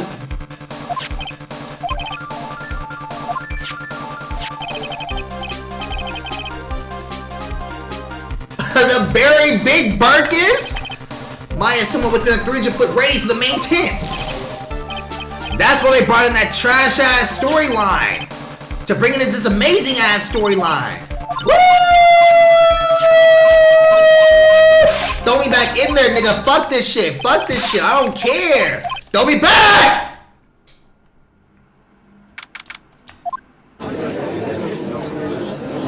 And Mia back by my side. And Mia back by my side. The killer. The man who murdered the victim handed this to his client. From this, one obvious question arises. Why this particular item? I believe the answer to the question will provide us with the name of the real culprit. Now then, the prosecution calls the defendant's manager, Adrian Andrews, to the stand. Damn. I know the judge said the same thing when he saw her ass. Damn. Currently, the witness is accused of tampering the obstruction of justice. However, you've been called to the witness stand today to ascertain, I'm pretty sure, ascertain, and nigga learning a little bit, who exactly is guilty of murder. I understand. Very good. Now, have you ever seen this bear before, Miss Andrews? Of course I have. You've seen it before? That's right. It's only natural the witness has. Miss Andrews, could you please enlighten us? Alright. Why does she... The bear figurine. Actually, this is an elaborate puzzle. If you know the correct order, it can be taken apart one piece at a time. At its center is a very small cavity with just enough room to store a small item. Because of its complexity, if you don't know about the order, you can't open the bear. You really can't tell there's a small jewelry box just by looking at it. What? So this figurine, it's a container of sorts, is it? Yes, this can be deceiving, wouldn't you agree? Yes, this is superb craftsmanship. Oh yes, I nearly forgot. You may begin your cross-examination, Mr. Wright. It looks like there was really something to that bear after all. What was the engagement ring, nigga? What was it? It was the engagement ring. Oh, shit. It was the engagement ring he used to propose to her. That's right. But it looks like an ordinary figurine. True enough. To people who don't know, I'm sure they would never guess that it was a puzzle. So what kind of puzzle is it exactly? So you can take it apart, and how would that go about doing that? Well, you first turn his tail to the right, then pushing it. How does she know this? Oh, yes, I see. After that, the arms and legs are free to move and can be removed. Oh. This is almost interesting. A boy and his new toy is like he's 5 all over again. Damn. Nigga doing it telepathically? What is he doing? Oh, don't mind me. I think he's lost it. So what do you find after you take the puzzle apart? Hold it! And how do you know about this? I know because I was the one who bought it. Huh? It was a souvenir from when a friend and then went to Switzerland. Then this was a present from you? That's right. It was a puzzle in the shape of a bear, so I thought it'd be perfect for wine. So it was a present from Miss Andrews. Witness, let's continue with the testimony. Why? Why though? So exactly who knew about this puzzle? Only the two of us, Juan and myself. It was a souvenir from Switzerland, so I doubt there were many people with the same bear in that country. but this looks like it'd be easily broken, especially if someone wanted to get what was inside. Well, it's a toy, but it can never be the name of it once again after broken. Oh, so once you break it, it's done for. Hold it! Who else knows? Why'd she get him a jewelry box though? This bear was actually a small container of jewelry box. I never told anyone. And as long as Juan never told anyone either, then only the two of us know. Wait, so you can open it! And of course that means Mr. Engarde didn't know, right? I think this is all I'm about to get for now. Figurine updated. Only Adrian Andrews knew how to open it. Well, Mr. Wright, I think even you have become to realize that there is one very important fact we have uncovered, and that is this. This bear is actually a jewelry box. Now that we have agreed to this point, there's only one logical question that can come next, and that is, what's inside? Woo! Edward, how the fuck did you know what it was? That's right. That's what we're gonna find out next, witness. You're the only one who can open this. Please! How destructive is this for my case?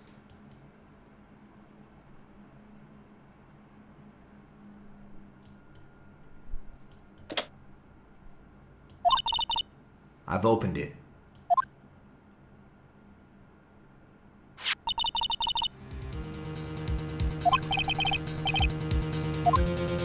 The suicide note?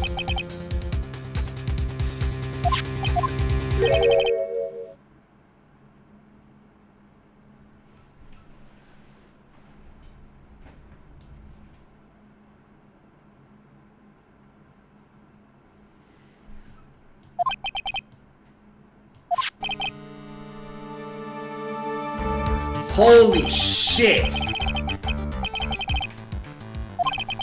Hidden by the victim, Juan Carita himself.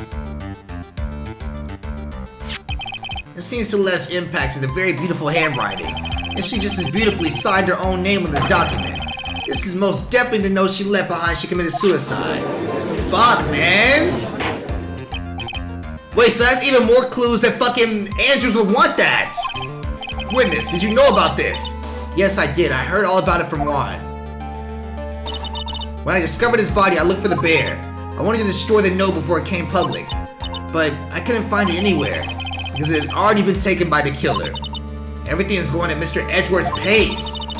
So if she already had that shit, she wouldn't have been looking for it, but she could lie about looking for it. So now that the suicide note has been found, what's the next logical question? What is written on the note? That's right. At least that's what I would think. Now then, I believe it is only appropriate for the contents of the note to be made known. I can't stop you, can I? I went through so much just to get my hands on it, and I was going to burn it for her sake. I'm deeply sorry, but I can't allow you to persuade me to stop. Your Honor, if you could please read the contents of the note aloud. Very well. The judge's voice rang loud and clear through the deathly silent courtroom. In her note, Celeste Impacts left us a record of all that had happened to her. About being used and then thrown away by Engarde. About being engaged to Carita. It was so bad, I didn't even want to fucking write it for us. And Engarde's role in destroying that. And about how she decided in her despair to end it all.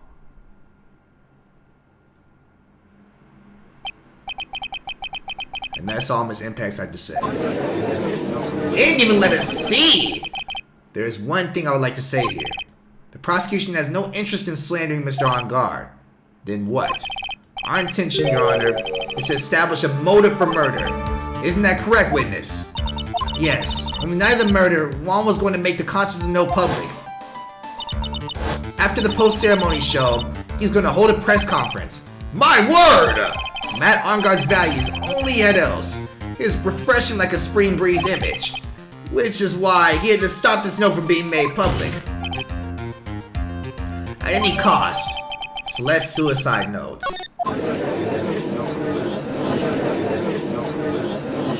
Damn! They on my ass! Stop! No! Let's see if I can read that shit. Of course not. Of course not. Of course not. The only person who needs this note that badly is the defendant. Let's not forget the bear with the note inside was found in the defendant's house. Fuck, man. It seems that we have come to the truth at last. The defendant's motives were entirely selfish. He deserves no sympathy from anyone. How much to escape from this one? Why the hesitation, Phoenix? Gumshoe hasn't called yet, so you know what you must do. I know I have to carry on and buy him some more time. There are 2 deadly pieces of evidence, the figurine and the suicide note. Maybe somehow I can find a way out of the situation through one of those. The gavel is already in the judge's hand, Phoenix. Hurry.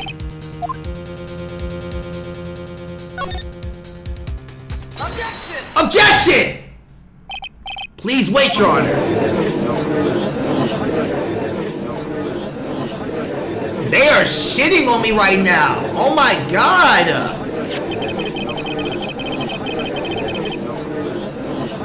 I think Your Honor believes that Matt Engarde killed in order to obtain this note.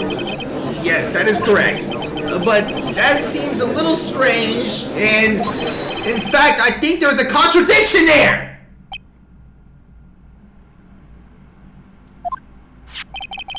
This note was hidden by Mr. Kurita until the night of the murder. If that's the case, I said that Matt Engarde would have known that he was written on this note.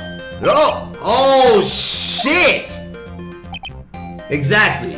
But I did think of it that way, and I thought it was rather strange. Woo! It's like, even though we know he did it, my nigga, I'm still amazing at making it look like he didn't do it. Damn!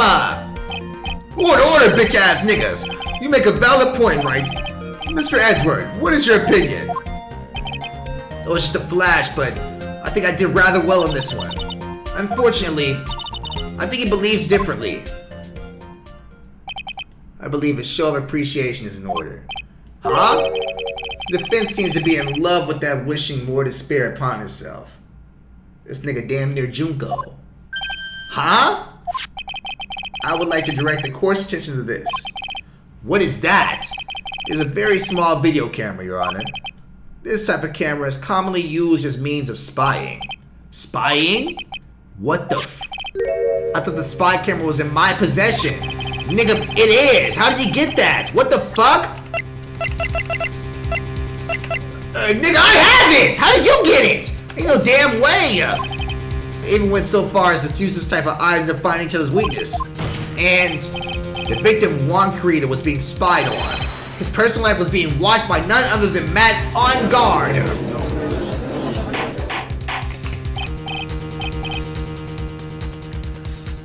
Order, bitch ass niggas! Mr. Wright!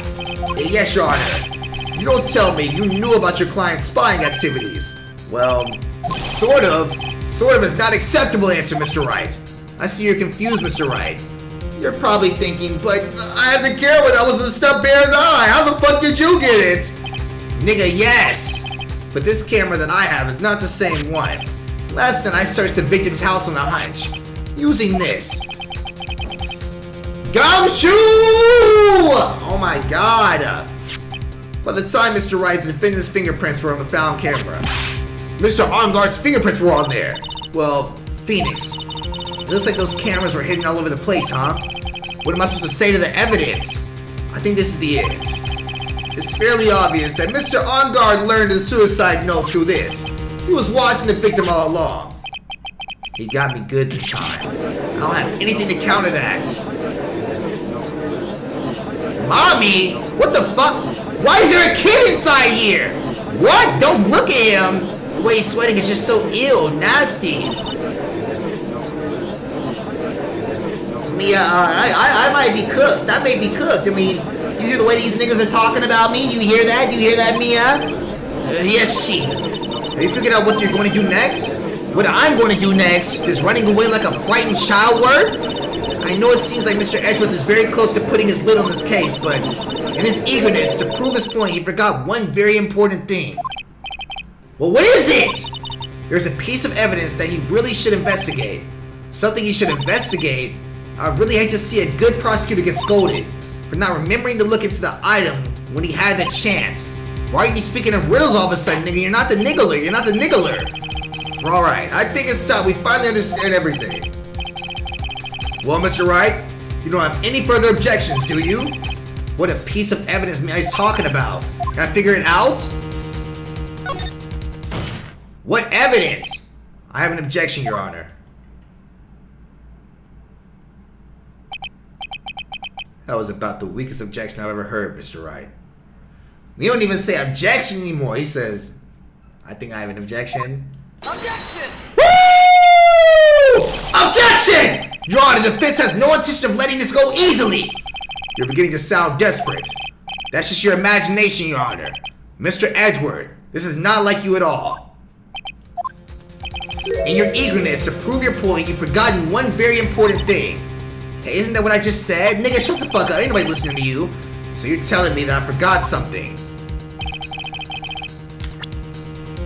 Hey, you forgot to save. You forgot to save. You forgot to save. So close. You ruined my life. But there's something you really should examine about this piece of evidence.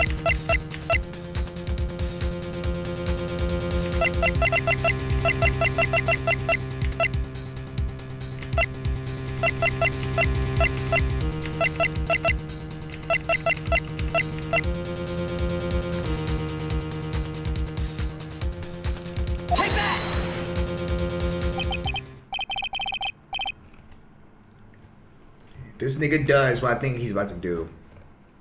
Because no other item makes sense. It's the only new evidence we have. Who knows? I mean, sure, this suicide note was found inside this bear. Ah, you are... Oh, damn, Phoenix. Like, I know he's doing this to try to save his you know, daughter figure or whatever, or younger sister, whatever he sees Maya as. But he's doing just the most unbearable shit. But this bear was in my possession until only a few moments ago. Which means...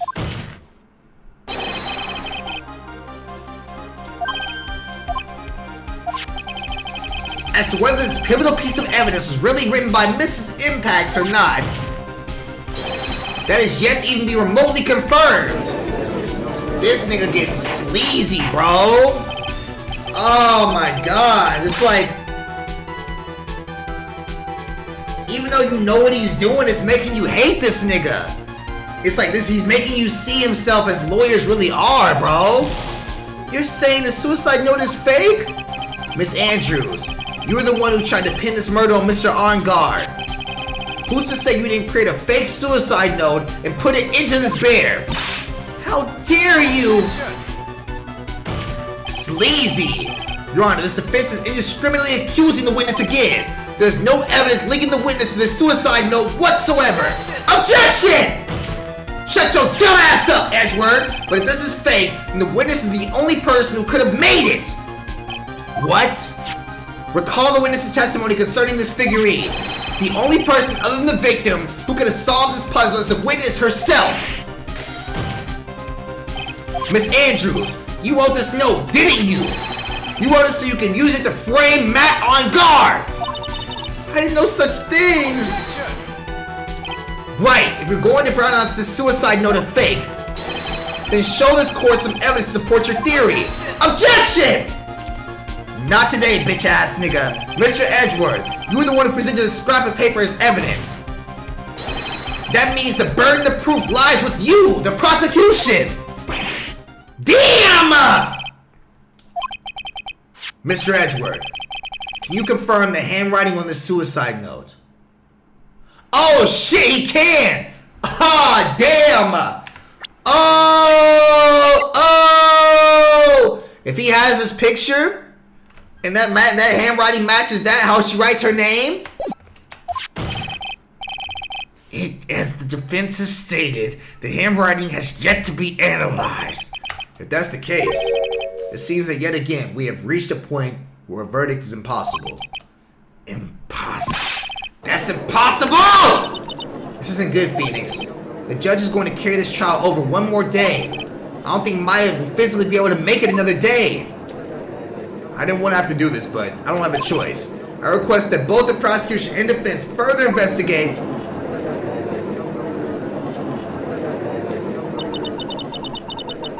I think we've reached the end of the line.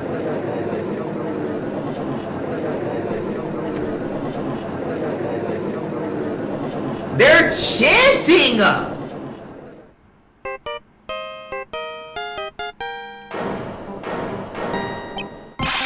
What does that sound? It's Gumshoe! Hello, Gumshoe! What is it with them? What's with that sigh? Where's Maya? What happened to the killer? He got away. What? I'm sorry, pal. I really am. I don't know what to say besides I'm sorry. I wish there was someone to make it up to you. I really do. Anyway, what's going on? We found his hideout, pal, but the two of them were already gone. Fuck! I'm gonna keep looking for them, pal. Don't worry. I just need a little more time. But don't tell me we don't have any more. Nigga, you listen! You hear this? I'm fucked, Gumshoe! I'm fucked! Do you hear that? They're calling for his head! Mr. Wright, I can't... For us to come this far and... What is it? Let me talk to Mr. Edgeworth. Edgeworth, it's for you. Like, nigga, what are we doing right now? Is this even legal? Mr. Wright, would you please get a hold of yourself? Yes, Your Honor. Can I please call for a 10-minute recess, sir? I'm about to end today's proceedings. You may take your phone calls after. Hold on, Your Honor. Edgeworth, catch. Take that! That nigga reached back like 1-3. Odell Beckham. Hello. Like, nigga, damn! Please, you gotta buy us more time. Court is in session. I'm sorry, Your Honor. You were saying? He wants that win! I'm sorry, Your Honor, but... He wants to win, bro! He don't give a fuck! It appears I have no choice but to suspend proceedings until tomorrow. This time I really can't do anything! Court is now adjourned for the day.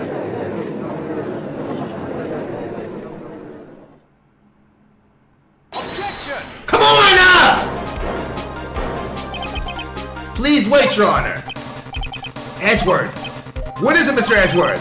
I'm going to request another 30 minutes of Your Honor's time. For what purpose? We can perform that necessary test on this piece of evidence in that time. But can you really obtain your results in 30 minutes? I believe we can, Your Honor. But wouldn't it be better if we adjourn for today and then reconvene tomorrow? Hell nah. Hell nah. Please, Your Honor. That's all I'm asking for. Please, Your Honor. Please. Very well.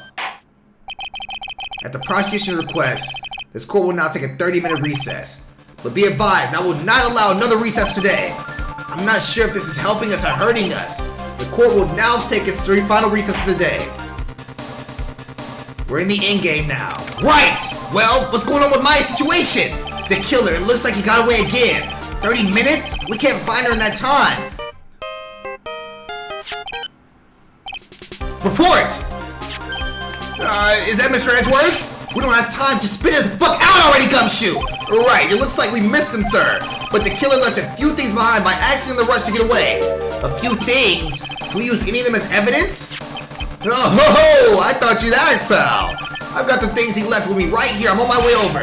Really? That's odd. Any items like that are usually sent to the crime lab first. We don't have time to wait for those things, sir. When those things weren't looking, I swiped the stuff and ran. What? Well, I'm not a detective anymore, so I had to... I'm really sorry, sir, but I'm gonna put Law in the hole for now. Sounds bad. Hope he doesn't get in too much trouble over this. I nigga going under the fucking jail, nigga. With my hunk-up junk car. I'll be there in about 20 minutes, sir. Don't worry, I'll be there. Wait for me. Alright, just get here in one piece. No Luffy in them. I'm on a mission and said no one can stop me now, sir. No one. I'm pulling out all stops and I'm running every red light. Nigga, are you serious? Items left by the murderer, huh? Maybe there's something among them that would just... Woo! This should make me want to be a lawyer, bro. Like, god damn! This shit is fuck. Nigga, somebody shooting the damn building up? What was that? Hey, what's wrong? Detective Gumshoe, answer me.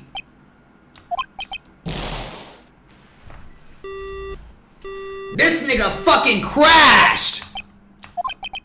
It sounded like he had an accident. I'm guessing his cell phone broke as well. What was he thinking? We gotta hurry up and call for help, but we have no idea where he is. His cell phone is broken and he is a driving patrol car, so no radio either. Also, we don't get those items before they do. The police will take possession of them. No, we can't let that happen. Well, if there's any way we can find out where he is, then we can stand a chance. How, bro? Why did Gumshoe have to get in an accident now? Is there any way we can find out exactly where he is in this moment?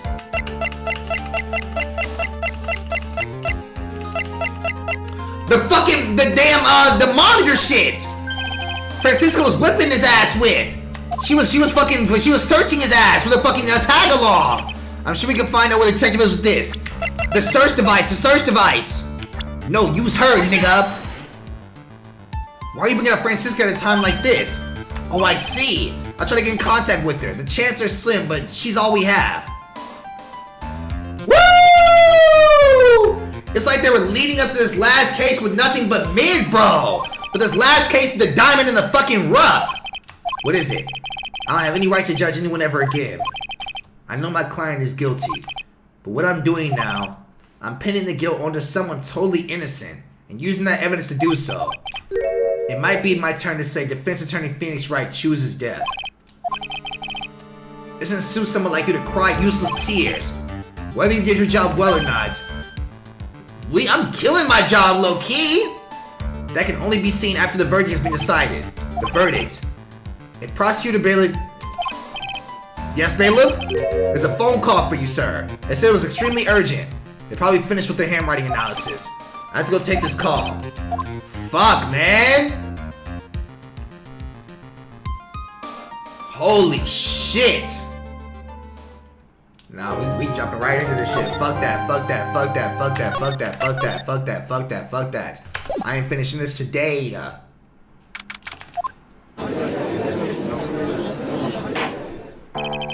Court will now reconvene. I assume both sides are ready.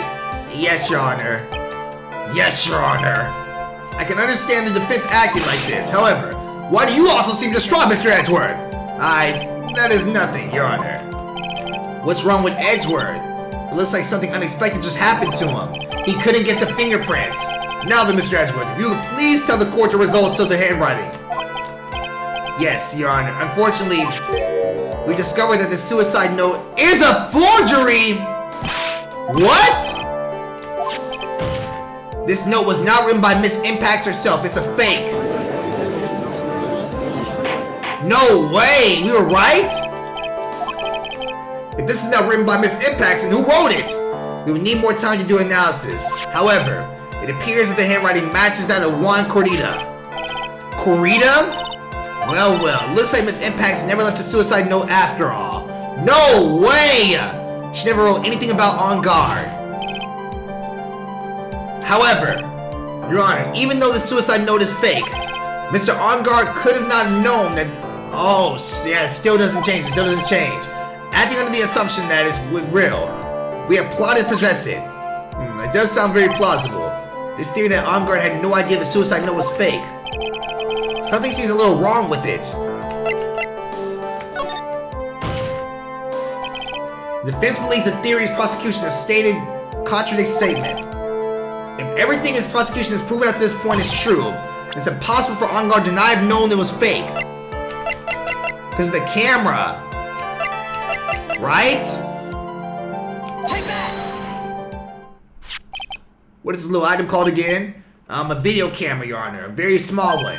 Oh, that's right, a camera. You kids and your fancy toys nowadays. Mr. Edgeworth, earlier you claimed that Mr. Engarde knew of the existence of this note because he was spying on the victim, isn't that right? If that were true, then that means Mr. Engarde would have known the victim had forged the note.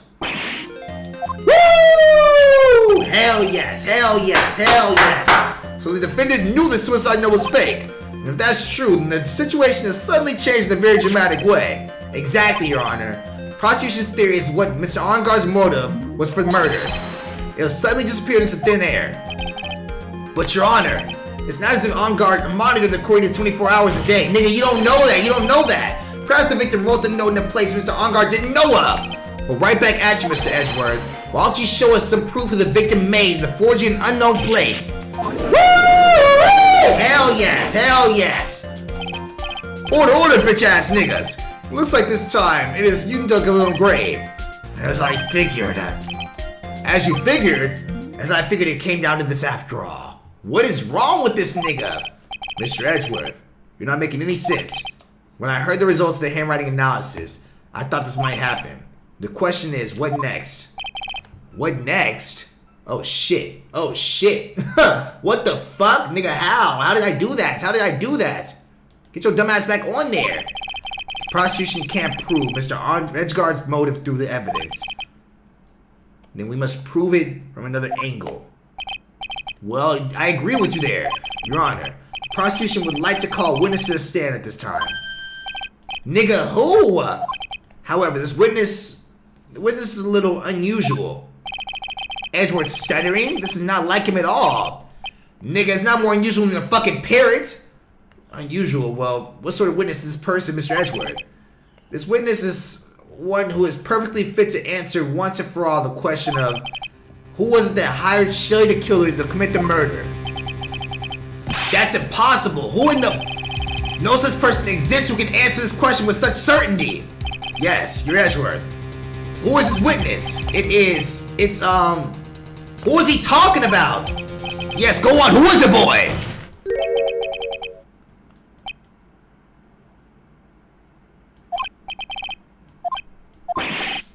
Oh, Mr. the Killer. Nigga, how? What? You mean the killer? The assassin? Yes, Your Honor. He's coming here to the witness stand? Get another judge inside here, please. Like, nigga, no, you're fucked. Well, yes, in a manner of speaking. I recognize that this is a very unusual circumstance, so I ask for your permission. Well, Mr. Wright? Yes? Is this alright with you? Do I have a choice here? Nigga, I can't... Sure. Defense has no objections, Your Honor. I wonder if it really is alright to do this. Very well, then. The prosecution calls this witness to the stand. Edgeworth, is there no other way left of... nigga, how are we gonna do this?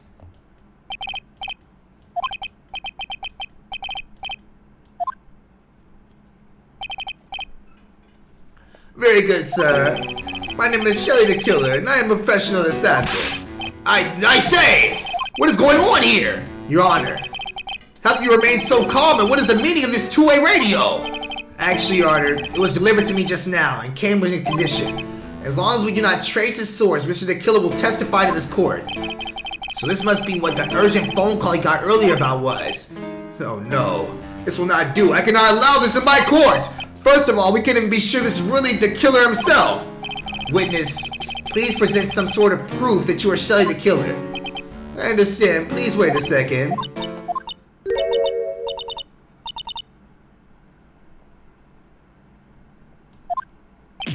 Maya! A voice. Mr. Wright, can you confirm anything from this? The defense has no objection to this person.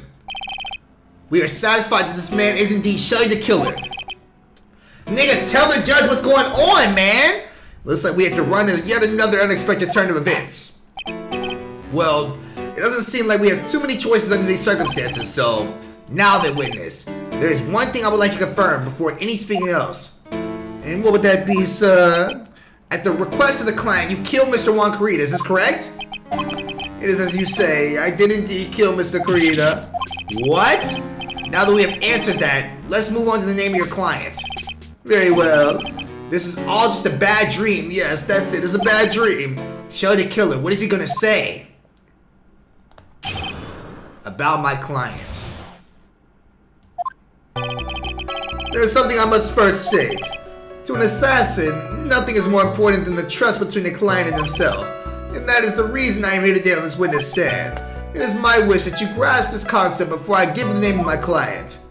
What? Mr. the Killer seems to be a very clever man. Nigga, if he was clever, he wouldn't be doing this shit. I'd almost say he seems to be mocking us. While he may appear to be our enemy, Your Honor, Mr. the Killer is only stating the truth. He is no hypocrite. He has always stood by this one belief. You mean about this trust between his client and himself thing? It seems to be a level of trust beyond what people like me can comprehend. Well, Mr. Wright, are you ready to cross-examine the witness? Yes, Your Honor. There's no way to know what's coming next. So stay cool and collected, Phoenix. What the fuck is about to happen, bro? Here we go. Hold it! We can hear anything you have to say later. Can you please just tell us your clients? I don't think you understand your place, Mr. Attorney. I said this is something I must first state. Do you know what the word first means? Sorry, go on. That nigga got me by the balls. He got me by the balls. Hold it! The trust between you and your client. I provide my services in a fast and efficient manner. In exchange, I trust that my clients are discreet about me and my identity.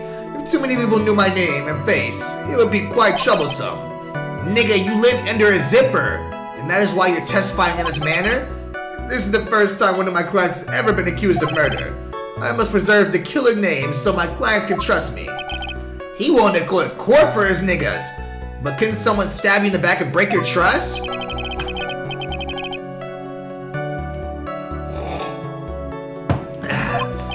Yes. That person wouldn't be my client for very long. They would very certainly. That's enough. Please, no more. Very well. It was only hypothetical anyway. They would die. They would die. Hold it! That seems a little strange to me. I mean, you're about to tell us the name of your client. I would think that this will be very bad for them. It doesn't matter to me. This client has already broken the rules and acted outside of their own prescribed role. Their role? This person tried to implicate another in the crime in order to save themselves. And this is a trespass that cannot be forgiven. Who gave you the right to be so high and mighty? The gentleman who spoke just now. Excuse me, but do you want to die? No! Pussy ass nigga, stand on it. The judge had better watch himself. He's got scared as shit. Hold it!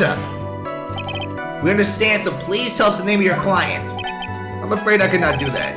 I still have a few things to say before I do. That egomaniacal. It's not good for your health to be so aggravated. You won't live very long if you let everything bother you.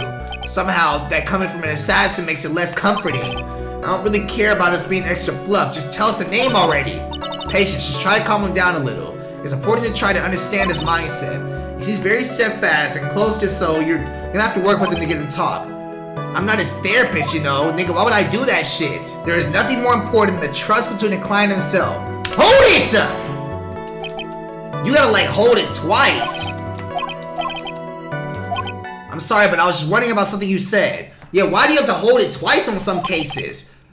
You said your client had already broken the rules. A person who frames another is the worst kind of human. And that's why you feel you barely betray this person. I have no trust relation to the client who cannot understand their assigned role. Just my luck, an assassin with a conscience. Who would have figured? Now then, everyone, do you think you can understand my logic? This case just keeps getting better and better. If you can't, I'm afraid we can't proceed. Everyone understands your point, I think, really. In that case, I believe I'm prepared to disclose the information you seek. You have made it crystal clear that you can trust over anything else. I believe we are ready. Excellent. And that is the reason I am here today. Now then, I do think it's time I revealed the name of my client. Don't you agree? Hold it! Now I can't bring myself to ask the client's name. If you can't ask it, Mr. Wright, then I will. Witness, what is the name of your client who requested the murder of Juan Carita? Nigga, I'm fucked. I am so fucked. That person's name is... We're so fucked. We're so beyond cooked. Gordon Ramsay. What?! Objection! Witness! That's not what you told me it was earlier!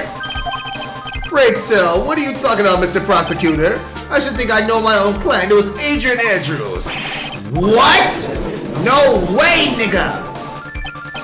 This can't be on the phone call earlier. What's going on here? My guess is that the killer was stabbed in... Oh my god! Stabbed Edgeworth in the back. I'm sure in order to get out of audience's court, Mr. the Killer told him a different name. Matt Engarde, perhaps. I knew it! This is outrageous! I was deceived! This witness is telling a serious lie.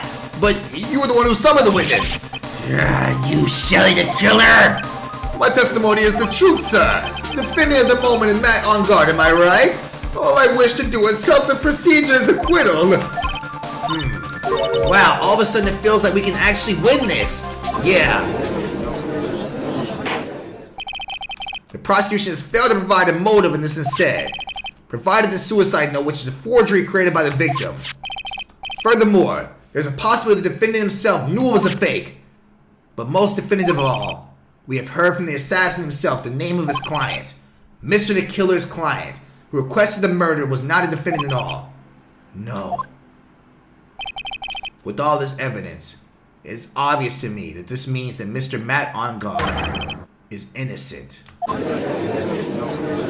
What the fuck? I seem to have accused you all of a bit of a confusion. Please continue your discussion and call me when you have reached a verdict. Bailiff, please bring Miss Adrian Andrews in immediately. What now? With the way this is going, Engarde will be found innocent. This may be our last chance to save Maya. Yeah, but Edgeworth is right. The killer is lying. And Engarde is my client. I know he's guilty. Can I live with myself if I win this? Who would have believed the prosecution's own witness would have absolved the defendant? Your Honor, the prosecution requests permission to further question the witness. Shelly the killer is certainly lying under oath. It wasn't me. Listen, everyone, please. That testimony just now was all one big lie. Miss Andrews, the suicide note may have been fake, but that man Matt, he's the reason Celeste died. In one step, it was because he got pulled into Matt's twisted world. That testimony just now, you had to believe me. It was a horrible, horrible lie. Mr. the Killer himself has testified. He has named you as his client. No, that's not true. Nigga, I'm broke. I ain't got 3,800, nigga. I'm broke. The knife and button, donning the nickel samurai costume. But that's, you even have a motive. We know that Celeste's impact is a large part of your life. Woo! You wanted to follow, and you wanted revenge against the two who hurt her. I would say you have plenty of reasons to want them both dead. I know, Mr. Wright.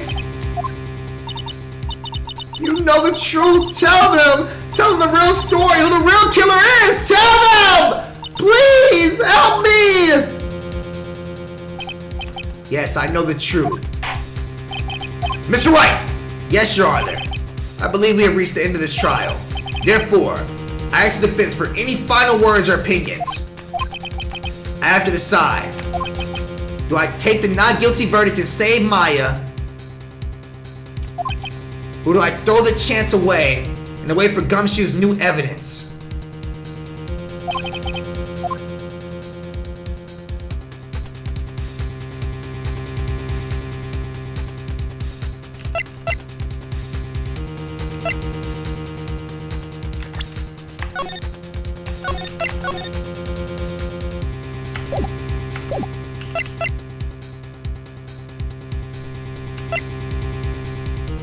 I gotta save Maya, bro!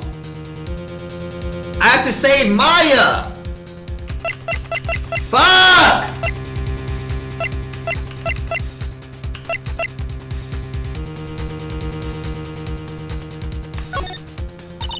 Phoenix. I can't do it, Mia. I can't accept it not guilty. You're a lawyer. I know. But Matt Engarde is a killer. A murderer. There comes a time where you gotta accept your humanity above what you do in life. At the end of the day, it's all about morality. Yes, somebody's life is on the line, but so is Adrian's. I can't accuse her of murder and then just sit myself as I fucking just hug Maya like, oh yeah, we got her back, we got her back! Knowing that I killed somebody else in order to get there. Fuck. I can't let him get away with this. I can't let someone else take the fall. If I let Miss Andrews be convicted, then I am no better than Engarde. Woo! And even though I don't want to admit it, I have to face the fact. It's because of Edgeworth that I now know the real truth. He could have gotten Engarde convicted so many over, but he never took a single one of those chances. If I take this verdict right now, I'd be betraying his trust. His trust? I never thought about it until now. I trust him? Yes, you do. Damn! Defense requests that we be allowed to further question Mr. the Killer. Am I hearing you correctly, Mr. Wright? Right. But the witness has cleared your client through the testimony. Your job here is done. I'm not done yet. I want to press that bitch-ass nigga the Killer. That is my job, Your Honor. There's still more evidence to look at, and I'm sure that once those pieces arrive here in this very courtroom, a miracle will occur. Very well. The trial will continue. Mr. Edgeworth, please reestablish connection with Mr. the Killer. Right away, Your Honor. Woo! Come on. Has a verdict been reached? Before that, we would like to talk to you a little more. About, all you needed from me was the name of my client. What else could you need me for? Well, actually, we'd like to hear everything you know about this case. That is how things are usually done. What is he talking about, usually done? But what shall we have him testify about now? Mr. the Killer, if you don't mind, please testify about your client in more detail. You legal people and your procedures. Is it any wonder no one likes to go to court? About my client, part 2. As I have already stated a few times, Adrian is my client. However, one thing I simply cannot overlook is tampering with the scene of the crime. My client did it to frame another for the crime, while pretending to be the first person to discover the body and enter the scene.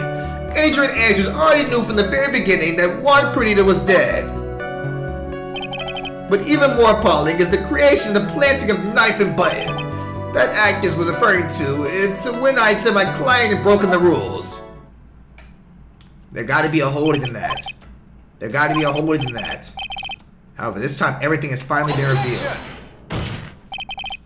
Just a second, Your Honor. Yes, Mr. Edgeworth. We still have the cross-examination to do. But you don't need to question testimony like this. Do you, Mr. Wright? Your Honor, the defense will question the witness, as if I have a choice here. Huh? Why? This witness said nothing but beneficial to the defense's case. If you scrutinize the testimony, then not expose the lies in that oh-so beneficial testimony, I suppose. I don't understand what's going on anymore. That makes 2 of us, nigga. About my client, part 2. As I've already stated quite a few times, Adrian Andrews is my client. Hold it! What is it, Mr. Wright? If I press him further the wrong way, he might raise suspicions on his end. But I have to do something to waste more time. Witness, about requesting a hit. Yes? How much is your fee? I see you're also quite a dark-hearted man, Mr. Attorney. Huh? If you would like to talk business. No, I'm not thinking. Mr. Wright! Yes? You want to kill me? You want me dead, don't you? What? Why would I? Guilty, Mr. Phoenix Wright. You are hereby declared guilty, nigga!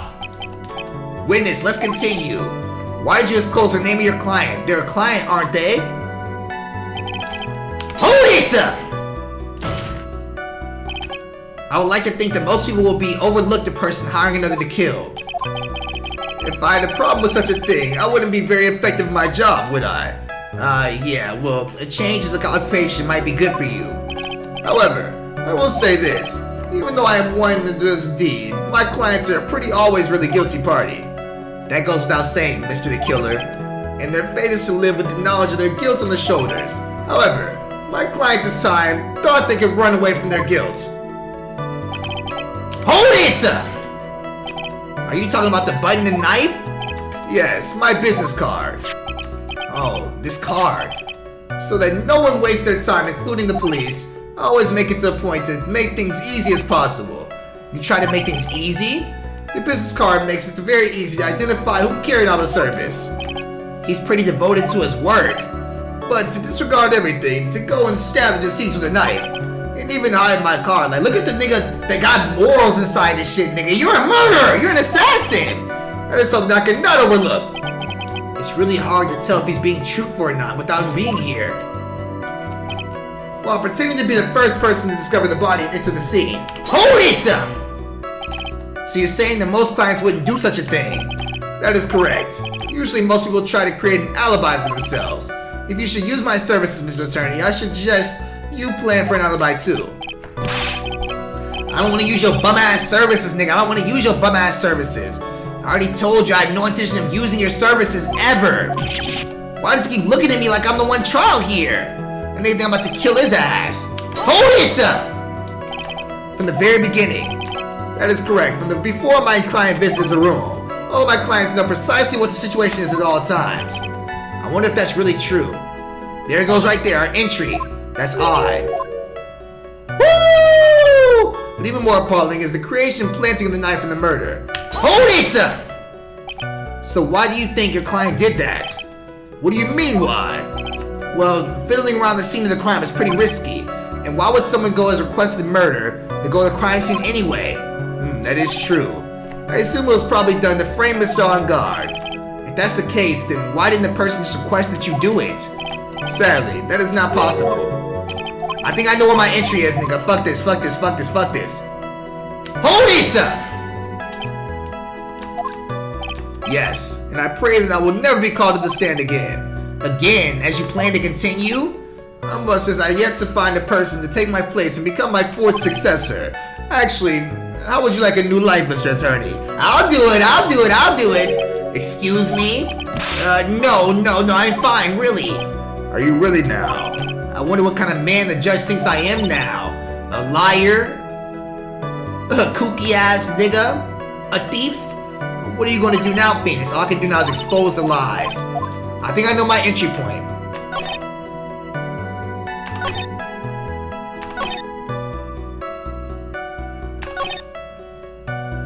Right here.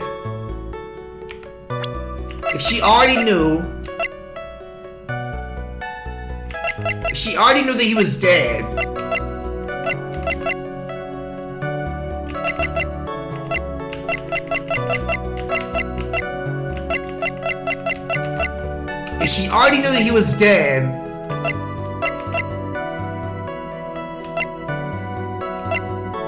Adrian Andrews' suicide note.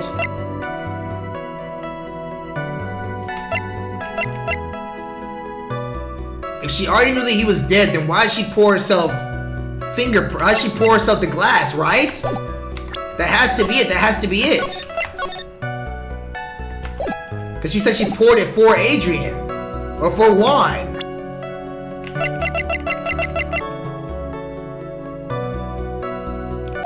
Come on up! Thank you so much for taking the time to testify, Mr. the Killer. What is the meaning of the attitude? When Adrian Andrews entered the room, your client had no idea that Juan had been murdered. But how do you know that? From this wine glass, Your Honor. The glass. Hell yes, hell yes, hell yes, hell yes, hell yes. Which is why the glass of tomato juice is poured for the victim. But isn't that just a part of Adrian Andrews' calculated plan? Not today, bitch ass nigga. That is not possible, Your Honor. This glass bears the fingerprints of that person. Had this been planned, they would never have left their fingerprints behind. I see your point, Mr. Edgeworth. What is your opinion? Strangely enough, I had the same exact thought just now. Witness, how do you explain this strange phenomenon? It isn't a waste of time to ask such a minor detail. No, nigga, we care about the minor details, nigga. Zoe Kravitz. It's not a very important point anyway, correct? No, it is. 1000%. I'm afraid you're mistaken. If Adrian Andrews really is your client, as you claim, then your client should have very much knowledge that Mr. Creed is dead! That can only mean she wasn't your client! How strange. Yes? I was just thinking about how easy it'd be to kill all you bitch-ass niggas, that's all. Why is it that the attorney has yet to raise an objection at this absurd situation? Phoenix, if the killer figures out what we're up to, we're in real trouble. Yeah, I know. Objection! Mr. Edgeworth, I'm surprised! You know you can't say things like that without any evidence! Ah, sorry. Well, that was an awfully weak objection for the two of you. Anyway, I am positive there's a contradiction in that testimony. The prosecution requests further testimony concerning when the request was taken. Very well. Right now I have to buy us more time. While we wait for the items the killer left behind to get here. I just know the very outcome of this trial lies within those items. We gotta wait for fucking bum-ass detective to get here in the first place, nigga. This request came to me, about a week ago. A week ago. Nigga, you don't know about that assassin. You don't know nothing about Bobby Shmurda. It must request my service in the night of the award ceremony. We met at a certain bar to discuss and finalize a few matters. That is what occurred. I trust my memory and I believe I had no mistakes. Alright. So you physically met your client, huh? That is correct. Meeting one's client is the first step to building trust, in my opinion. I see. Well, Mr. Wright, your cross-examination, please. I'm about to hold it. Everything this bitch-ass nigga has to offer. Let's go. This request came to me all about a... Hold it! Bobby Shmurda? You listen to that nigga? Yes, I'm quite sure I know who that is. I, of course, was pretty upset when he went to jail. And I was barely able to cry. When you request my service, Mr. Attorney, I hope you keep that in mind. Nigga, I'm not fucking requesting your goddamn services, nigga. In any case, my client this time had a very specific date and time in mind. A specific date and time? Hold it! Did you ask why the client's specific night? No, I tried to fulfill the conditions of my client's request. But as for why, I'd only ask my suspicions. Your suspicions, huh?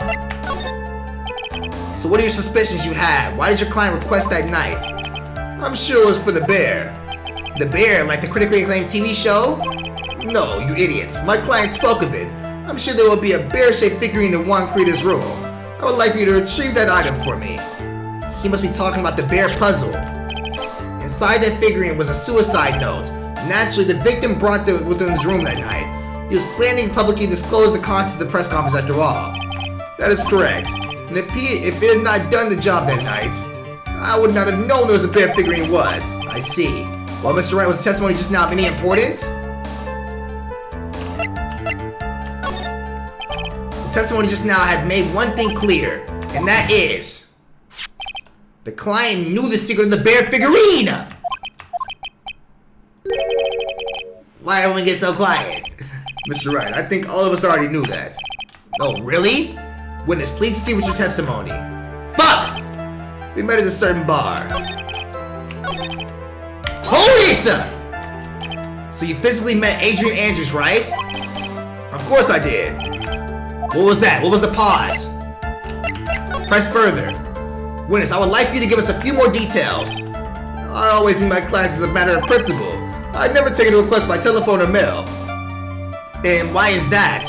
It's because I value the trust between a client and myself above all else, and the only way to establish that is to speak to the client while looking them in the eye. Well, Mr. Wright, it was not very important. Why he meets his clients is important, and what's the point? Witness, please step aside. What do you mean by that? My question was, did you really meet Adrian Andrews in person? I've already told you, Mr. Wright, I did. It was only through him talking with him face to face.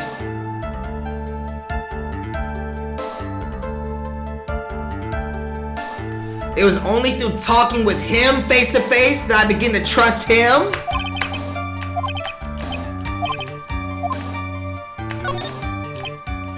If I heard what I think I just heard just now, I think we've got him. Your Honor, I believe the testimony just now was the utmost importance. Huh? Really? If that's the case, witness, please include your statement just now in your testimony. Very well. From the moment I saw him,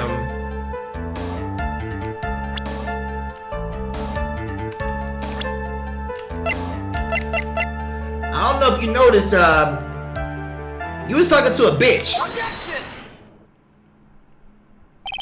I would like to go over this one more time. You met Adrian Andrews at the bar and took the request at that time. Yes, that is correct. And that's when you thought he was trustworthy. How many times must I repeat myself? Yes, that's correct. I'm sorry. But that's an impossible tale. What? Shelly the killer, you a bozo ass bitch ass nigga. You have never met the real Adrian Andrews. Why would you say that? because you made one very big slip up about her. So what is the issue? What did you say just now? About her? If you have ever met Adrian Andrews in person, you know she's a blonde baddie, One look would have told you she's a very voluptuous woman. What the fuck? You got a boner? You got a boner? Order, bitch ass niggas. Mr. Wright, what was it just now? This witness testified to the following: that he always meets face to face when his client's taking the other quest, but he has never met Adrian Andrews in person. Yes, Your Honor, that is the exact point. That means Mr. the Killer's client could not have been Miss Adrian Andrews. He oozing semen now. Horny ass nigga. Mr. Edgeworth, I understand your logic on this one. However, why would the assassin make such a basic mistake? I believe it has to do with her name, Your Honor.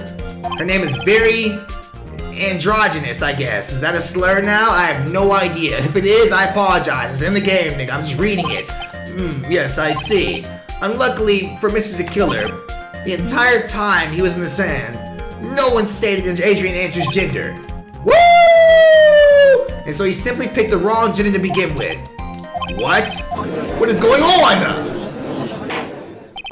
Shelley the Killer, this court demands an explanation. That nigga oozing. I think somebody else have mixed up the client with another. So does that mean you remember something different now? Yes, of course. Please, if you would allow me to testify once more. I know he's just going to spit out more lies. But this time, please give us the truth and nothing but the truth. Nigga, the truth don't matter in this fuck-ass courtroom. It doesn't matter. I'm gonna catch the lie again and call you out first try. No, I remember I took that request by mail. There have been times when I took a job without having my client. The request was for the murder of Juan Carita and 2 or 3 small things. When I saw the name at the end of the letter, I thought my client to be a man. So you took this job through a letter. He didn't mention anything about a letter in his earlier testimony, which means he is definitely lying. Be careful, Phoenix. If you break the assassin's testimony completely, it's over for us. Yeah. It's over for this save, too. I know. I can't make him suspicious, but I think we're okay that we can do this. As long as he's standing there across from me, no matter how strong of a punch I throw, he'll counter it. Woo! Now then, let's begin the cross-examination. Request taking, part 2. He said as long as he's standing right there, I know he can counter me. Hold it! But then you just say you always meet your clients. Yes, I suppose I did say that. However, there are some clients for whom a meeting is simply not possible. But didn't you meet your client this time? No, I did not. Oh, come on now. Let's stop with this game of cat and mouse. Using your silkiest voice is not going to work on me. Alright then, let's just cough it up and confess. Mr. Wright, you can't badger a witness with this harsh words. You're a lawyer, so behave like one and present evidence instead of mindlessly yelling. Now then, do you have any proof that Mr. the Killer met with his client?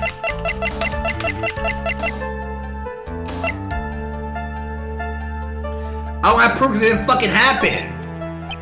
I'm sorry, Your Honor. Unfortunately, I don't have any proof. I see. Your line of questioning was another waste of time. Sadly for us, Your Honor, it's the nature of right and wrong. There have been many times when I took a job without a client. Hold it! And why'd you not meet the certain clients? Recently, I have been receiving more requests. If I met each and every client, I would lose some nice business opportunities. Nice business opportunities?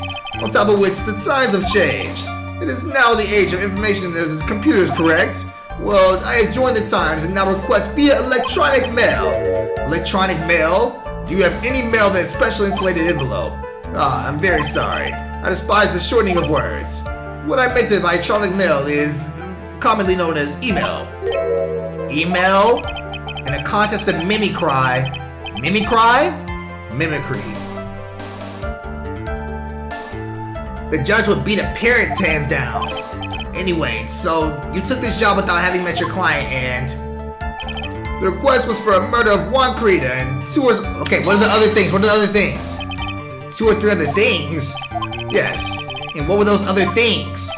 A few other things that have nothing to do with this case. What should I do now? Should I let him slide with that? It'd be really bad if I push his buttons the wrong way and he got mad. Let it go, let it go, let it go. The killer sounds like a sharp man. I should probably find a better way to do this without making him suspicious. Let's continue with the testimony. Alright, say less. You can't press him too bad.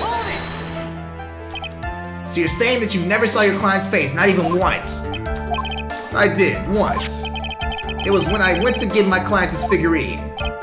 Woo! Good move, good move, good move. I would have called your dumb ass out for that shit. Why does he have a zipper on it right here? Miss Andrews was wearing a mask at the time. A mask? The Nickel Samurai, I'm guessing. Mr. Wright, what do you have to say about this? Do you have any problems with this piece of testimony?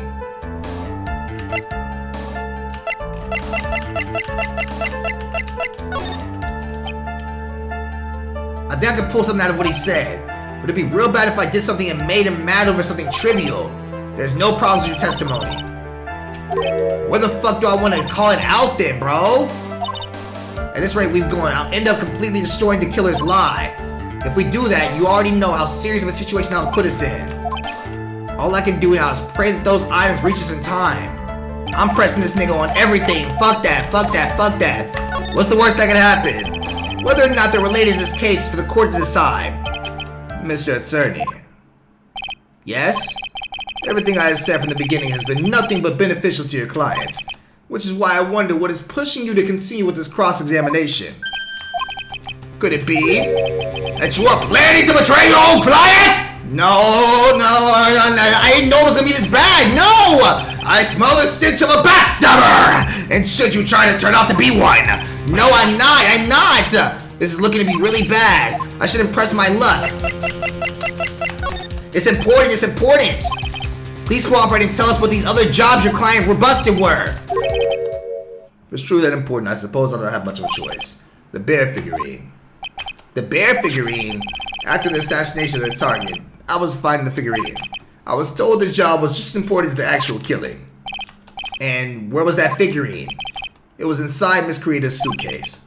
And then what did you do next? I handed it over to my client right away. You gave it to your client. Interesting. This information certainly sounds important to me. Witness, please continue with what you said.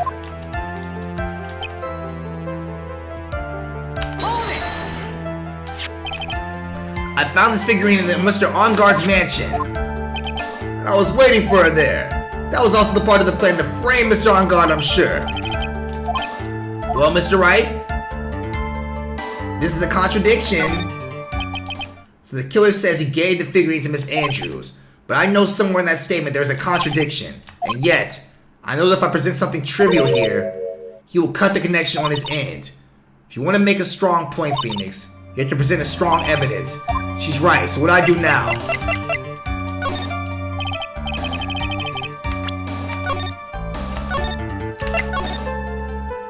I might have just soft-locked myself. Is that correct? Yes. Where are you going with this? Well, I think maybe you might have remembered a few things incorrectly. What? This is a battle of wits. I can't let up on them. I don't think it's possible for Miss Andrews to have been the recipient of this bear.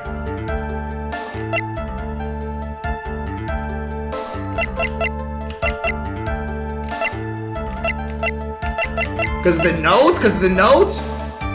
Take that!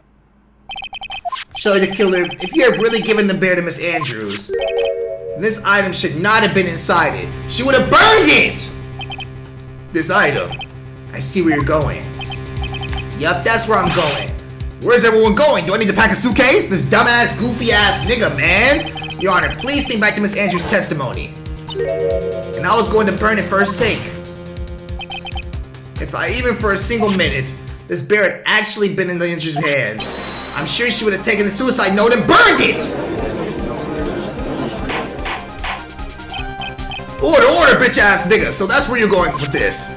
So by the very fact the suicide note was still inside the bear, it tells us that your client didn't know how to disassemble the puzzle, which means... It means, Your Honor, that it's impossible for Adrian Andrews to have been the client! Oh, boner! What the fuck? Oh, hell nah. Order, bitch-ass niggas. Mr. Phoenix Wright! I'm sure I mentioned this before. How I hate traitors above all else! I think your cross-examination have clearly demonstrated something to me. You must wish to break your end of our agreement! No, that's enough! If it is really your intention, then there's only one thing for me to do. No! No! Wait, please! Gentlemen, ladies, please, excuse me. I have a matter that I must attend to. No, please, not that. Please wait. Mr. Attorney, bring this trial to a speedy end. And may I stay in my hand. Otherwise. Yeah! What in the... Mr. Wright, are you... Mr. Edgeworth? Yes, Your Honor. I didn't understand this witness's outburst just now. Do you think there is a need to hear more testimony or this is enough? Well, we should... Edgeworth, we can't do this. If we keep this up, Maya, she'll... The prosecution... What has come over everyone? Even you are... The prosecution rests. What is going on here? The prosecution has no further questions, Your Honor. What?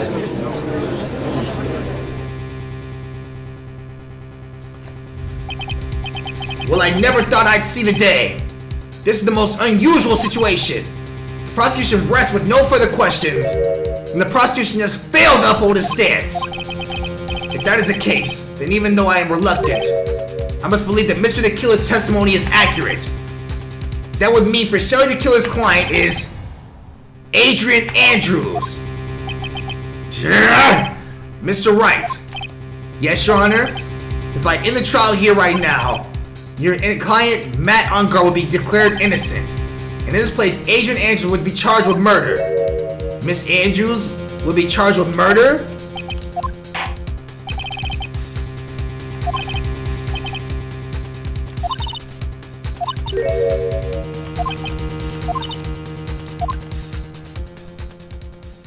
I'm cooked. Dude, this guy finally decided?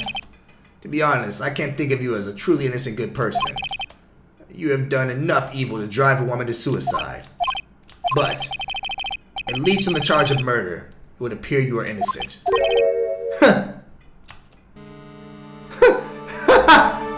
So, I guess even the old fuddy-duddy figured me out! Mr. Engarde! What an atrocious lawyer I have, giving his own client up like this?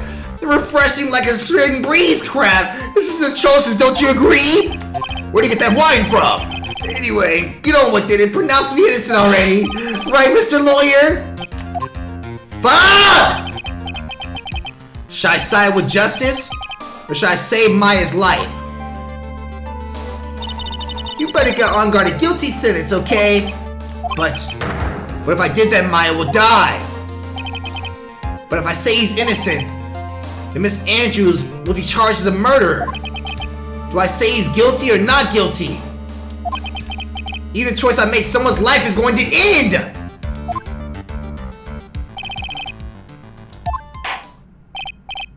Now then, Mr. Wright, let's hear the defense's final statements on this matter.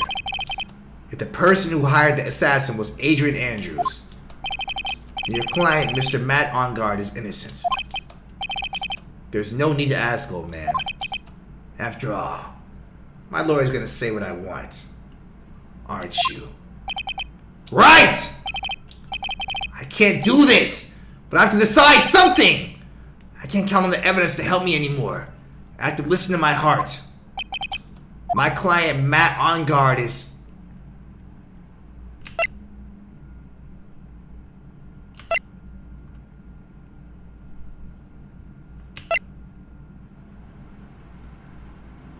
I gotta save Maya, dog.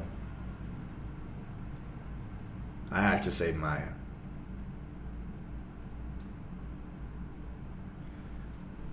But Maya will want this.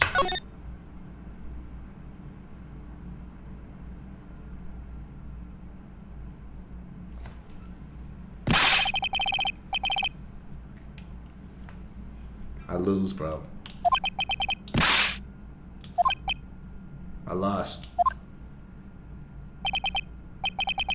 Maya, I'm sorry. Madame Engarde. Objection! Come on, man! That's what I needed right there! That's what I needed right there! That's what I needed right there! Hell yes! Holy shit! Come on, man! Francisca Von Karma! What are you doing here? Now! You see now, don't you, Mr. Phoenix Wright? This is exactly why you should never take your eyes off of that scruffy fool. Did you bring them the final pieces? Do you have them? You should know better than to ask that, Mr. Miles Edgeworth. A Von Karma is perfect in every way. His evidence is here in perfect condition. Don't worry about Scruffy, he's fine. And his injuries, they're minor. Dream, calm down over there. All of the items are inside this. What a filthy old coat this is. That's Gumshoes. I can spot his tattered rags everywhere. I apologize for his ugliness, but there was nothing else to wrap the items in. Francisca Von Karma, man! I fought long and hard this whole trial. All for what is inside that raggedy ass coat. I'm sure that inside the coat lies a crucial piece of evidence. Your Honor, inside that filthy coat are the defense's final pieces of evidence! Your final evidence?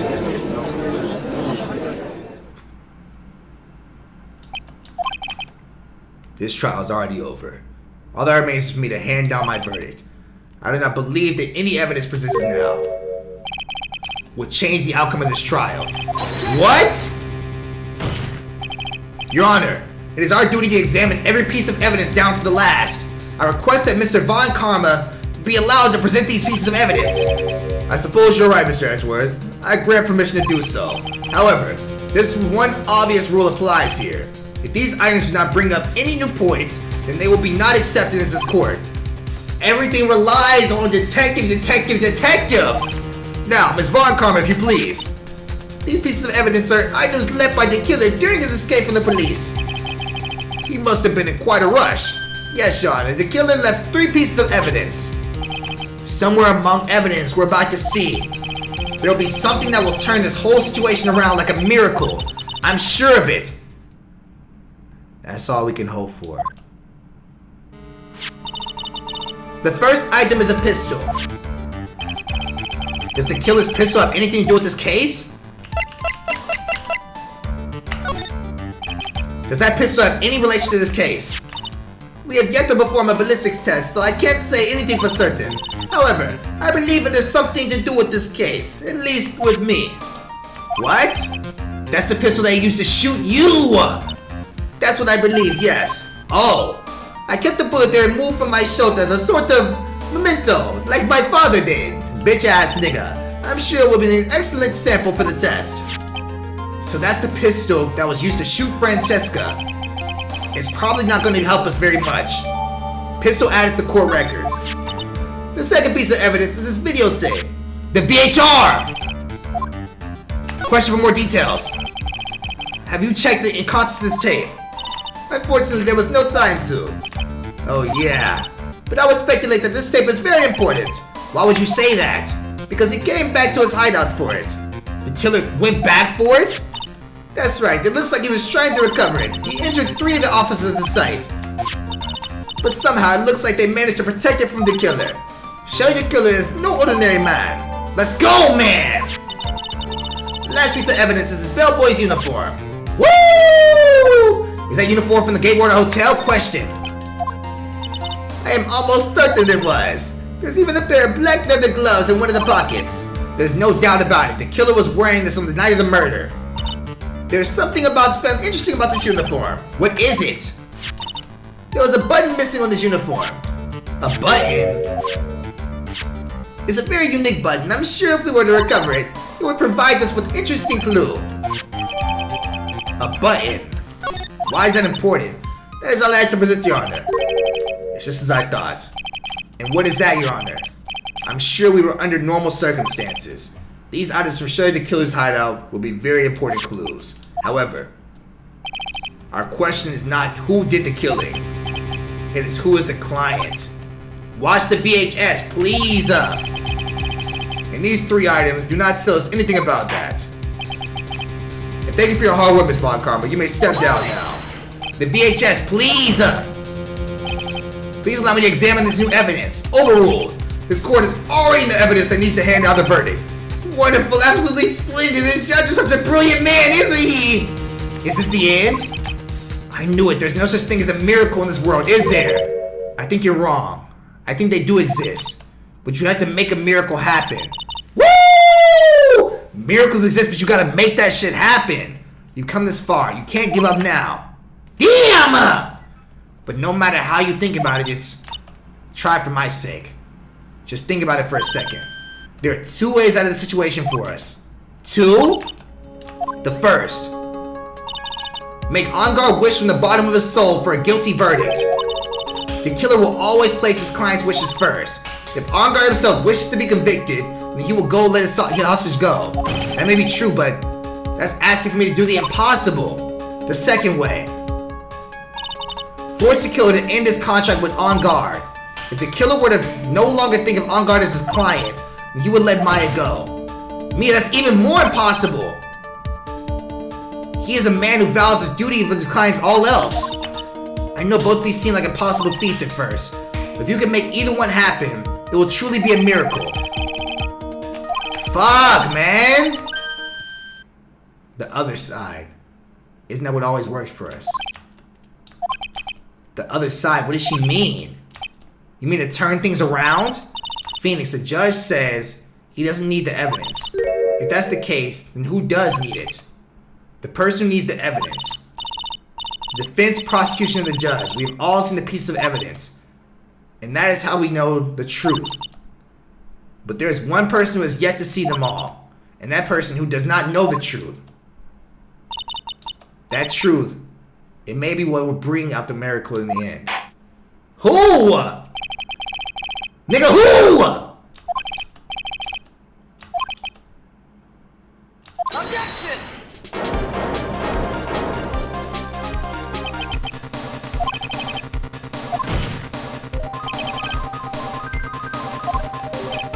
I can like hear them talking in my mind, bro. Then you want to show the evidence to that person? Yes, Your Honor. Please, Your Honor. Mr. Wright, for you to ask his passion, I will grant you one chance. One chance. Please show your evidence to who you think is the right person. Nigga, who? Objection! That's impossible to turn the situation around in one try. One try, that is all I'll permit. I have to try to remember everything that has happened up until this point. Think, Phoenix, think. There must be a way to save Maya while taking Engarde down at the same time. Mr. Wright, let's not waste any more time. Who would you like to show the evidence to?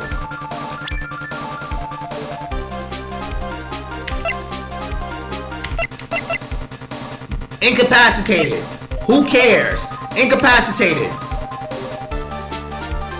Maybe. She was not here and she is technically the lawyer of this case. No. Who gives a fuck? Who gives a fuck? Dead. Maybe. Who gives a fuck? Maybe. Dead. Who the fuck cares? It's between Francisca, Matt Engarde, and Adrian. But Francisca was the only one that was not here.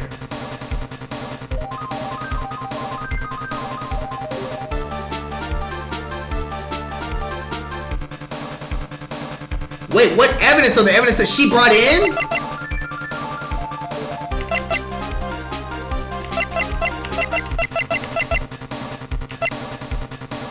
What?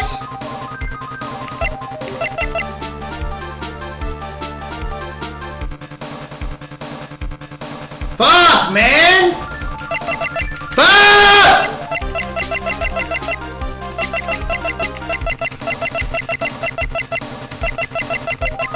Assuming that everybody here has already seen the evidence?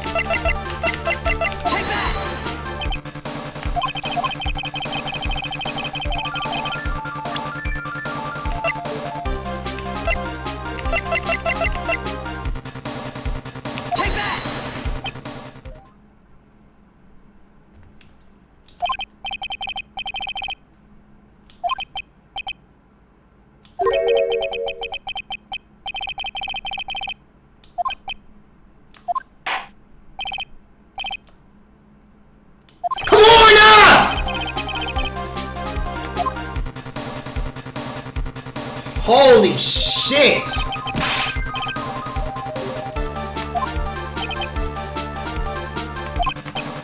Oh my fucking god! One is all I need. I have your videotape. It was found at your hideout. I heard you injured 3 officers in your attempt to get this back. That was most regrettable, yes. However, it was an order from my client. I was told to protect that videotape. I thought so. Come on, man! I'm afraid I seem to have failed in that regard. Do you know the contents of this tape? I was sternly told by my client to not watch it, so I have absolutely no idea. Actually, you were in on this tape. Me? He betrayed his trust, so you no longer are his client. What? Is that true, Mr. Wright? Who was planted the camera? Well, the only person who could have placed the camera at the scene of the crime will be your client, naturally. That was Adrian Andrews. Be quiet and listen, Your Honor. Yes, sir. Your client specified a place and time for you, isn't that right? Yes. That was so they could film you. I had no idea. Mr. Knight, why would my client do such a thing? As blackmail against you, nigga. I would like to know why. Why did Matt Engarde film this crime scene? The reason why he did that is to get out of this whole mess. There's only one reason. He wanted to blackmail you, nigga.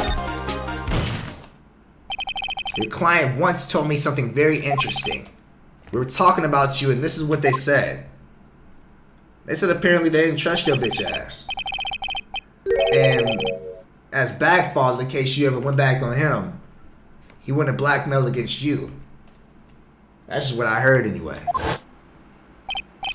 Bitch. Your client didn't trust you at all. They were thinking of using this video to blackmail you. What the fuck do you have to say to that, Shelly the Killer?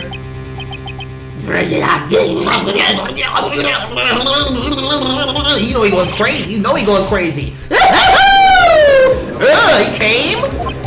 It looks like I was being deceived from the very beginning. Yes, by a natural. That is the kind of person they are. Your client is a person who only thinks and plots of how to use people around them to protect themselves from any and all dangers that may arise. That is the true nature of your client. I have one question for the witness. Yes?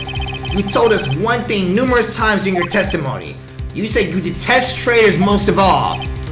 Yes, that is right. But what if that traitor was your own client? What would you do then? That's obvious. I would break our contract in that case. And then, that client would become my next target.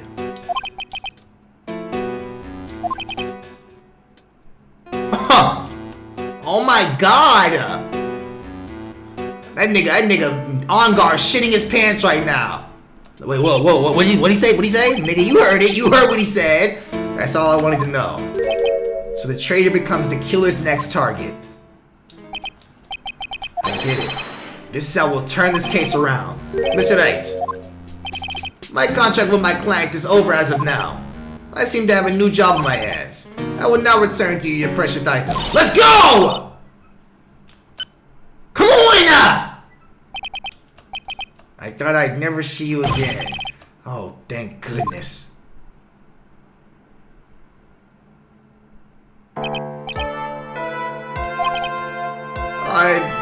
I'm sort of... I don't know what the fuck going on, nigga. Miss Von Karma, where did that... That was me. What? Now, I do believe it's time to finally hand down a verdict. Bitch ass nigga, you dead! Mr. Engarde, it looks like somehow you got what you wanted. You will finally receive the acquittal you always wanted so badly. You should be happy. But before that, I would like to make one final statement. Sometime in the near future, one of your very betrayed assassins may appear before you. Needless to say, that man is very good at what he does. I'm sure you would understand what I mean if you watch this video. Help me! Now then, Your Honor, the verdict if you please. Is this alright with you, Mr. Wright? We have finally reached the end of a very long battle. Whether he's convicted or acquitted, there's no escape for him now. Go on, Phoenix. Plead whichever way your heart tells you.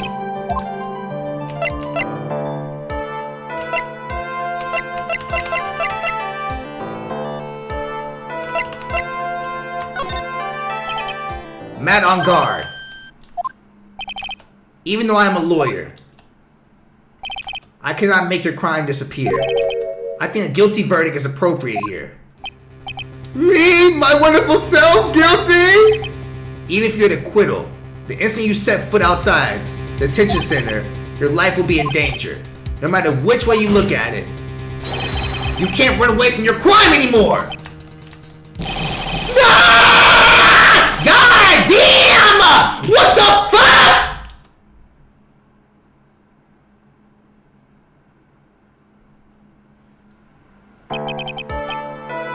That nigga trying to scratch his damn face off, ain't he? I don't remember you helping out this much in there. What are you talking about, we? That was Matt Engarde. I have left Ms. Von Karma in charge of his incarceration. I'm sure he's getting a full course meal of whipped leather right about now. She Django unchaining that nigga. Yeah! I ain't talking about them doing that to him. I'm talking about Django whipping the white niggas like that. Yes, I plan to pay my debt to society for my own crime, Your Honor. The first time I was called to the witness stand during this trial, all I felt was despair. I felt like Junko. She must be talking about Junko. I guess she's thinking about forgive him, what he did. This witness, how should I say? Nah, she gon' fucking... She ain't forgiving nothing. She gon' kill herself. She definitely gonna do that shit. No doubt about it. This is the first time I've ever seen her smile. I really am happy that you two are in charge of this.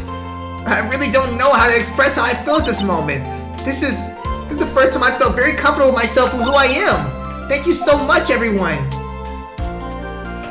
Aww. Get that guilty ass nigga out of here. Get this bum ass judge on my fucking face right the fuck now, nigga. You were great out there, Phoenix. What I did out there was right, wasn't it? This is the first time you've not gotten your client off. You got them a guilty verdict this time, but you have to look past all that to see what's really important. You now realize that there's something more than just not guilty, right? Yes, I understand now. Phoenix, think back for a second. Think back to the moments before Miss Von Karma arrived with the final pieces of evidence. Think about the incredible decision you had to make. Woo!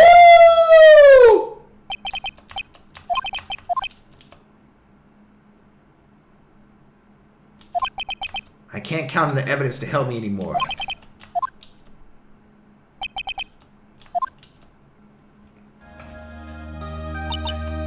Is he guilty or is he not guilty? Those were your choices then, and that's your answer. Your answer spoke to what being a lawyer really means to you. I care more about morals than justice, nigga. I have good news. Maya's now safe in police custody. Really? Bro, you're telling me my rape, Mr. Edgeworth? Yes, she's quite safe. She's on her way here as we speak in a patrol car. Ah, Mr. Maya's safe! You really did it, Mr. Nick! How? She punched deceptively hard for a kid! I believed in you. I kept saying to myself, Mr. Nick will save her. Mr. Nick will save her. Thanks. Oh, what's wrong? Miss Von Karma. About earlier, thanks. Ow! Why are you still smiling, Mr. Phoenix Wright? You lost! Your perfect win record has now been crushed! And yet, you are still happy? I don't think you'll ever understand, Miss Von Karma. How dare you! Don't worry, she may be in time after all. I was like that myself until a year ago. Woo! For my own personal victories and for guilty verdicts. I used every dirty trick in the book until my win record remained spotless. But a man appeared and stood fast against the selfish me. I fought him in my usual manner and tasted my first defeat. That nigga was mad as shit. I felt like I had lost everything because of you. And then it was my turn to sit in the finish chair. And that same man that took everything from me also saved my life. Come on! I couldn't forgive myself for all that had happened. So I let the person go. Oh my fucking god, man!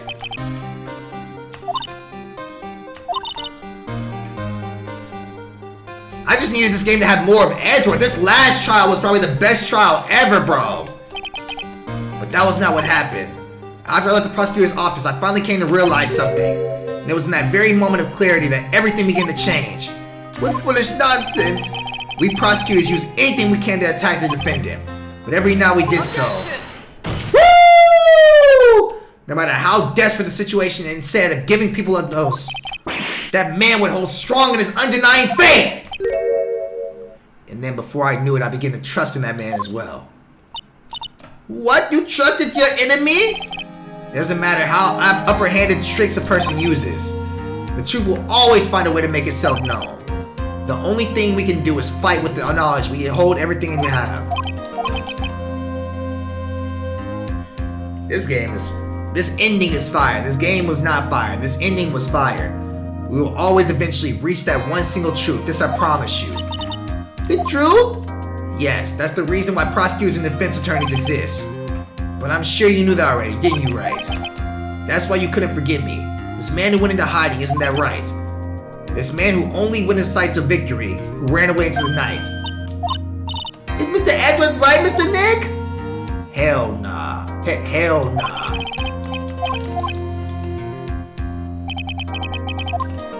That's still the cleanest shot we've seen so far. That's still the cleanest shot we've seen so far.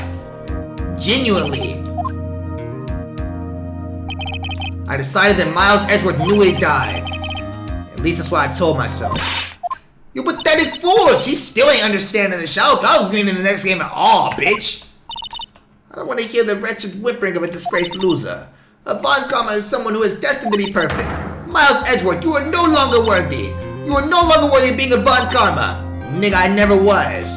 I never was. I was always an Edgeworth, bitch. Francisca threw something on the ground just now. This is an electromagnetic receiver. It's the thing she used to track Detective. She threw her whip on the ground? I'll never set foot in another country. Oh my god! I'm sure that's what she's saying by this action. She quit? Why would I keep the whip? Why? Nick!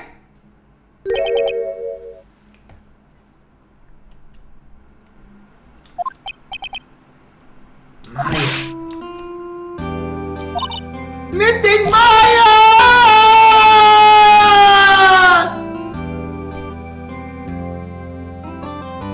Damn!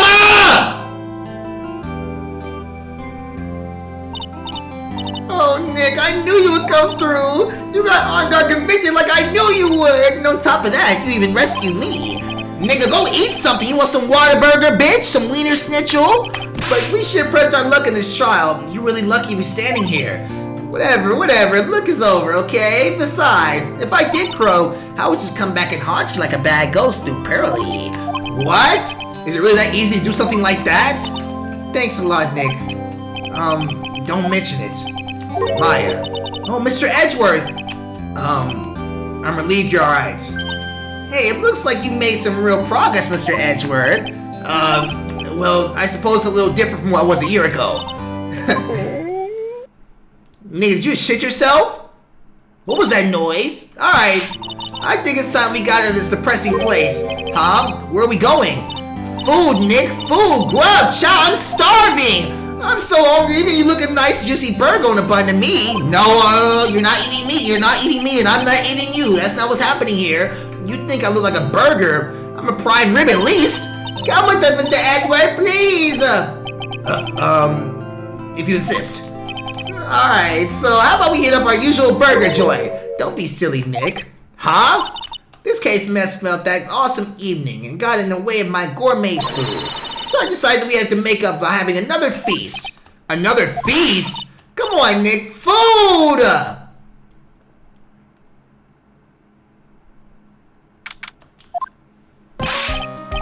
Go shoot! I feel like all this is like them reconvening. Yeah. Them telling me congratulations. She got her camera back. That nigga got his ass beat. He acting like a regular ass nigga even though he's a suspect. That's odd. When I ran off with the things from the killer's hideout, I was sure I took... What? Yeah, I'm sure I put one of the items in my coat pocket. There was a fourth item?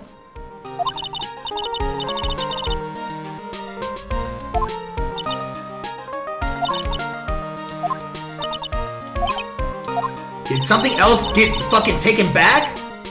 Francesca kept something. No way, bro. Nigga, stop talking. Let's eat this goddamn food. Like, goddamn. I'm trying to eat. In real life, too. What is it, Edgeworth? This thing is picking up something up. Oh, that's Miss Von Karma's receiver. Thanks to her, I had the most awful experience of my life, sir. I can't believe she stuck a tracking device on me. That's odd. Even though you're standing right there, the tracking device seems to be in a different location. Oh? It's probably busted or something. Well, it doesn't matter. I'm afraid it's about time for me to excuse myself. What the fuck? I still have some work to do.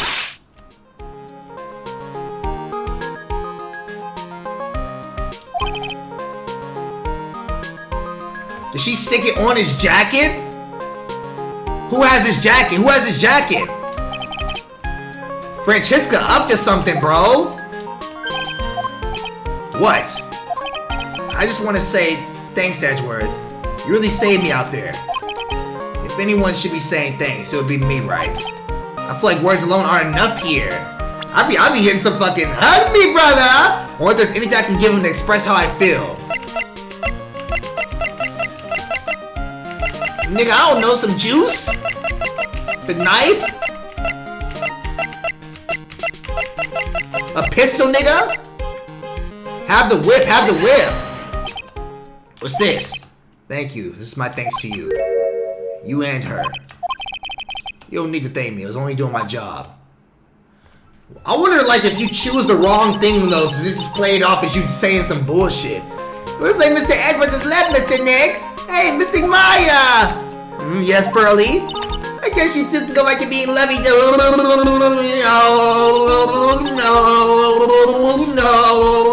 What are you talking about? Pearly, what you could have already, you're embarrassing me. Nigga, I didn't groom her, I didn't do anything.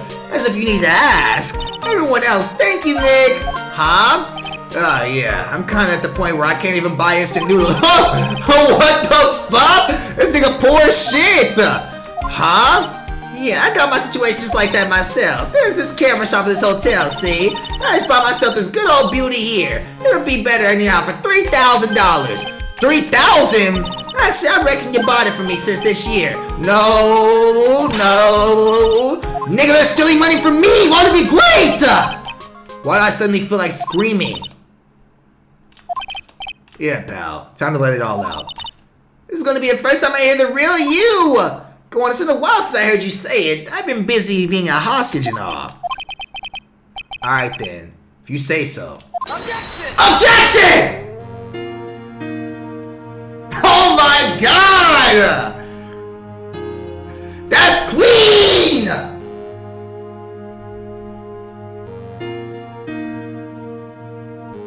Objection! Oh, that's so clean, bro.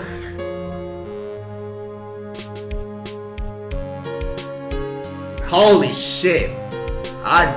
If y'all see the third game is better than this shit, bro, I really might give it a chance, honestly. I wasn't going to before this case, honestly. I was not going to at all, but y'all, this shit might have convinced me if it's actually as good as this case right here, bro. Like, this entire game should have been like this. It really should have, genuinely. Well, my niggas, that is the end of Ace Attorney Justice for All. I hope you guys enjoyed this shit. As of right now, I will stick to my word. This arc is done. We will be moving on to either Persona or Yakuza or something else I find, but we'll see. As of right now, we are done with Ace Attorney. Third game might not be very close behind. I ain't gonna hold you. If they all are like this, I will give it a chance, genuinely. I'm getting the fuck up out of here. Check on your strong friends. Pray for your enemies. Now at least wish them well. Now we'll see y'all niggas next one. Peace. Nigga, post-credit scene. What is the fucking Marvel movie?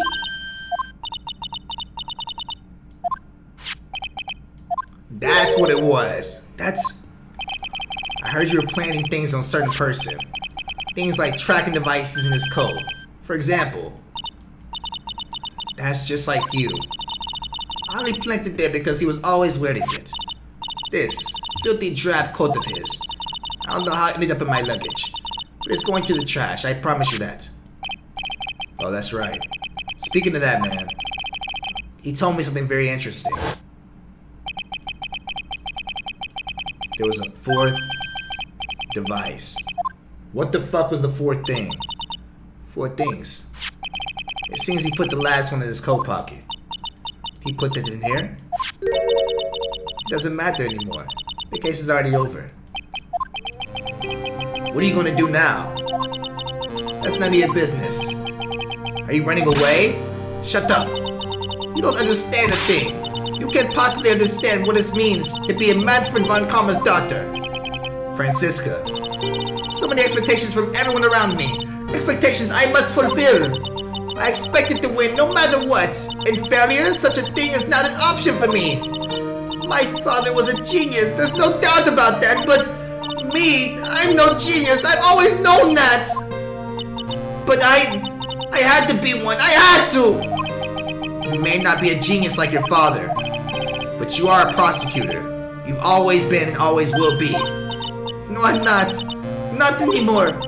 I've even thrown my whip away. Speaking of that. Woo! Wright gave me this to hold on to. You knew something like this would happen, didn't you? Yes! I'm gonna say this again.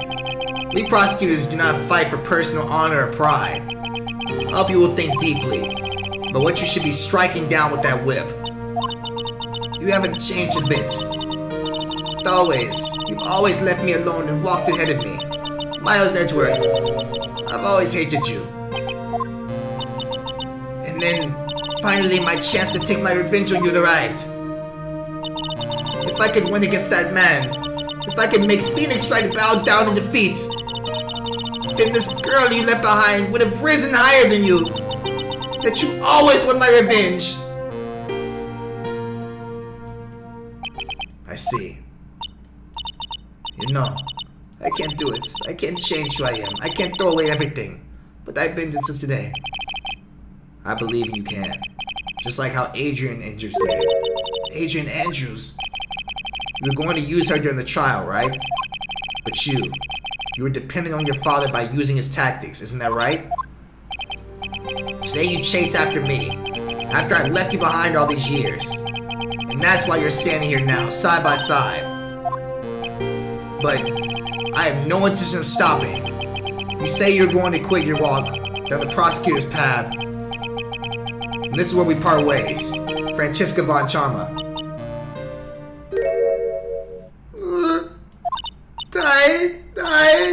Diane Franziska von Charma.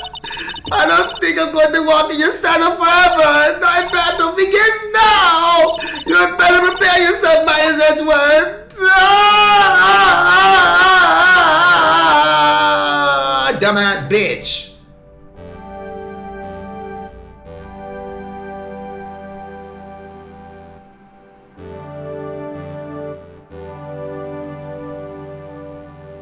Did the plane explode?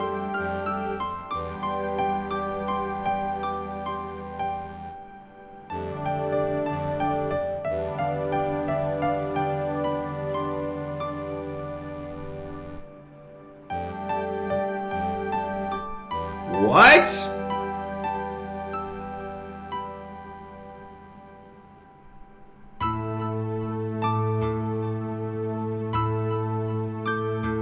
What the fuck? Who did that? Nick. Nigga was gonna kill me? Like, what does that mean? Maybe Maya drew that? I have no idea. Nigga, we in the post-credit. What are y'all still doing here?